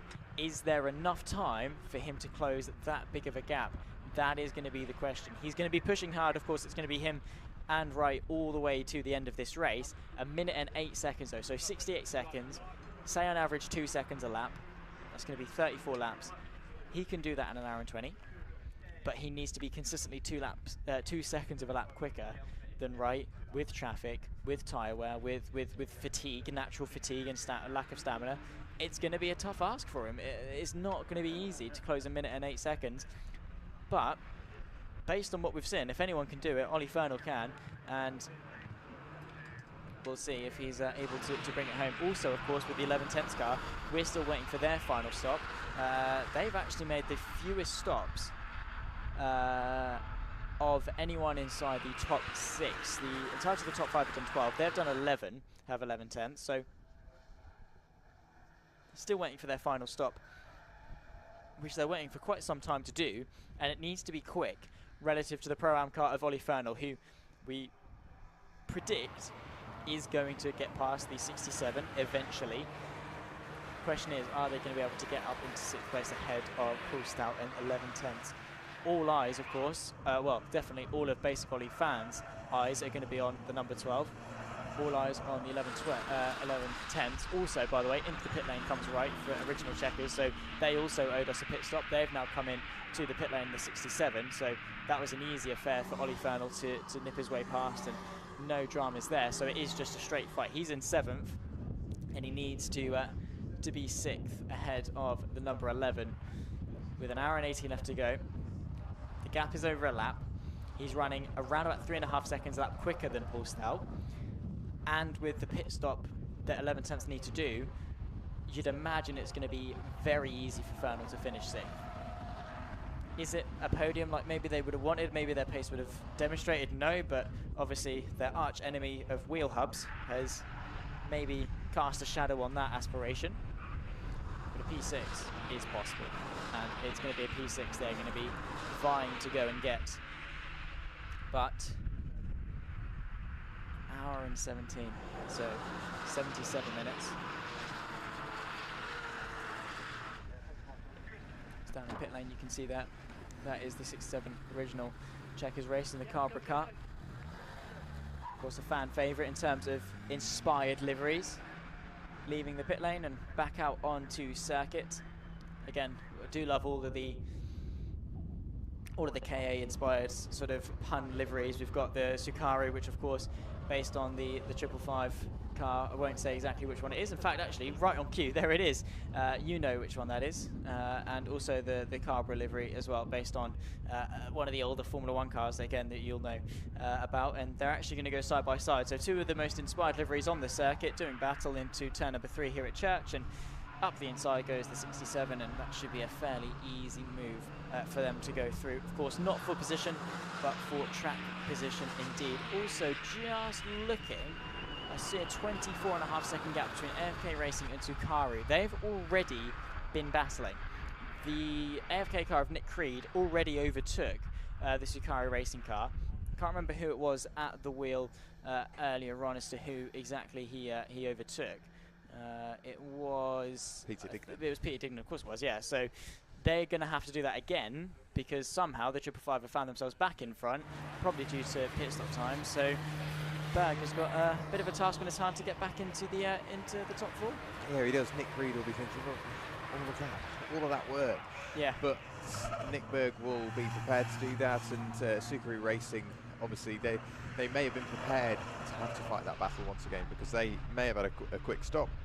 Whatever happened to swap those two back around, they understand that they've got to try and fight back now and figure out exactly how the rest of this race is going to play out for them. Car number 48, that is the purple sector car. Currently behind the wheel is Alistair McDonald. He will be in that car till the end of this race. He has just managed to work his way through and past the original Checkers car. After all, the original Checkers car is in the pit lane. We'll wait and see as to who it is that will be jumping behind the wheel of that one. That's one of the 6 driver entries that we've got, one of the 3 cars that will be running 6 drivers in that one. It looks like behind the wheel is Thomas Hendry. He will be bringing that car till the to the very end, to the checkered flag. What of the inroads that Ollie Fernall's been making? 1 minute 32.934. One of, I wasn't going to say one of the only drivers, but the only driver on the last lap that's still in the 1 minute 32s. He is just digging more and more time out of Paul Stout to the tune of 3 seconds a lap. He's on for P6 here. He's going to fight for it. 11 tenths have to make another pit stop. 11 tenths have just gone through. Whereabouts is Ollie Fernall and the Pro-Am car? I can't see them, at least on this side of the circuit. He may just be picking his way through the final couple of corners now, you should imagine. If that is the case, he's only a lap and a half behind, and a pit stop usually costs you a full 2. Yeah, exactly. So it should be easily done for Ollie Fernall. He won't know that, but he's got £25 per position on the line. So he's going to be trying to rinse as much as he can out of the YouTube chat in order to fund another drive in EnduroKA, I'm sure. But he's doing a brilliant job. His pace is remarkably quick, 2.5 seconds more than on average per lap. On that one, it was back to 3 seconds, in fact, just shy of 2.9 off 11 tenths. And all he's doing is making his life easier in the sense that he's not going to have to overtake on track to make up positions. He just needs to drive fast and do it on aggregate. And we'll wait and see as to how the rest of this race will shape up. Cadoodle-doo back out onto the circuit. So they are a little way down the order, unfortunately, down in, 19th place at the moment. It was Lee Taylor that brought that car into the pit lane. I'm guessing it'll be Clive Folds that has got behind the wheel to bring that car to the end. Johnny Irvine has taken over the LDR Performance tuning car, so he will be bringing that car, Justin Irvine, pardon me, will bring that car to the checkered flag. Under an hour and a quarter remaining now. This is the part of the race where, like we say, people do get a bit nervy, and you start to see maybe a few mistakes creep in, because we are the best part of 23 hours into this race. That's a long time. Yeah, it is. We're closing in to very much the end of the race, the final hour. That's when, you know, we get rid of that furthest left digit, and we only have 4 counting down to the end of the race. That's when you know how far we've got in. And I was saying earlier, actually, when we started this race at 4:10 yesterday, and we had 24 hours on the clock, it almost feels like it's such a large amount of time it's never going to end. And now we're here with 72 minutes remaining. Yeah, 31 hours of solid on-track action, barring the 30-40 minute lunch we had yesterday, which even that was cut short. Normally we get around about an hour, but 40 minutes. So 31 hours of solid racing action we've had here at Anglesey. None of that would have been possible without the brilliant circuit staff, everybody from the club, MSV and MSVR, but of course the marshals. They've not just kept this motor racing meeting sort of here, they made it happen, and they've kept us all safe whilst it's taking place. Yeah, we can't extend our gratitude for marshals enough, and that extends as well to all the teams and you know, the mechanics behind the scenes for them as well. They've also done such a brilliant job, particularly for the EnduroKA car as well, because that has been in the wars. Bit of a wave to the camera as well from them. So all of them, they've pulled in massive stints. Everyone involved here for this weekend at Anglesey. You know, they all deserve a round of applause. They all have something to be proud of, because it's not been an easy weekend. It's one of the longest race weekends you can possibly have, because not only do we have a 24-hour race, but we also had 4 other championships worth of racing to get through on Saturday yesterday. So it's been a long one. Yeah, all with 2 races apiece. Yeah, those are the and quali. Yeah, it was a busy old day yesterday. From 9 till 9 we were on the mic. And Ollie Fernal going decently quick, at 1 minute 32.658 for him. Here he comes towards the line now. Let's have a look for 11 tenths. They're just going down the back straight now. They are less than a lap and a half behind. If Ollie Fernal can get onto the tail of the 11 tenths car, that's pretty much game, set and match for all those two. And unfortunately, the EnduroKA car that's just come into the pit lane, it looks like that front right wing was just starting to sway a little bit in the wind. We'll try and grab it now. It's going in front of our commentary box. Yeah, there is a slight bit of loose bodywork on the right-hand side of that car. So hopefully that isn't enough to pull that car into the pit lane. The news I have from the pit lane after a brief trip down there, we were looking at the Team Jägermeister car. Obviously that's got Lewis G, Nicky Taylor, John Glendenning and of course Jack Byrne in that car. The reason why that car had to come in is because it's been caught twice with a fuel leak. Just a bit of fuel seeping from the filler cap, but if they get caught again, that's it. They will not be allowed to return to the circuit because the car will be declared unsafe. So, hence the dubious amount of tape over the filler cap. Yeah, just to make sure. I know a lot of times what happens with fuel caps is there's a little rubber washer in the inside that can weather and crack and you know, make a bad seal. Sometimes it doesn't really work too well, and unfortunately it doesn't really do too good of a job of keeping the fuel in, and sometimes that can be obviously declared MOT failure in the real world, and of course it doesn't help for fire safety to have fuel leaping around. Also slippery. 11 tenths is into the pit lane, as you can see down at the moment for their final stop. Ollie Fernal, it's going to be an easy surely. Yeah, he should just be coming through and going over the start-finish line in a few moments' time.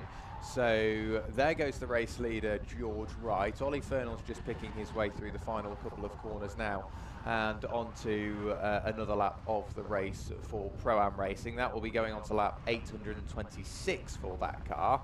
So they've already completed a substantial amount of mileage. We keep an eye out for Ollie Fernal, who's already gone through and passed. He's going down the back straight now. So he is in theory on the same lap as 11 tenths and Paul Stout. Paul Stout is out of the car, but the fuel is still going in. They're still putting the first fuel jug in. That empties. The second jug immediately goes straight in.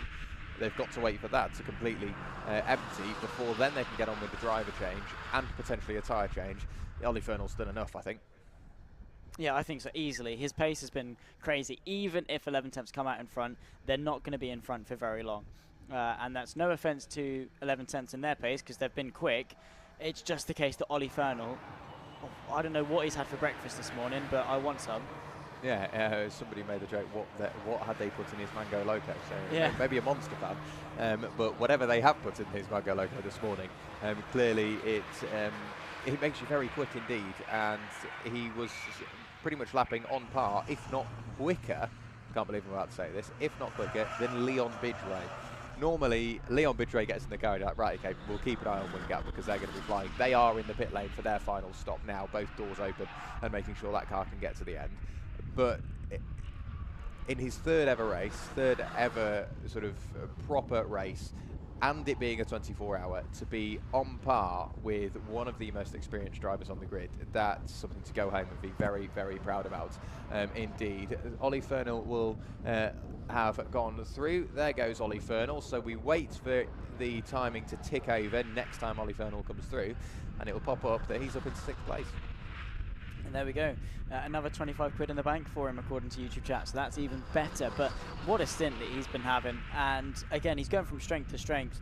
I said earlier, of course, with how well he's been doing, he's not quick for someone that's done 3 races. He's quick, full stop. It's not considering, it is just that he is that good, and it's even more impressive that he is so inexperienced in terms of real life racing. To jump straight into an endurance series as well is such a big step, and he's got in, he's bedding really well, obviously communicating back to the team and giving viable data and feedback, and obviously bedding well with his teammates as well, because the success that they're having, there's a reason Pro-Am are the most successful team in EnduroKA. Yeah, it makes perfect sense, doesn't it? Through go 11 tenths through pit exit, so they go on to the circuit for what will be their final few laps. Ollie Fernal, there you go. Paul Stout has left the pit lane, well, the 11 tenths have left the pit lane now with Brian Crawford behind the wheel, but Ollie Fernal's already gone through and he's almost a full lap ahead. Brian Crawford will have to settle into his rhythm. Only, what, 10 seconds back, if that, is Ollie Fernal. That's the exact way you want to start your final stint. We just spotted as well on the camera that we've got on the exit of pretty much turn 1 on the way into the banking. The amount of marbles that are offline now is so substantial. The Anglesey staff have got a lot of cleaning up to do, but you'd imagine if you make a small mistake, you end up on those marbles, it will make a big, big difference. Indicating his way by was George Wright. He indicated as if he was on the motorway to work his way around some traffic. Indicated right, pulled out, overtook, and then indicated his way back into the right lane again. Great to see that George Wright, with an 11-lap lead, still lapping in the 1 minute 32. 1 minute 32.779 for him, the fastest car on circuit that we've got almost at the moment, aside from Team Lifeline, who have picked up the pace. That will be Joe Davies that's gone out and set a very quick lap time indeed. He's still got that sense of humour, almost 23 hours on from when they started. Yeah, there we go. I mean, I don't know how you can even be smiling 23 hours into this race, because especially if you're down as a team member in the garage, but fair play to each and every single one of them for keeping spirits high, probably on a dubious amount of caffeine. It's probably true. Probably trying to scrounge as much sugar as they possibly can, unhealthy amounts of servings probably, just to try and keep high spirits. But again, that's where your whole team comes around you. It's if you've got a team that you can't have a laugh with, you can't joke with, you can't sit around and share food with or have a conversation with, you are going to be miserable come the end of this race. But if you've got a team that you sort of gel well with, you can have a laugh and smile and have that conversation throughout the night, then you'll be fine come the morning. And team chemistry is such an important thing. It's not just about the talent of the team, but also how well that talent cooperates. Yeah, we are seeing as well AFK Racing and Nick Berg, they have just worked their way through and past the treble 5 car of Chris Hilson. So that is a change for 4th and 5th respectively. AFK Racing inside the top 4 now. Subaru Racing down into 5th. Ollie Fernal 5 laps back from Subaru Racing. So I think that's all she wrote by way of Pro-Am Racing's effort. It will be the first race of the year they haven't finished on the podium. But first 3 races it will be inside the top 6. You're not really going to complain at that. That's fabulous consistency. In terms of the end of this race, obviously we will be getting the podium. So it will be the top 3 teams and all of the drivers. Herding drivers is famously very tricky. So I will get down there and probably a lap from the end, I'll make sure I'm down there and just trying to let them know that if you are on the podium, you need to make sure you're in the right place at the right time, because herding drivers is a very, very big challenge. So we'll try and get that done as soon after the race as possible, because it is nice to watch. It is nice to watch the podium after a 24-hour race, because you see that raw emotion of every single team member. So please do stick around for that come the end of this race, and we will be signing off straight from down there. So we'll get the podium done and out of the way, and then we can wish you well for the rest of your weekend. But between then and now, we've still got an hour and 2 minutes of racing. Yeah, we do. Still 62 minutes, so can't get too ahead of ourselves, because we've still got an hour for things to potentially change, and more than likely things probably will in some capacity. Just seeing Sakari versus AFK, of course, they're recently swapped positions and whatever, the 555 potentially slightly falling back. Seeing a couple of lockups going into Rocket in as well. I think that is Ollie Fernal. It is in that number 12 machine, so not waiting around to push the limits. How he's got any tyre left, I don't know. He's still got an hour to drive on that set. and he doesn't care. He is driving that car ridiculously quick. I didn't think we were going to see anyone back into the mid-32s, and he just said, you know what, no, I'm going to do that. Mid-32s consistently for the entirety of the stint. Dropped off ever so slightly. I think that's because he's reached his ceiling of what's attainable in this race. That's going to be P6. Realistically, they can't gain any more, so he's probably reined it in ever so slightly, but even then, the pace is so strong. So it's not just the case that we're picking up Ollie Fernald because he's got 50k subscribers. We're picking him up because he's genuinely good. Yeah, he's very quick. Ooh. He's surprising us as well. Yeah, that's the EnduroKA Sport car with that damage that we spotted earlier on.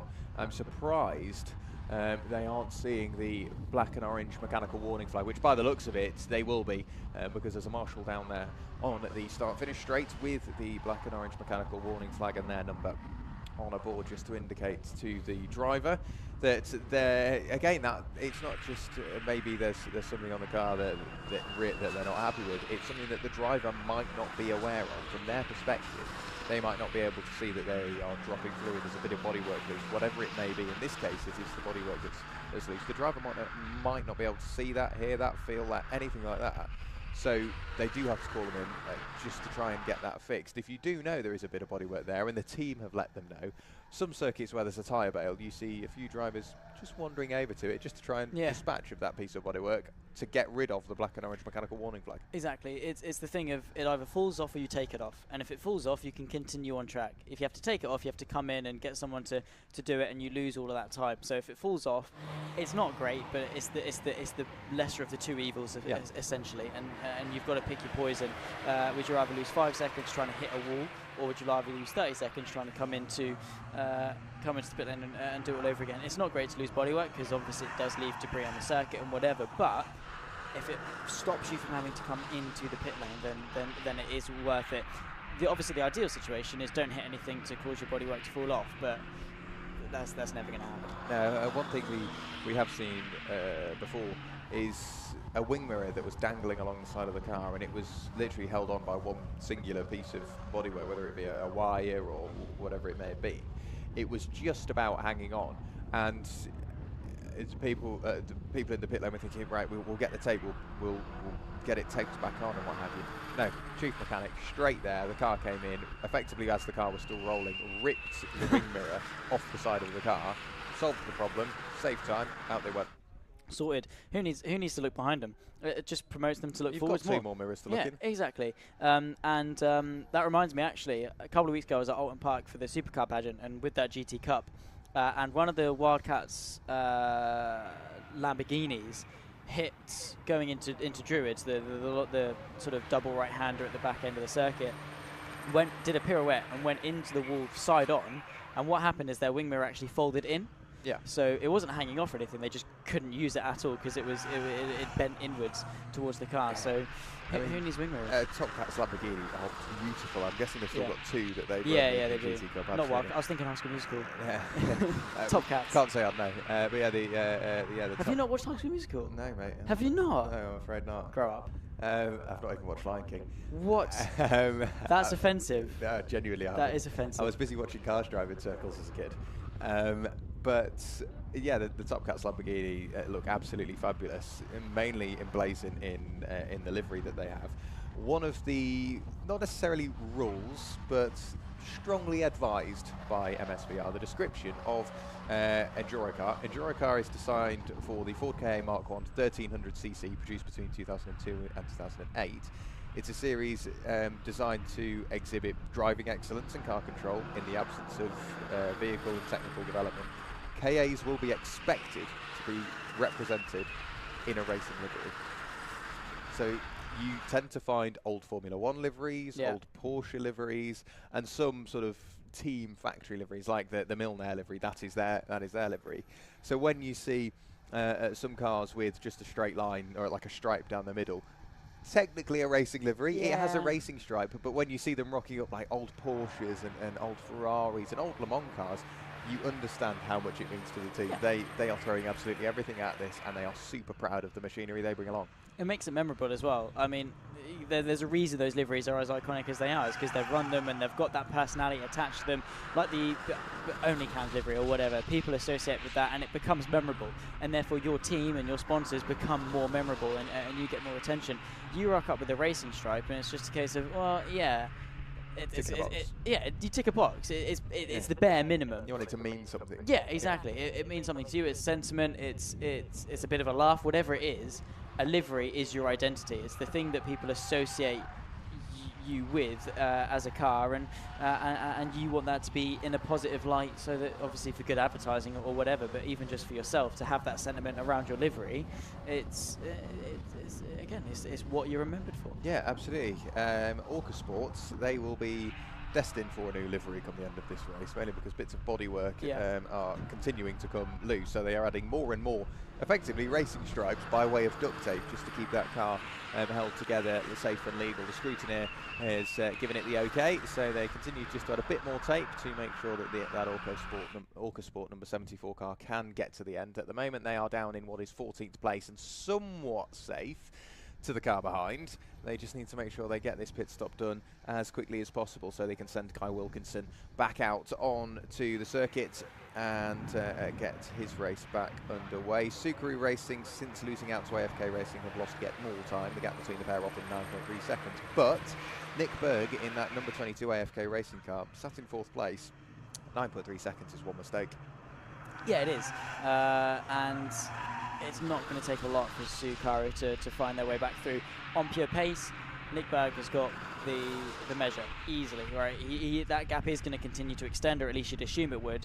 But yeah, if he pushes too hard, takes a bit too much going into the corkscrew, he spins, has to wait for traffic to come through because it's a busy circuit, so it's not a case of, well, a lot of the time you can't just spin and then drive yourself back on. You do have to wait at least a couple of seconds to get back going, and then your tyres are dirty, you're then frustrated, and then the knock-on effect of that is you lose a subsequent couple of seconds after the fact as well. So it wouldn't take a lot for Subaru to find their way back through, and with 54 minutes left to go, granted it's still a fairly long time to defend, but it's a lot more manageable if you want to maintain your track position. Yeah, absolutely. The pit lane all of a sudden becomes quite busy as Orca Sport have left and gone back out. Into the pit lane have come the KNF racing team. Tristan Blaine is coming in for what I think is the mandatory stop. Well, I say the mandatory stop, the stop required to make sure they stay the right side of drive time. So just one tough jug worth of fuel is going in. They've got a tyre ready to go on the front of that car. They'll do a driver change and run to the end, and that'll be one of the shortest stints. No wonder they need a tyre. Look at the blistering on the front left of that KNF car. Yeah, that does not look pretty at all. I'm surprised it's not rubbing on the wheel arch. Any sort of compression or anything, then surely that would be scraping, but hopefully they've been able to get away with it. We mentioned the clearances earlier. I don't think that, because obviously it's bent inwards as well, it's closer to the wheel, so hopefully that front left is going to get changed and is going to be sorted for the foreseeable future in terms of the final 53 minutes. It's going to be a nice short stint, an easy run to the checker flag. Yeah, I thought I heard as well a substantial amount of tyre squeal. Clearly it was just the pack of 3 that have ran through. One of those, that being Ollie Fernall, he's still being hunted down by Brian Crawford in that 11/10 car, albeit he's now a lap down, just trying to run in the real tracks, easy for me to say. And then the Shine Automotive car number 180, that currently has Nathan Brown behind the wheel. All 3 of them clearly giving it the beans through there, because the amount of tyre squeal made me think somebody had spun, but no, they all appeared at a rapid rate of knots and continued on like nothing had happened. But Ollie Fernall, having got in front of Brian Crawford, he's effectively just giving him a nice tow for the final 53 minutes of this race. Yeah, doing him a favour. We took your position. It's weird saying 53 minutes. I know. All of a sudden not having an hour in front that of it. clock looks so it weird. It looks wrong now. It's wrong to see such little time on it. Just wait till it hits 0 and race is done. Like I said, it's a monumental task. It's 24 hours to see it with so little left to go. I didn't think we'd ever get to hit. Of course, we were always going to. Time doesn't stop. But at the beginning, it just seems like it's so far away until you're there. And you look back and you think it was ages ago, but the time in between didn't feel like it took that long at all. So 52.5 minutes. It just makes you respect how long one full day really is. Yeah, yeah. And you realise, actually, I'm asleep for, if I'm lucky, 8 hours of it. Even then, it does make you respect how long a full 24 hours is. I feel, I realised that. I mean, watching, for example, the 24 hours of Le Mans, 24 hours of Daytona, among the 24 hours of Nürburgring and anything else, you think, oh, well, I'm watching it from home. You're in the comfort of your own home, or if you're lucky enough, you're there. But the point is, when you're at home and you've got your sort of creature comforts there, it goes quite quickly. But when you're at the circuit, the first ever 24 hours I was there, not involved in, but the first time I was there, was the 6-inch C1 24 hours of Rockingham, one of the first ones. I had a whole new appreciation for how long 24 hours is. Since then, heavily involved in other 24 hours around the UK and around the world, and you think, wow, this is a long time. And when you're piggybacking 6-hour stints of Belcar, 24 hours older, and you think, this is such a long time. What do I do with my time when I'm not doing this? Yeah, exactly. It's astonishing, and you're right. It's an eye-opener, because you go through a day just like that. If you've had a lazy day and it goes by quickly, you've wasted a day. But then you come and do this, and it's a case of, no, 24 hours is a long time. Every hour feels like an eternity, especially if you're one of those teams that are sort of anxiously waiting for results and expecting something to go wrong, or you're running well and you're waiting for the timer to tick 0 so you can actually finally breathe a sigh of relief. Time goes on forever, and it feels as if it goes on forever. So it's weird that it's sort of the feeling of the flow of time sort of shifts and changes as depending on your mood, depending on your task. And as fun as 24-hour racing is, it's a whole different beast entirely. And there's a reason there's such a high level of prestige and difficulty around it. Yeah, it's nice to see that whilst this being a budget-friendly approach to endurance racing and motorsport as a whole, it's still taken very, very seriously indeed. So it's just nice to see that they can still race that closely, put that amount of effort into it, and approach it with the highest level of professionalism to produce what has been a fabulous 23 hours and 10 minutes. And we get another 50 minutes before checkered flag. We do indeed, and then unfortunately, that's going to wrap up the weekend for Anglesey, of course, but don't fear, because the EnduroKA, their season doesn't end here. They've still got half of it left to go. They've got the double sprint round at Snetterton for 3 hours in 4 weeks' time on the 10th of 11th of August. Then they go to Brands Indy twice, first on the 15th of September for their sprint round again, 4 sprint races before again rounding it off for the IndyCar 500 at the end of October for the final round at Brands Indy. So again, still plenty of racing still to indulge in, and hopefully it's going to be a fantastic run all the way to the end of the season. Lovely. Thank you very much, guys. My name's Joe. I'm the senior clerk for the event this weekend. I just wanted to interrupt you both and say thank you to both of you for the great commentary work this weekend. I also wanted to extend a thank you to all of you out there, all the marshals, done a fantastic job this weekend in tricky conditions, but have all done brilliantly and really made us all proud. So thank you very much from everyone in race control and all the competitors and teams. Also want to say a big thank you to the circuit staff, Annette and all of her guys. They always make us feel really welcome here, so yeah, thank you very much for everything, and we hope to be back soon. Thank you very much to all of the drivers and all of the teams this weekend. I know a lot of them have come and gone from yesterday, but you guys still here today, the EnduroKA competitors and teams have done a fantastic job. Great racing, really good driving standards, and really entertained us in many ways, mostly good. So thank you very much to all of you. It's been great to work with my colleagues in race control. Too many people to name, but they all know who they are, and also the MSVT team, Stuart, Dan, the event secretaries, Scott and Harley, Stephen Green, and Andy Christophis. Thank you very much, guys, for making my life a lot easier. Really couldn't have done it this weekend without you, so thank you very much to everybody. Let's enjoy the last few minutes we have of racing, and yeah, hopefully see you all at the next one soon. Thank you very much. Amazing, and yeah, thank you for coming in and having a word. That was always good to showcase the appreciation to a huge operation that has to go into, because understandably, logistically sorting a 24-hour race on top of a normal race weekend is a little bit difficult. Yeah, it's a big old team. I don't think you can underestimate the size of the team that goes into it. It's not just the people that are here as well, because the offices here are full of circuit staff, MSV staff, club staff, and among others. They're on a 24-hour sort of roll, so the people I saw yesterday evening are back in at this point, but going into the night and the early hours of the morning, the team have swapped around. Joe East, who we've just heard from, he's been awake well over 24 hours. He's worked really hard, as has everybody else here at Anglesey. But it's a big old team that are here, plus the people that aren't here. They are working remotely. They might be working from MSV HQ down at Brands Hatch. They might be working from elsewhere. But then also the other people involved in the teams, they might have had a day off, and all of a sudden they get a call saying, we need this part. It's not here with us. We've borrowed one. But can you get another one here? Because if we know they're failing, for example, wheel hubs, they might have brought one with them.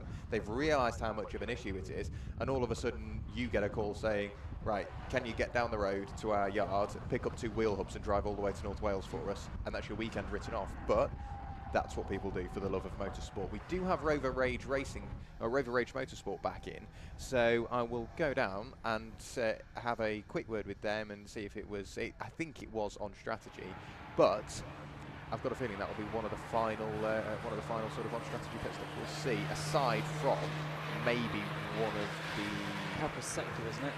Purple sector, and I don't think it was Autotech. I don't think it was Cahoon's, but there was somebody of sort of real big significance, which I think you nail on the head there with Purple sector. They came in at about half an hour earlier than they really 2 hours 50. It was around about that point. I can't remember exactly. I think it was Purple sector because it was them that were initially fighting with 11/10. So hopefully again we can go and get some juicy details and find out the interesting information that we all know and love from the world of motorsport, and of course down in the pit lane there is the Rover Motorsport car, by the way, the 41 coming in for its final pit stop. 45 minutes on the clock, 3/4 of an hour left to go for the 24 hours of the EnduroKA Anglesey event. Oh my goodness me, I never thought I'd say that, I've got to be honest, but I can't lie, it has been such a good race. There you can see one of the old wheel hubs as well, the studs sticking out of it.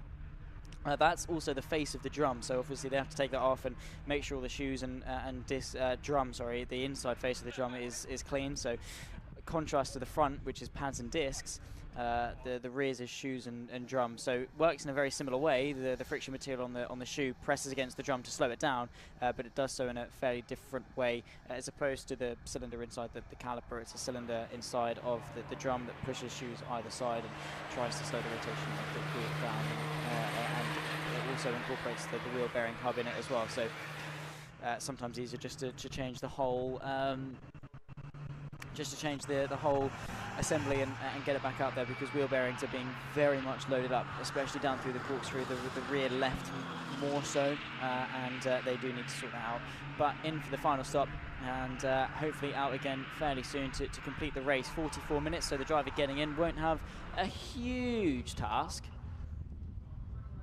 but a nice sprint to the finish, a nice easy stint relative to what they've been enjoying for the vast majority of this race. And will Milner be able to bring it home for the victory, because they've been extending that gap more and more. The pace from George Wright has been staggeringly quick, ahead of Taylor Norton and Autotech, who's bringing that home for the 65. Then the 333 of Kahuna's race team. Costa at the moment driving that car, of course. Didn't expect him to get back into the car.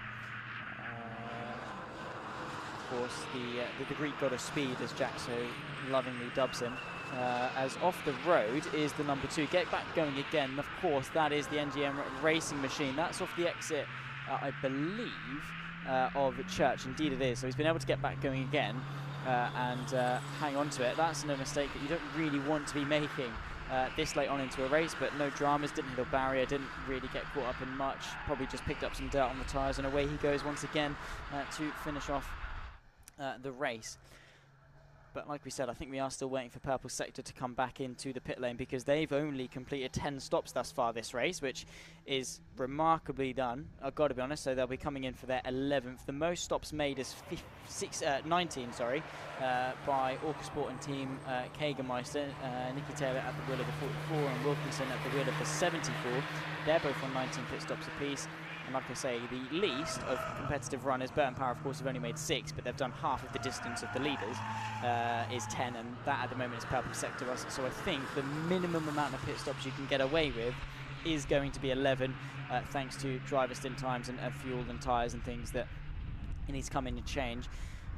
So it is going to be a smash and dash for Purple Sector. They came in half an hour before the 2 hour 20 mark, so 2 hours 50, and that should mean they're going to come in with half an hour of the race remaining to run it to the end. They're running in P8 at the moment.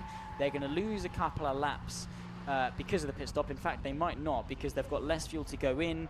They do have to do a driver change. They will potentially have to change a tyre. Maybe they can just hang on for the next half an hour because it saves a little bit of time. But at the very least, they'll lose a lap and a bit, maybe losing the positions to original checkers in the 67. They still could potentially finish inside the top 10 because they're significantly ahead of NJM Racing, who would be the ones to tip them out of it, but they seem to be okay in that regard. So top 10 at the minimum is what they're going to be aiming for. The closest on-track gap for position is between AFK and Sukari Racing, 31.8 seconds last time by. Purple Sector, by the way, are closing in on 11 tenths, but again, as I say, they'll be coming into the pit lane into the not so distant future, so that gap won't continue to close. In fact, it will drop off quite significantly from one to the other. So the closest gap is that 31-second gap, as I was mentioning. So again, thank you to everyone that's watching along in the YouTube chat. MSVT Racing, make sure to like, subscribe, turn the bell for notifications, all of that snazzy stuff to stay up to date with all things motorsport. Pretty much every weekend at some circuit around the UK, of course. We've got a plenty of them. All of them are amazing, some of the best in the world, if I do say so myself, in terms of the quality of racing circuit that we've got in the UK, and obviously the quality of some of the club level championships that we've got as well. So there's always some entertainment and hopefully some entertaining broadcasting to go with it as well. Hats off, of course, to the entirety of the production team here, all of the directors in the commentary box, all of the cameramen out at their posts, pointing the cameras, following the action.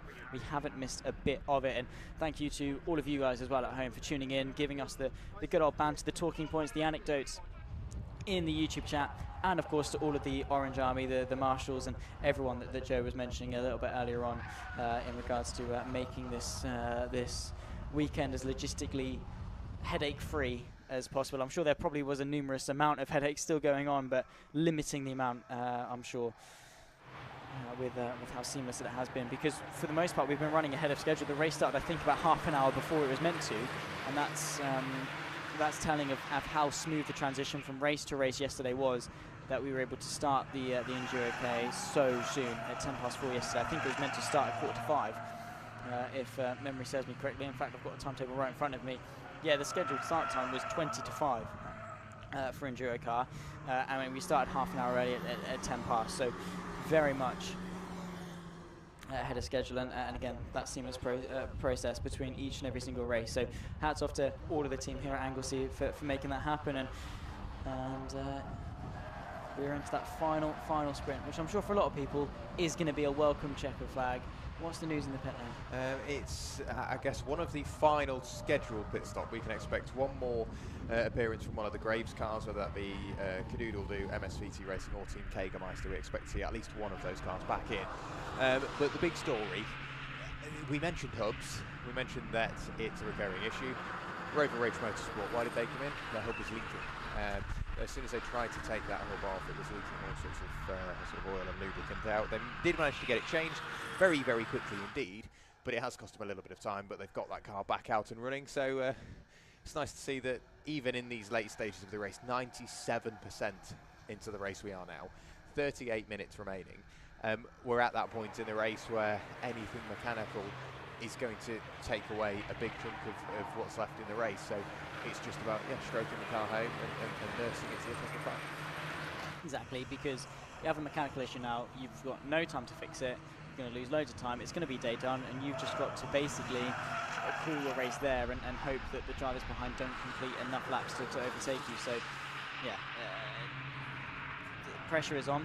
I'm sure the pit crews would love to relax because they've not necessarily got any more scheduled stops to make, but you never know, because it would just be the case that they start to relax and then the exhaust falls off, or something along those lines that forces them back into action to get the car back out to stay in contention as such. So they have to be on it until that checker flag falls, because even then they've got to get the car back in and get it prepped for travel and set it up as the 180 Shy Motorsport going to the outside of the 275 lifeline going into...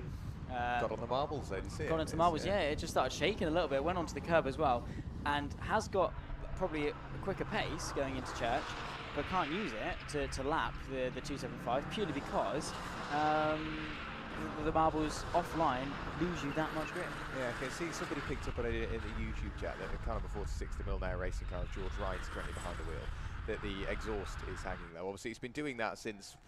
yesterday, since an hour into the race yesterday. But it's a good point there, mate. Does that look any lower to you compared to how we've previously seen it? Right, okay, that's me playing it. It was the centre section which I saw for a second. I thought that was quite low. Yeah, it's clearly been the same for an hour, since, what, an hour into the race yesterday. So the best part of 22 and a half hours it's been like that.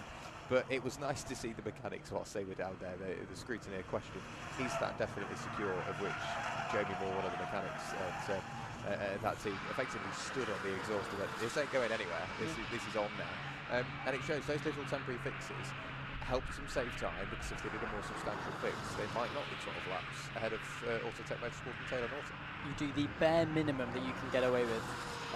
If it's safe, it's okay, right?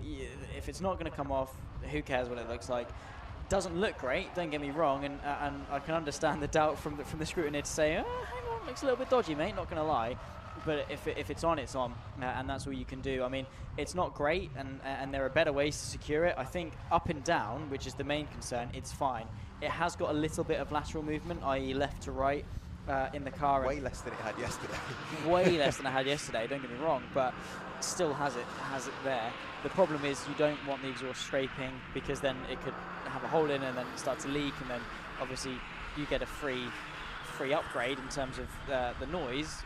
However, obviously a little bit of potentially dangerous leaks and obviously suboptimal performance, and obviously the danger of debris potentially going onto the circuit. So you do not want your exhaust scraping for sparks and general safety. But it's been fine, so no problems, no dramas. No, and of course any of those exhaust gases, if it does start to leak, if they go in the cockpit, that makes it very uncomfortable. Yeah. Incredibly unsafe to the drivers. We've seen it happen before, where exhaust gases, through one way or another, are just slowly seeping their way into the cockpit. You speak to the driver and say, they must felt drunk. Yeah, because it's effectively oxygen starvation that they're getting, and it can be so dangerous, very unhealthy. Even if you get out of the car and you think, I don't feel too well, you'll be directed towards the medical centre. You see that a lot, even if a car spins purely of their own accord and makes a bit of contact with the wall. They can carry on if the car is safe and well to do so, and they are, of course. Come the end of the stint, somebody from the medical centre will come over and they will assess you, because it may have been the lightest of contacts with the wall, but they do just want to make sure everything is all okay, because that's all it takes. Something like that to sort of go, yeah, he'll be fine, it was just a nudge, and then it not be fine. So yeah, covering all their bases. One thing I noticed as well, Ollie Fernald is still on insane pace, 1 minute 32.455. One of the only drivers last time through to be in the 1 minute 32s, but the only driver to be that far into the 32s. So by far and away the quickest car out there on circuit. He's just gone through and passed Autotech Motorsport and Taylor Norton. Taylor Norton's in second place. Granted, he's just getting that car home and putting in adequate lap times. That's all he wants to do. He's safely in the position he is. He's just managing any sort of mechanical errors which may come their way. So just getting that car home is at the top of the priority list. But Ollie Fernald, he's going for it. He is. I mean, the pace that he's had and the longevity he's been able to maintain as well. He's been going for near on 2 hours.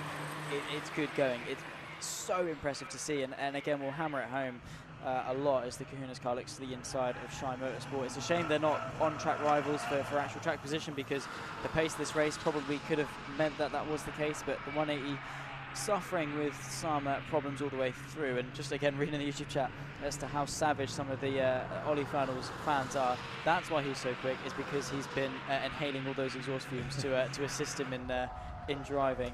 I don't quite think that's how it works, but fair play if it does. To drive a race car quickly, you must be race car, and if that's Ollie's way of doing it, then go for it.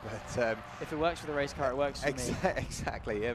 But you're looking at for those that may have just joined us again. For those that may just be joining us for the first time to catch the end, there's just 32 minutes of the 24 hours of Anglesey. You will see, at least if you're looking at the live timing, there's small red circles with exclamation marks in them. If you're looking on the live stream, there's orange squares with sort of triangular exclamation mark signs in there. That's just saying these cars have been given penalties and they have been applied already.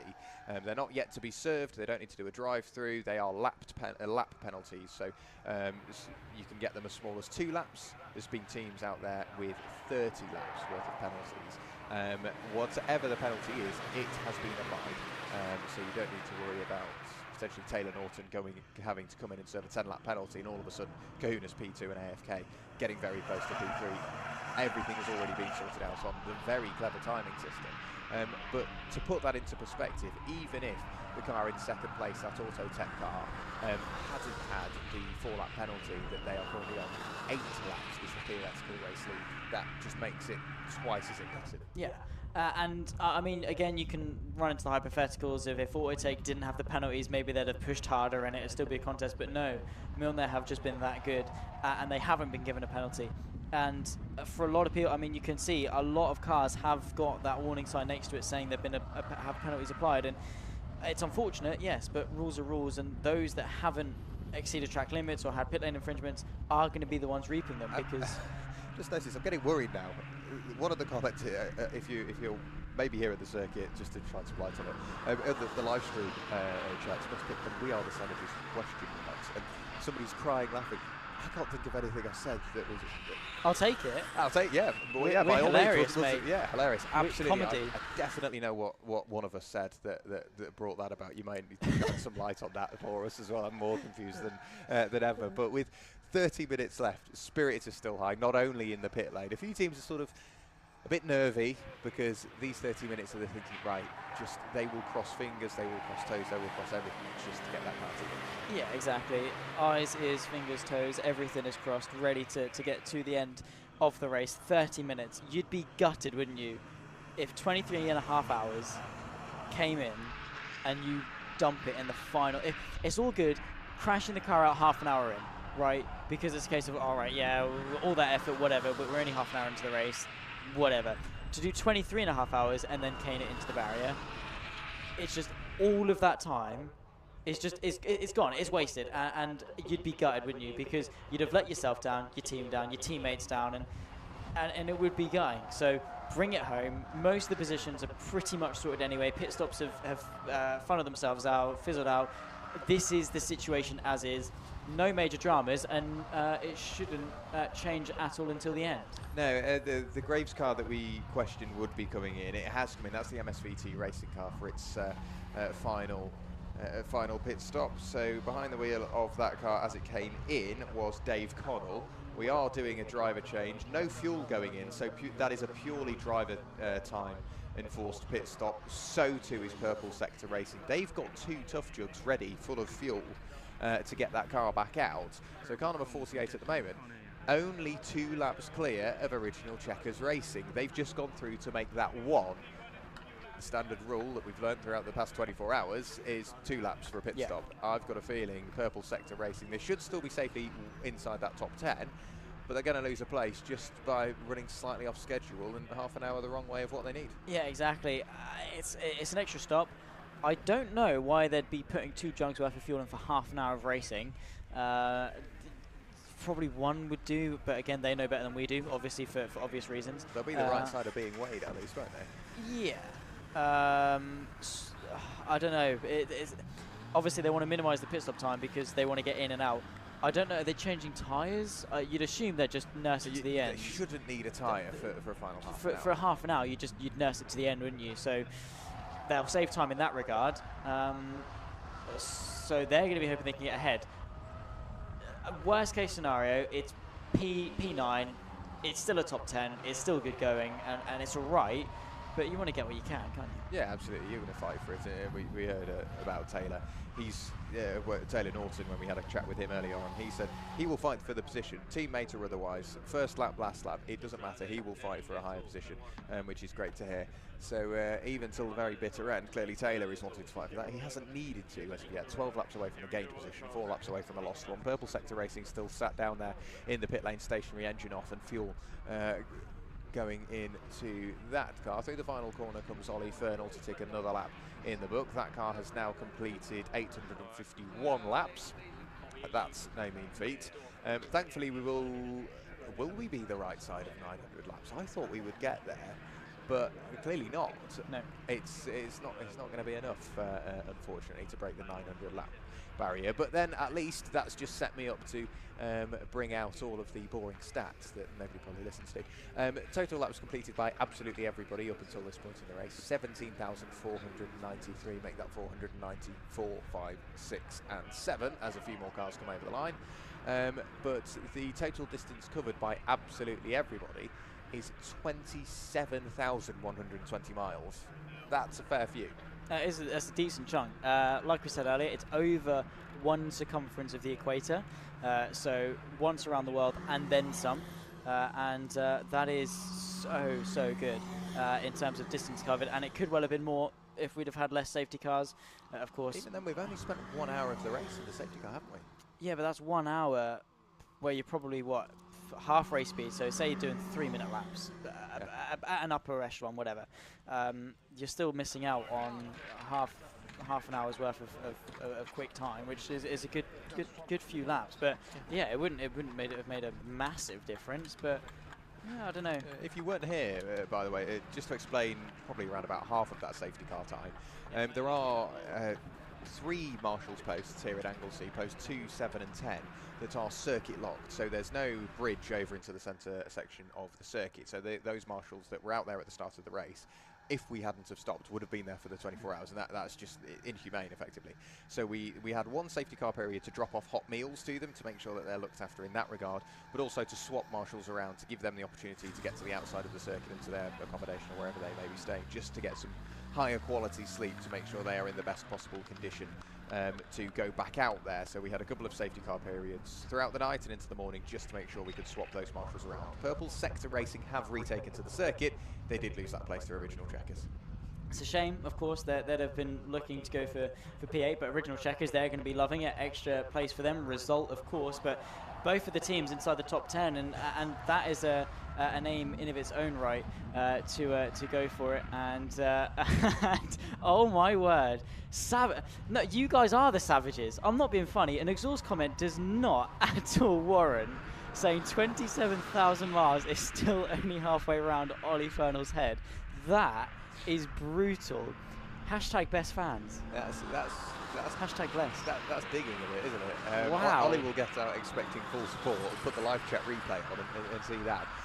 But it's still in the lead of the race is George Wright, as you'd expect, slapping in the 34s consistently. That's all he needs to do. Taylor Norton following suit in the 36s, dealing with traffic, not being too aggressive, getting that car to the end. Costa Creatis, similar story there in the 35s. Ollie Fernall still in the 32s, 32.8 last time through, and he's going to be coming through in a few moments' time once again. Do we have anybody else in the 32s? Just one, the Team Jägermeister car, Nicky Taylor, of course, racing in Clio Cup GB throughout this season. He's done a 32.9 on the most recent lap. So there's only 2 drivers in the 32s. One of those is an experienced racer and racing in Clio Cup GB. The other is on his 3rd ever motor race. Yeah, it's remarkable, and he is doing such a good job. The ballast must be so. The race center of gravity due to the massive head must be suboptimal, and the fact that he's still driving that well is again is commendable. 23.5 minutes left to go in this race, and the banter is keeping us going. It's a long race, but the light-hearted spirits of the YouTube chat keeping us going in the commentary box, and I love the motorsport community.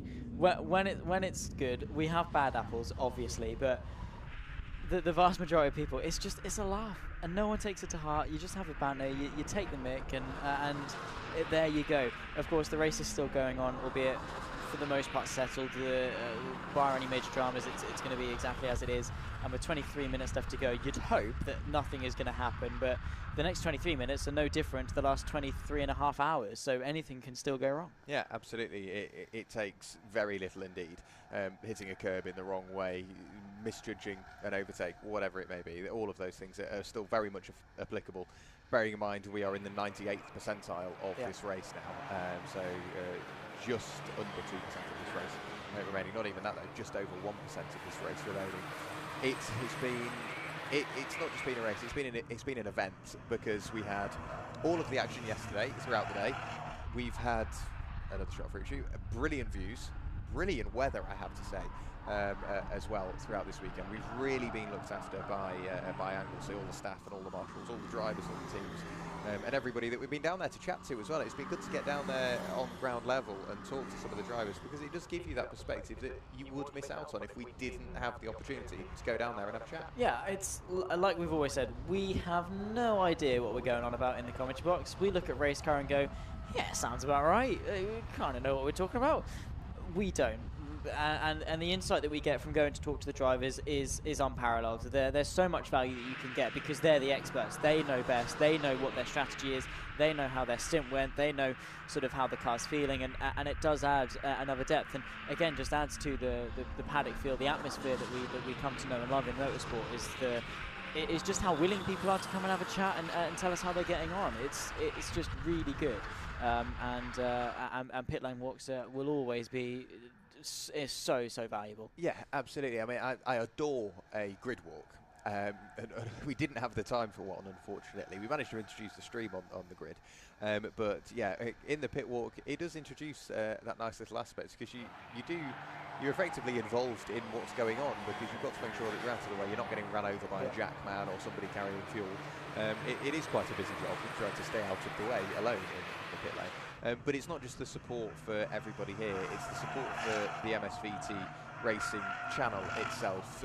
So thank you everybody that's been watching on. We can see your interactions. You've been talking to us, as Zach has said, but even something like liking the video and subscribing to the channel, it means that they might get a notification next time they go on YouTube, or next time we go live, next weekend in fact we will be, or just they're scrolling through YouTube one day or one of the social media platforms and they see the latest post, and that might then turn into, oh, let's buy tickets to that, fancy a day out, and then that's another fan, and that's more interaction, and it makes motorsport what it is, and it's just going from strength to strength, which is amazing to see. I love it, and obviously sim racing and real life racing have been bridged apart for a while. But obviously that big thing that happened in 2020, can't remember exactly what, that shut us all at home, really did bring them together quite nicely, and both of them took off equally in their own stead, and sim racing and real life racing has really been bridged, and their appreciation is there, and now sim racers are more inclined to touch grass and go outside and attend real life racing. So it's great to see. Obviously more sim racers are getting into the real life car, and it's fantastic. So to have more footfall at events, I mean, Anglesey is always going to be tricky because it is in the middle of nowhere, but if you see a race meet at your local track, just go down and see what it's about. There's nothing that beats going to a paddock and hearing the sounds, smelling the smells, seeing the sights, because it is just fantastic. Nothing beats nice, loud race cars on a race circuit. No, absolutely not. I remember my saving grace throughout that period of recent history was going through and looking at hot laps of Nürburgring or looking at onboards and various other bits, just doing anything to get that motorsport fix. And it is a bug. Once you've got it for life. It won't leave you alone, believe me. And that's something MSV and MSVR do so well as well, just bringing championships together, immediately bringing some good numbers, and an amazing friendly paddock worth of people. There's been nobody that I've walked up to today with the mic in my hand and said, can I have a chat? And they've gone, no. Yeah. They might not feel the most comfortable, but they just have a chat. They go, yeah, well, why not? And that's what I love about the MSVR paddocks. We have had Milner racing our race leaders back over the line, 38.242. You very much get to read between the lines on that one. George Wright just wanting to see that flag. Yeah, he's got 12 laps back. He is chilling, keeping the engine cool. The last thing you want again is a coolant pipe. To be fair, I don't think he can lose the race now. Is Autotech going to complete 12 more laps in 18 minutes? No. So they've won the race effectively no matter what, unless they get disqualified. Yes. that is, I guess, the case. But then, even if they were to retire out there on circuit, how does that work? They've sufficiently completed a substantial, like more than what they would need to in the race to then not be classified. So yeah, effectively that's game, set and match for them. Everything else is effectively still up in the air. One of the standouts for me, MSVT Racing, worked so hard to get that car back out there, a full engine change. They've got it done, and whilst they are near on 300 laps down from the race leader, 104 laps away from a positional game with LDR and Justin Irvine, they just sort of dug their heels in and said, no, we're going to fix this, we're going to get them out there, and they did. They're still out there and circulating, and doing so quickly as well. They're not that far away, they're going quicker than most out there at the moment. LDR performance tuning, gearbox change, Cadoodle-Doo Racing, that car's been filled with all kinds of woes. Wingat Racing, they've had their gearbox change, and LDR I think had some heat and cooling issues as well. Team Lifeline, they've had their issues. Shine Automotive have been stricken with issues with a couple of penalties, so too have Motorsport. But it's one of those, they've just grit their teeth and cracked on. And Pro-Am Racing, they've had to change, what, 4 wheel bearings throughout the race, and then whilst doing that they would have been monitoring temperatures, trying to work it into strategy. And look where it's got them, it's 6th place. And again, 11/10 through the night, we left them on the very back of the pack with what was quite a technical, mechanical issue that they had. We come back in the morning, they're inside the top 10, and here they are, 7th place, a quarter of an hour away from the end of the race. And it's not like they've just scraped into the top 10 either. They're well in P7 by a good couple of laps. And again, it just goes to show you do not give up until that checkered flag falls. You can't, because things will still fall your way. Luck will still fall your way. If misfortune can shine your way, then so too can fortune. And with that as well, the same misfortune that struck you can struck your competitors. And as much as you don't sort of wish bad on them, you do still kind of hope that something goes wrong for them so you can catch back up and level the playing field once again. But 11/10s, they've not been the quickest car on track for the best part of this race. But since their issues, they've just got their heads down and said, yeah, all right, we'll suck it up. Things happen, it's racing. And they're going to get P7 from it. Yeah, absolutely. We're looking at the chattercade. It's great to see everybody. We're getting people, more and more people come in now to catch the final quarter of an hour of this race. Milner Racing, George Wright have done a sterling job throughout their section of the race. So too have absolutely everybody, not just everybody that's still out there and running. We started with 22, almost 24 hours later, 23 hours and 23 and 3/4 hours later, we've still got 21 running. That's not to discount Burton Power, because they were on fire. They were leading the race and were lapping very, very well indeed. They dug in as much as they could. Unfortunately, they went through the general flag. But everybody that's taken part and made it happen deserves a very big pat on the back for what they have done. And looking at the margins, even now, we're almost 24 hours after we've started, and there's a couple of cars separated by a minute and a half. 24 hours separated by 90 seconds. That's nothing. It's nothing. It's, we see other championships where after half an hour there's a laps difference between cars. 24 hours to have a laps difference with penalties and everything they've had to go through with wheel bearing changes, pit stops, all of the different variables that add up, as well as pure pace adding up over 24 hours and 860 laps. It's nothing. It is the most. You sort of divide that up amongst 860 laps, and you're probably only looking at like not even a 1/10 of a second, not even a 100th of a second per lap difference on average. That is the margins that you have to rise to, and that's the difference sometimes between having a good result and having a great result. I've just had a look as well. You mentioned penalties, and that reminded me to have a little look. Subaru Racing at the moment, treble 5 in 5th, rather fitting. If they didn't have that 10-lap penalty, they'd be on the podium. They would be in 3rd place on corrected times.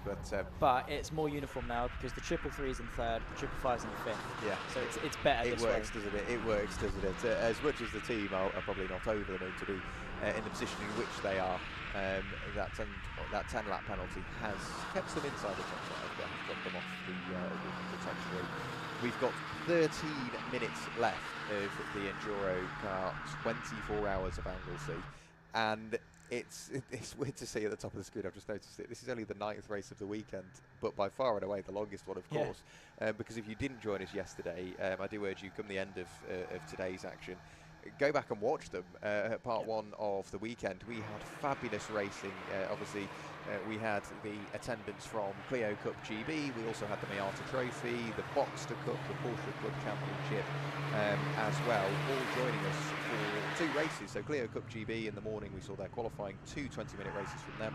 The Porsche Club Championship, 2 25-minute races from them. Boxster Cup, 2 25 minutes. Miata Trophy, we had qualifying and Super Pole on top of then 2 fabulous 20-minute races for them before we even thought about starting this 24-hour. So it's been a busy old weekend. We've seen lots of action, and I have to say that the quality of racing has been sterling. Yeah, we've seen no major contact. We had that one incident at the corkscrew between Team Walker and Team Lifeline, but apart from that, there's been nothing, absolutely nothing gone wrong, right? On track, there's been no incidents, no crashing, and everything is just so close. And I've really enjoyed commentating on it. We will be here for 12 hours of a 24-hour race. It's been a tough job to do 5 hours straight yesterday and 7 hours straight of one race today, but I wouldn't change it. It's been such a pleasure, and the racing, for the level that EnduroKA is, and sort of the level of drivers you'd expect to be in them, arrive and drive, and fairly beginner drivers, you wouldn't know. No, absolutely not. There's been very little contact, and even if there has been, it's been so minor. We saw a little bit of sort of bumping and scuffing up and scraping at the very start of the race, but that's everybody just trying to work their way into their natural position pace-wise in the first stint. But throughout, going to bed, this morning for myself at sort of 3 a.m, struggling to sleep, and then getting back to the commentary box at 9 a.m. this morning, the cars didn't really look that different. They might have a few more walls, just a bit more rubber down the side of the car where they've got a little bit close. The visibility has drastically worsened through the evening, through the night. But even then, most of the cars have a fair few straight panels left on them, and the teams are still in such high spirits. The drivers would go out and do it again, albeit with probably a bit more of a nap between now and then doing it again. But yeah, it's been absolutely fabulous. The staff have worked super hard. The drivers have worked super hard to, 1, put on a show, but 2, have fun, and 3, keep it all clean. Yeah, exactly. And it's a task, and it's a task that these guys have risen to. And of course, it's been made easier by all the fantastic people in the YouTube chat, giving us some good things to vibe off, basically. Let's put it that way. Again, just gonna, you're right. We've been talking about how clean it is, and they're right. The poor recovery guys, they've just been sat probably on their phones, waiting for something to do with nothing to do. I think yesterday, actually, there was only one car that needed to be recovered, and it was a Porsche. I think it was the Porsche Club race. There was 2. There was 1 in both races. There was 1 over there on the exit of Turn 4 in the Porsche Club Championship, and then 1 on the exit of Turn 4 in the Porsche Boxster Cup. And that was it. All weekend, they've had to recover 2 cars. And there weren't big crashes. That was all no, that was just mechanical failures. They just pulled off of their own accord, really. And that was all in the space of 1 morning. So since Saturday morning, the recovery crews, patience of a saint. How they've got through this weekend and stayed alert and ready at all times, which they have been, is beyond me. Yeah, I've got to respect it. I couldn't be bored for over a day's worth of racing, waiting for something to do, only for it to not happen. There's been plenty to watch, though. Yeah, exactly. These guys are the EnduroKAs have kept it interesting. Let's put it that way. You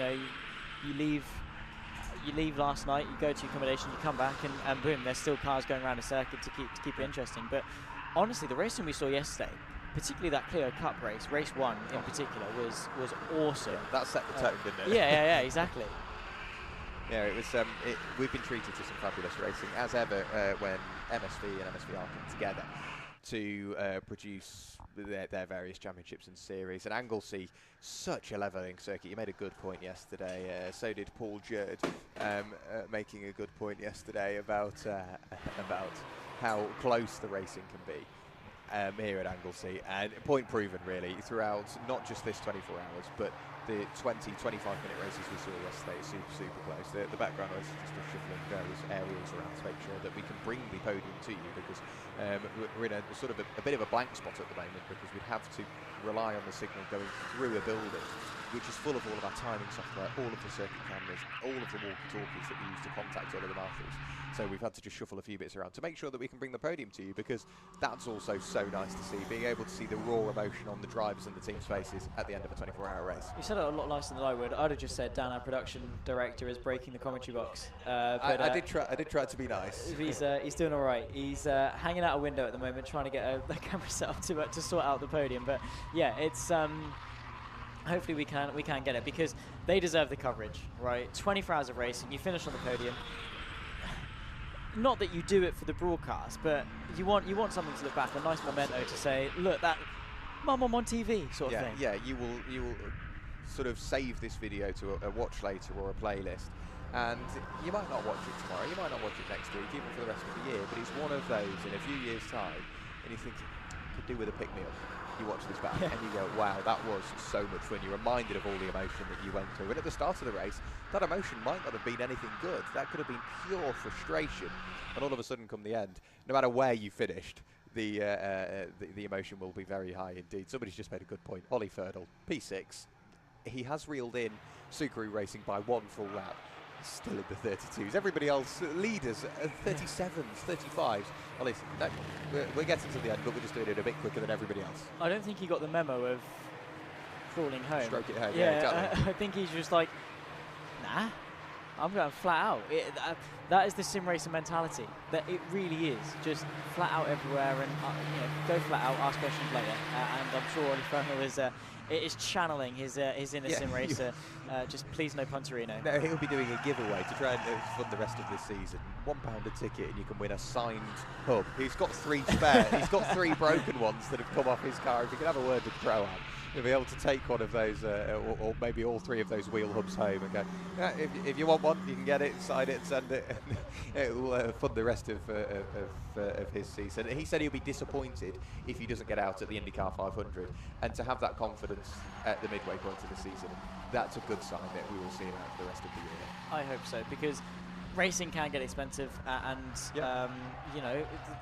and it's great that we have got sort of crowdfunding and things. Obviously, he'll get stuff from being successful in his content creation, whatever. But to have that support from your fans, I mean, how many have we seen in the YouTube chat cheering him on? Right, people that watch his content think that he's a funny guy, he's a entertaining guy, or at least I hope so, and come and cheer him on and donate money to crowdfund him to go racing. James Baldwin did it as well to do a race at Spa 24, relying on his community, and it's such a wholesome thing to see that people understand what it's like to be ambitious and dream of getting into a real-life race car, that they're willing to support someone else to go and do it and live a dream that we all want to see, because they know he's going to strap a GoPro and get some content. Yeah, the biggest thing for me, I think, spending so much time around the EnduroKA Championship, is when you say to someone for the first time, think about a race car, they'll think about GT machinery, they'll think about Formula 1, they will think about that super high level, super high caliber motorsport. You show them one of these Enduro cars, it's not a race car. Absolutely it is. It's the best kind. Guarantee you, because it's simple, raw motorsport, you will get out the car with a smile on your face. You might get out of a GT car still shaking with the nerves of doing anything to it. These cars, they're cheap, cheerful, and so much fun. I've always said it's better to drive a slow car fast than a fast car slow. And honestly, from a commentary perspective, I would do an EnduroKA race every day than do a virtual Formula 1 race. It's more entertaining. Talk about driving a slow car fast MSPC racing, kicking it off already in towards the 3rd corner, sideways on the way in. We're in the final 5 minutes now. This is what happens. They go, right, we've spent the past 24 hours playing it by the book. Let's have a bit of fun. We can give ourselves 3 minutes of a bit of sideways. Yeah, do it. I mean, it takes a whole different level of bravery to get a front-wheel drive car sideways, but go for it. Rip the handbrake, do whatever you want. I don't know, and enjoy yourself, because That's why you're here. You get a chance to celebrate. It's going to be tough to do some donuts, got to be honest. Give it a go. Just mentioned rip the handbrake. I thought if anyone's got any sort of steel trays lying around, Yeah. if we can get George Wright, if we can get George Wright on the start finish line doing some donuts, it'd be fabulous. Don't think the stewards would be too impressed, but with well, yeah, quite. But with they've had a fairly quiet race since the penalties applied during the night. Since then, everybody's been so well behaved and given the stewards very little to do. I'm sure there's still been questions raised there. It's not like they don't sit there and do anything. They are still very, very busy people. They've still got lots to do. They're monitoring track limits, making sure cars are still within those regulations. The pit wall has got busier. Teams are ready to celebrate with 2.5 minutes remaining. I'm going to grab my walkie-talkie. I'm going to find my cameraman, make my way down to the podium, and yeah, I mean, from here on out, the next time you'll hear me is down on the podium, but I guess you could bring us to the end of the race and then close out from there. I'll close out from the podium as well. Sweet, let's do it. Sounds like a plan, and yeah, go herd some racing drivers. I get the easy job, thankfully, of being able to pull the end of the race. Jack has to go and herd some racing drivers together to interview and obviously get the podium, but it's been fantastic to see, fantastic to watch. Thank you to, of course, everyone watching along at home on YouTube, on the MSVT YouTube channel, and he's nicked his laptop, so I'm going to have to get the YouTube chat up on my laptop to stay up to date with all of you lot. 2 minutes left to go in the race, penultimate lap. Where is our number 46? There they are, of course, going up towards the top of the hill through Peel, and for the penultimate time, take it in, savour it, enjoy it, take a shot of fruit shoot, because I'm about to mention the Anglesey scenery. Remaining commentator, that Jack Werrell guy, oh my word, has he gone yet? No, yeah, he's insufferable. I've had to spend the last day with him. It's dreadful, it's not. He is such a lovely guy.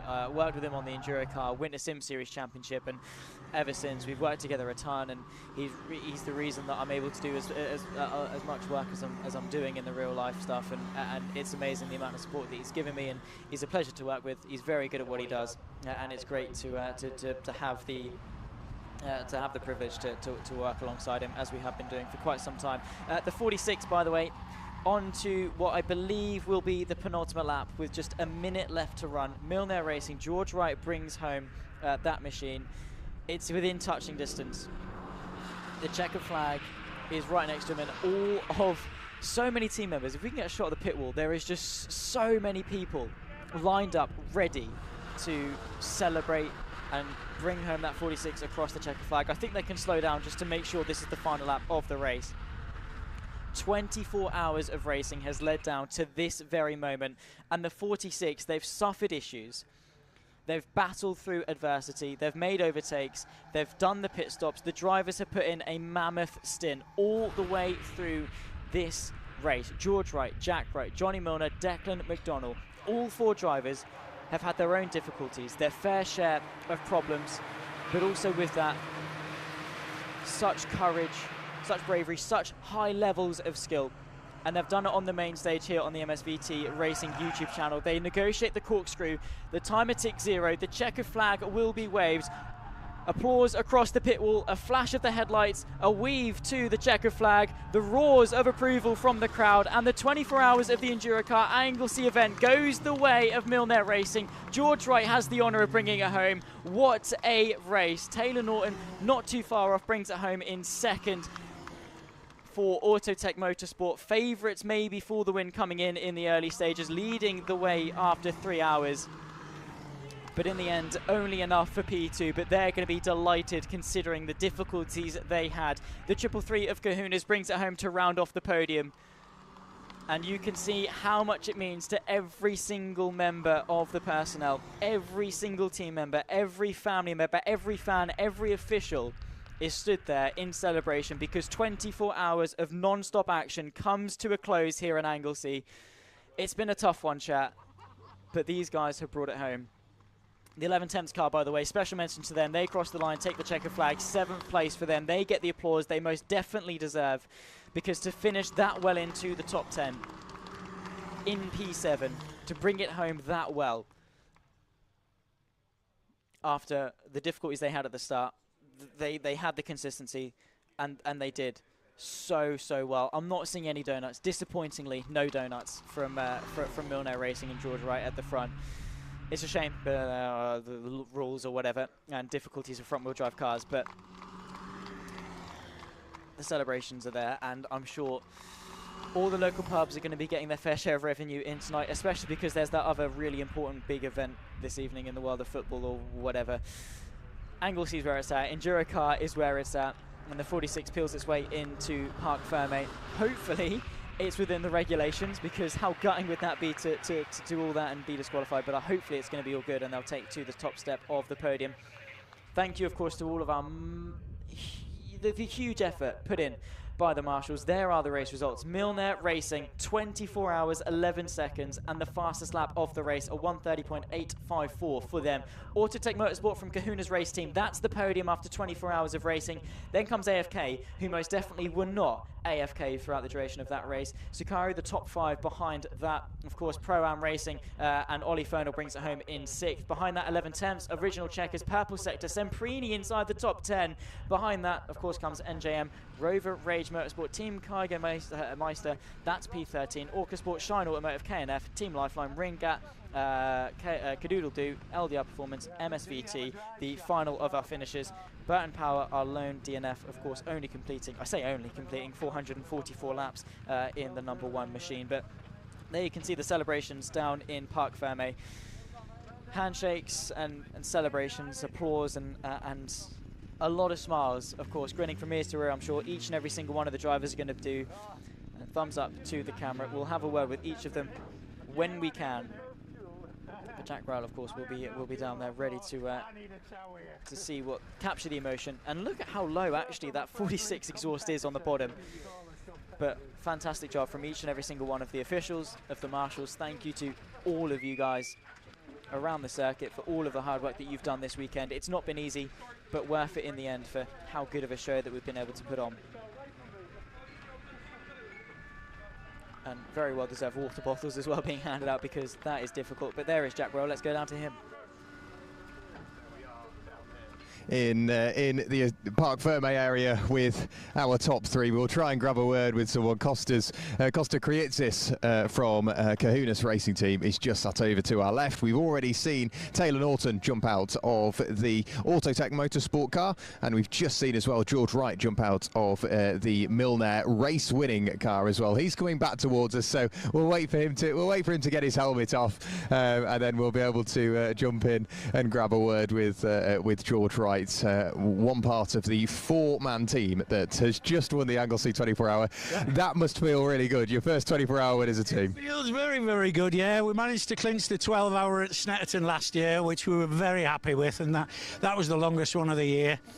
Had a couple of first finishes this year, penalty, so came second, but this was the absolute pinnacle to actually smash a 24-hour.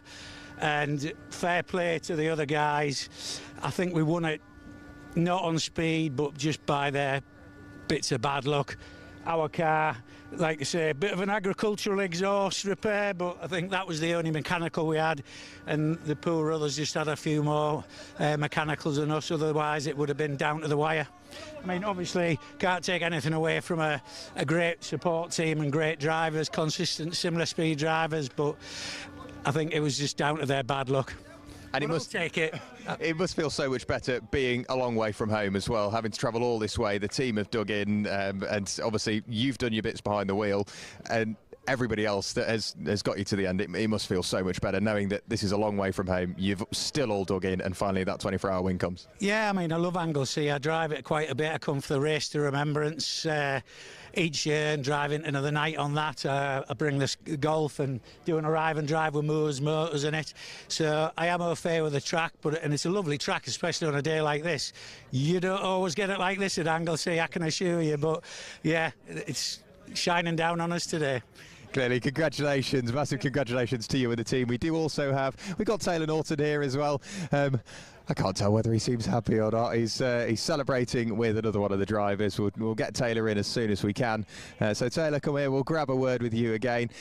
P2, you've got to be over the moon with that. Granted, you look slightly exhausted after that, don't you? Yeah, it was very tiring, very hot in there too. Yeah, it was tough towards the end, but got through it and yeah, brought the car home in P2. One piece as well. On to the next one. And the next one for you, are you planning on sticking with Autotech for the rest of the season? We'll see. You know, I got some plans for next year, so maybe I won't be doing the next one, but I might be back for brands, who knows.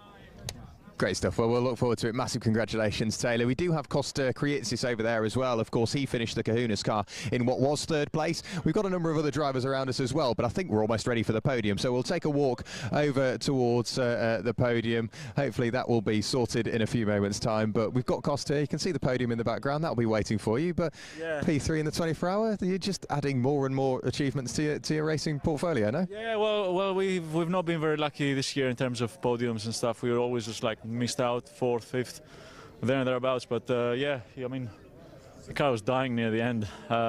We had an issue about 6 hours, like 6 hours ago, and I think it must have damaged the engine a little bit because, like, over the last the last 3 stints, just the performance is going down and down. Like near the end, I had nothing. One of the loudest KAs I noticed when it rolled into the Parc Fermé area. Talk us through that. It's the racing exhaust we go on the back. No, it must have cracked a little bit. I don't think it's hanging, but it sounds good, doesn't it? It sounds all right, doesn't it? So that's 24-hour. That should be the standard, you know, the standard exhaust for everyone. It would sound, I'm not sure the 24-hour license would last long. I'll be all right. I'll be all right. Of course it will, Costa. Massive congratulations to you and the rest of the Kahunas team. So you can see we've got a massive crowd of people here. That's made up of family members, team members, absolutely everybody here to support everybody that's taking part. We've also got Scott Parkin in there, Johnny Milner that's in there as well. But everybody is all in all in the crowd. Jamie Moore's in there celebrating as well, of course, with Milner Racing. So we should be nearly ready for the podium celebrations. As you can see, it's a massive family event. Jack Wright there as well, celebrating with Jack Wright Jr. and the rest of his wonderful family. So I'm assuming we'll be ready for the podium in just a few moments' time. It's just about trying to get all of the drivers in the correct place. Annoyingly, the PA doesn't just quite reach out to where we need to be. So we'll wander through the gate. And if we can get all of the drivers here, which they are now working to do, we've got the brilliant support of the rest of the MSVT staff and the MSVR staff as well, helping us get this grid or get this podium ready. So as we look through, we've just got to make sure we've got absolutely everybody, specifically from the Kahunas team, where we will be starting the podium. As we pick our way through the crowd, we should be able to bring the finishers on in reverse order from where they finish. So we'll have a quick look through. We should have Ian Perkins, Phil Truman and Costa Krietsis with us. I can see we've got Costa. I can see that we've got Phil as well. So we will just have a quick chat to make sure we're ready for the podium. Are we all ready for the podium? Everybody with us. We should have everybody with us, so we will bring them on in reverse order from where they started. Toby Owen is locking all of the drivers out, but from Kahuna's race team, the treble 3 finishing in 3rd place as Costa's running away. We'll bring them on in reverse order. Chris Hilson, Peter Dignan, and apologies, Ian Perkins, Phil Truman, and Costa Krietsis. Yes. Onto the 3rd step of the podium. As everybody jumps on, of course, in reverse order. That is your 3rd place finishes after 24 hours of racing. Getting onto the 3rd step, trophies in hand, and a big round of applause from the crowd as well. Costa embracing his fellow drivers.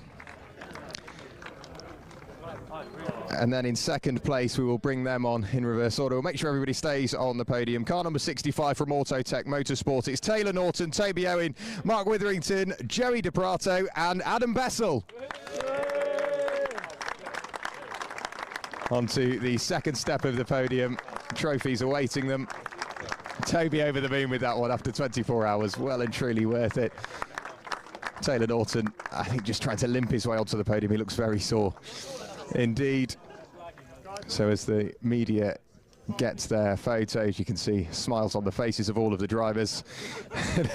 Taylor already being shuffled down onto the podium. We will then be able to get the winners onto the podium. The 4-car team that won the Anglesey 24 hours will wander over this way to make sure that they can hear us. The winners of the EnduroKA 24 hours here at Anglesey. Car number 46 from Milner Racing, George and Jack Wright, Johnny Milner and Declan McDonough.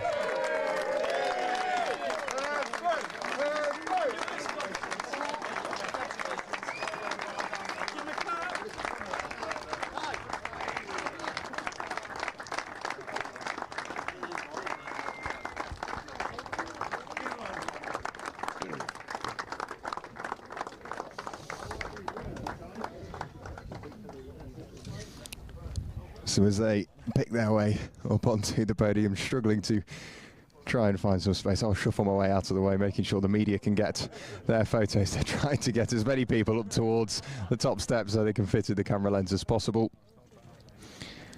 But we will try and jump in with the mic just to try and grab a word with Johnny Milner before he jumps off as well. We'll try and grab Johnny whilst he's jumping off the podium. Johnny, that must feel good. The Anglesey 24-hour win, it's finally happened. You've fallen short, let's put it, towards the start of this year, but it all happened, and that's the top step. No, absolutely. I mean, we've won every race this year. We lost the first one with a fueling infringement. But yeah, it's a stressful thing, is 24 hours, because all you're thinking is, you watch Le Mans and think Toyota can fail at the last lap, and I thought, it's got to keep going. And these poor little cars, I mean, they've done amazingly well. Anybody that gets to the end has done amazingly well. But yeah, cracking event, cracking abrasive track. This isn't Welsh weather, but I like it. It's raining at home in Yorkshire, but yeah, this is perfect weather for here. It's been great to watch from start to finish, and as you say, on the road, every single race this year you've won. If the momentum stays with you, you're on for a good season, no? No, absolutely. I mean, I prepped the car, so that's a bit I enjoy probably as much as driving the car. These two absolutely loved, well, three now, love driving the car. But yeah, our objective is to try and keep taking it to them. I mean, in fairness, a lot of people had problems here. We were thereabouts and picked up pieces, but it's 24 hours. So reliability, preparation, and has come through and, yeah, helped us, and a bit of luck. Helped us to the end, but yeah, brilliant. Great stuff. Massive congratulations, and we'll look forward to the rest of the season. Great to have a quick word there with Johnny Milner. You've stuck in behind me, but let's see if we can we'll grab Toby Owen. One more interview before we will have to sign off. Toby, we'll bring you in again. We've already spoken to you once. But P2, all of that hard work, it's finally paid off. We'll get the Anglesey podium in the background, of course, but that's some silverware or Perspex wear that you can bring home. The team have pulled together, and that's surely a bit of a motivator at the midpoint of the season to make sure the end of the season works well. Yeah, I mean, what can I say about Autotech? Absolutely phenomenal. I mean, fair play to Milner. Everyone had their problems. They rode it out. They dealt with it really well. We had a drive shaft change, 3 wheel bearings. But to turn us around and still get us out in P2 and still be running well towards the end of the race, Autotech have done an absolutely fantastic job. So massive credit to them. And can I just say as well, thank you to everyone who's put this event on, all the marshals, all the fire crews, all the officials, to make this event happen. It's a really special event, and yeah, great day. Great stuff. Cheers, Toby. I can see the raw emotion on your face. He's over the moon with that one. The podium's filling up for the media, but at least from us, I think that's all we've got time for. 24 hours later of EnduroKA action. It's 31 hours later since we started streaming this weekend. It's been one brilliant weekend, but at least from myself, Jack Werrell, down here in the paddock. If you're here at the circuit, thank you so much for coming along. If you've been watching at home, thank you so much. We wish you a very safe journey home, and we hope you enjoy the Euro 2024 final later on tonight.